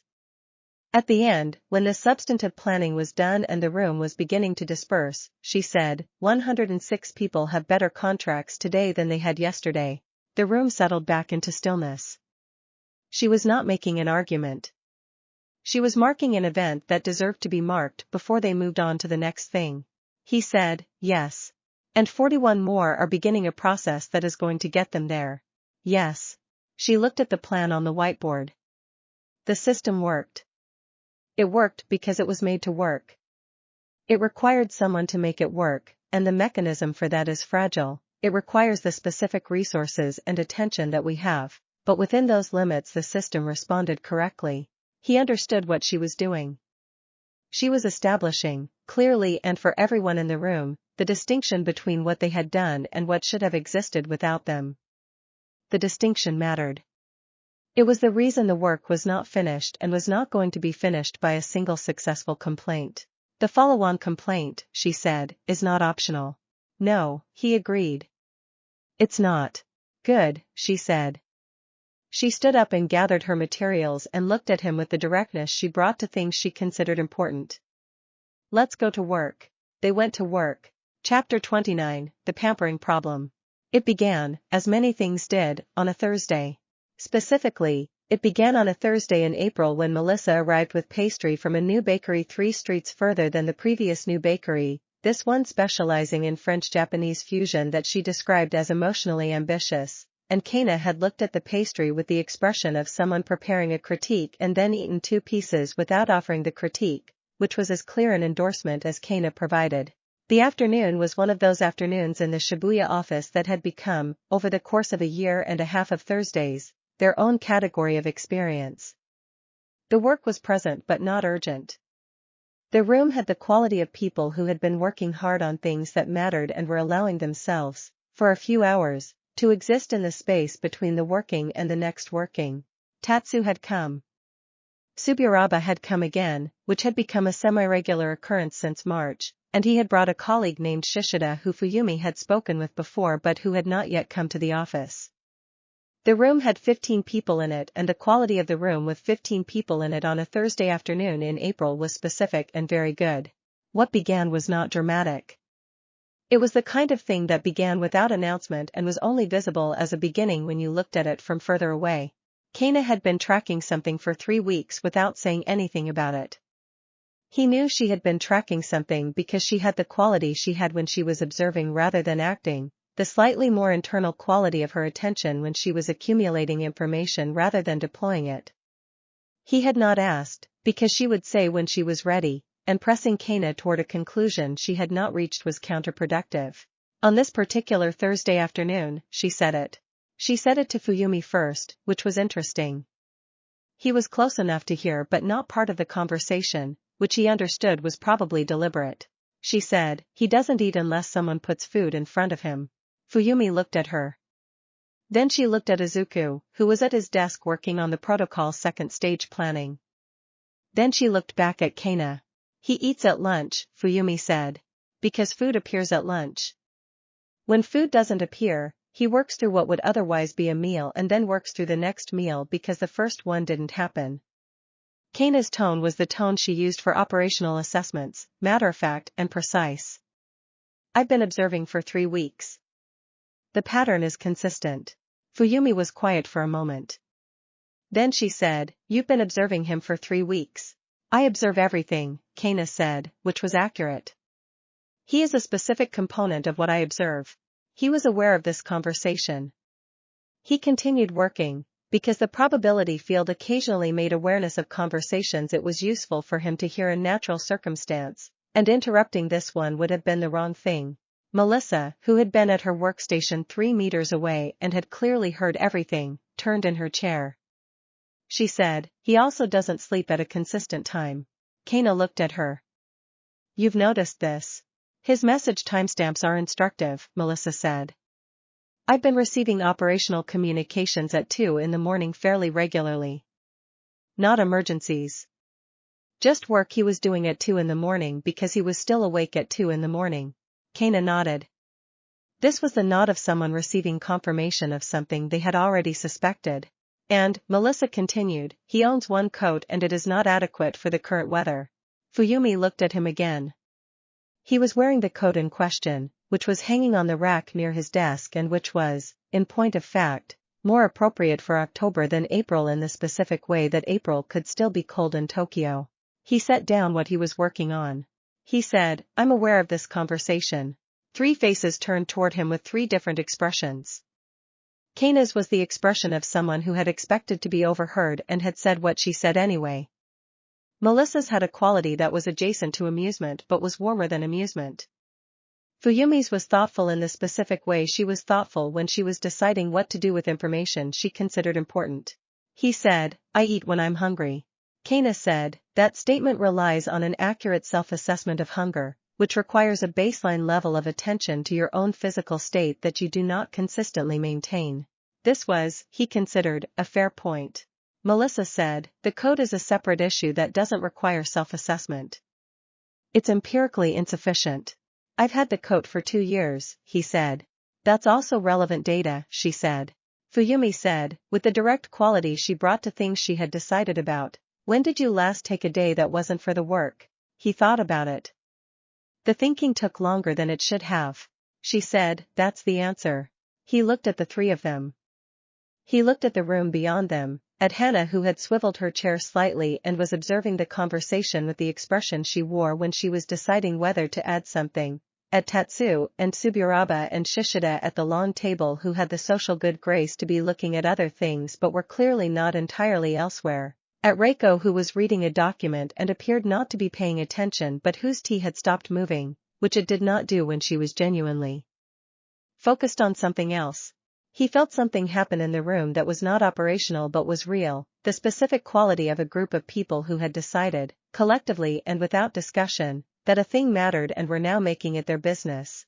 He said, this is not a strategic problem requiring a protocol response. Kana said, no. It's a basic maintenance problem. Those are addressed differently. How? She said, by the people who are in proximity and who consider the thing to be maintained worth maintaining. She said it with the same precision she said everything, without inflection or performance, and the absence of inflection was what made it land the way it landed. He was not accustomed to being on this side of the attention. He had spent 3 years directing attention at other people's situations, organizing resources around other people's constraints, finding the prices of other people's arrangements. The experience of being the subject of this kind of organized attention was different, not unpleasant, but requiring a specific kind of accommodation that he had not previously needed to make. Melissa said, the coat is the immediate issue. We're getting a new coat. He said, I can get my own coat. You've had 2 years to get your own coat, she said. This has been delegated. Fuyumi said, the eating will be addressed through a structural adjustment to how Thursday afternoons are organized. Food will be present at intervals sufficient to make the absence of food no longer the default. Kana said, the sleep issue is more complex. I'm still assessing approaches. He looked at her. You're assessing approaches to my sleep schedule. I'm assessing approaches to the conditions that prevent a consistent sleep schedule, she said. The schedule itself is downstream of the conditions. He was quiet for a moment. He was not quite certain what to do with this, with the specific experience of people who had been, in various ways, the subjects of his organized attention deciding to direct organized attention at him. It was not uncomfortable. It was something that required understanding that the organization being offered was not a transaction, was not something he was going to need to account for later, was simply what the people in this room had decided to do because they had decided it mattered. He understood this intellectually. The intellectual understanding did not entirely prepare you for the experience of it. He said, "Thank you." Melissa said, "The coat first." Saturday. "I know where to go." Kana said, "I'll come." Fuyumi said, "I'll come too." He looked at the three of them. He thought about a 14-year-old boy in a drainage tunnel who had discovered that the universe could be persuaded, with the right attention, to weight its distributions in favorable directions. He thought about what had been built since that moment, in the years of patient work and deliberate design and a slow accumulation of the right people in the right rooms. He thought that the distribution was, on this particular Thursday afternoon in April, weighted in directions that he had not specifically designed for but that were, nonetheless, exactly right. He said, "Saturday works." Tatsu, from the long table, said, "Can I come? I've been told I have excellent taste in coats." Suburaba said, "I've never been told I have excellent taste in coats, but I can at least confirm or deny the options." Shishida said nothing but raised his hand slightly, in the manner of someone who had not been at this table long enough to ask directly but had decided to indicate interest. The Thursday afternoon in April continued with this quality, which was not the quality of an operation or a court or a kingdom or any of the words that applied to the 16th floor of a building in Shibuya when viewed from the outside. It was the quality of a room full of people who had found each other through the specific gravity of what they had each been through and what they each cared about, and who were now, on a Thursday afternoon with pastry from an emotionally ambitious bakery, doing the particular human thing of looking after someone who had been looking after everyone else. He let them. It seemed, on consideration, like exactly the right thing to do. Chapter 30, The Kingdom in Summer. The second summer arrived with a different quality than the first. The first summer, the summer of the Hasaikai's final dissolution and the beginning of the 8 new commission files, had been a summer of consolidation and expansion planning, the summer where the shape of what was being built became visible enough to be legible as a shape. It had the character of something taking form. This summer had the character of something that was already formed and was now operating. By July the operation had resolved 11 of the original 8 plus 8 new commission arrangements, with 3 still proceeding through their administrative pathways. The hero contract case had produced, through the initial complaint and the first stage of the follow-on, revised contracts for 131 heroes across 17 agencies. The structural assessment protocol had identified 19 situations meeting its criteria and had initiated intervention in 14 of them, with outcomes that ranged from completed to ongoing across the spectrum of intervention types. The proactive identification team had found, in May, a situation in the hospitality sector that had the structural characteristics of the cases they were designed to find but was not adjacent to the heroic system at all. The situation involved a network of contract workers whose employment arrangements had been structured using the same nested clause methodology the hero management agencies had used, and the population affected was several hundred individuals whose work had no relationship to heroics but whose experience of the arrangement had every structural similarity. He had brought this to the Thursday discussion and the question it raised was one he had been expecting to arrive eventually. Was the operation's scope defined by its origin in the heroic system or by the structural characteristics of the problems it was equipped to address?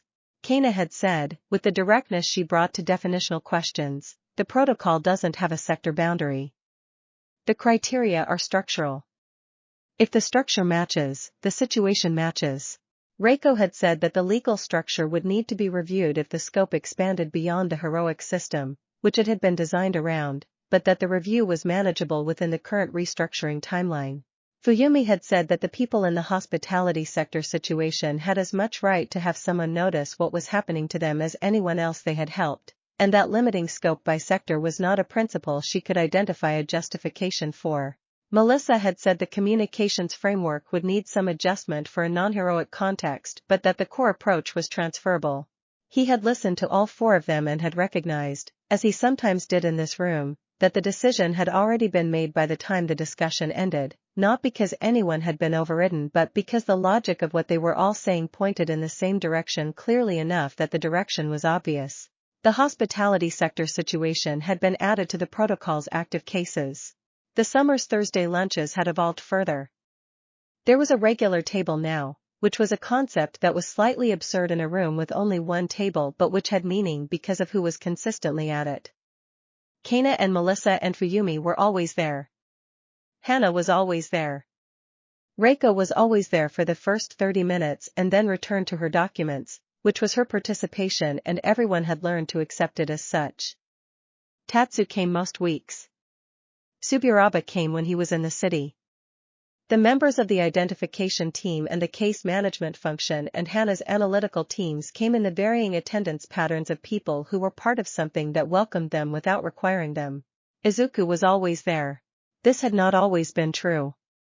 In the first year of the office's existence he had been inconsistently present at the Thursday lunches, present when the work allowed and elsewhere when it didn't, because the Thursday lunch had been, at that point, one of many things happening on Thursday rather than the thing that Thursday organized itself around. The shift had happened gradually, and it had been accelerated by the Saturday Code expedition in April, which had been 5 people and then 7 people and had lasted most of the day and had produced not only a coat that Kana had described as adequate and Melissa had described as significantly better than adequate and Fuyumi had described with a smile, and also the specific experience of a day that had nothing to do with the work and everything to do with the people who did it. He had thought about that day often in the months since.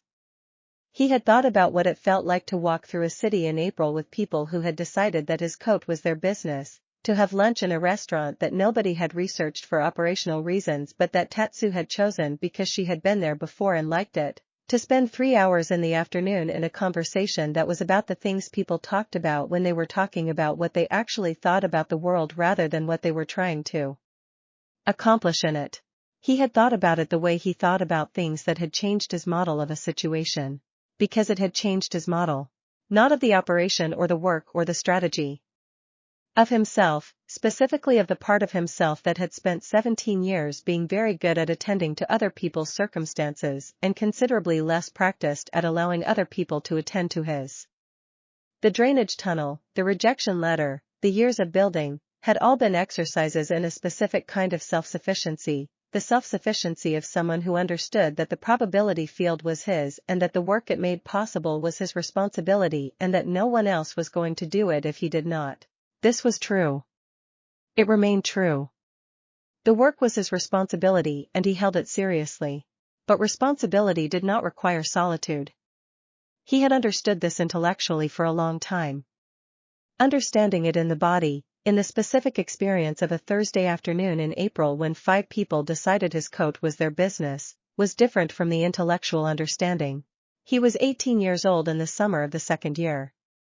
He was aware that 18 years old was very young to have built what he had built, and he was aware that the awareness of this was something he needed to hold carefully, because awareness of one's own unusual capability was a thing that could calcify into something less useful if it was not regularly examined.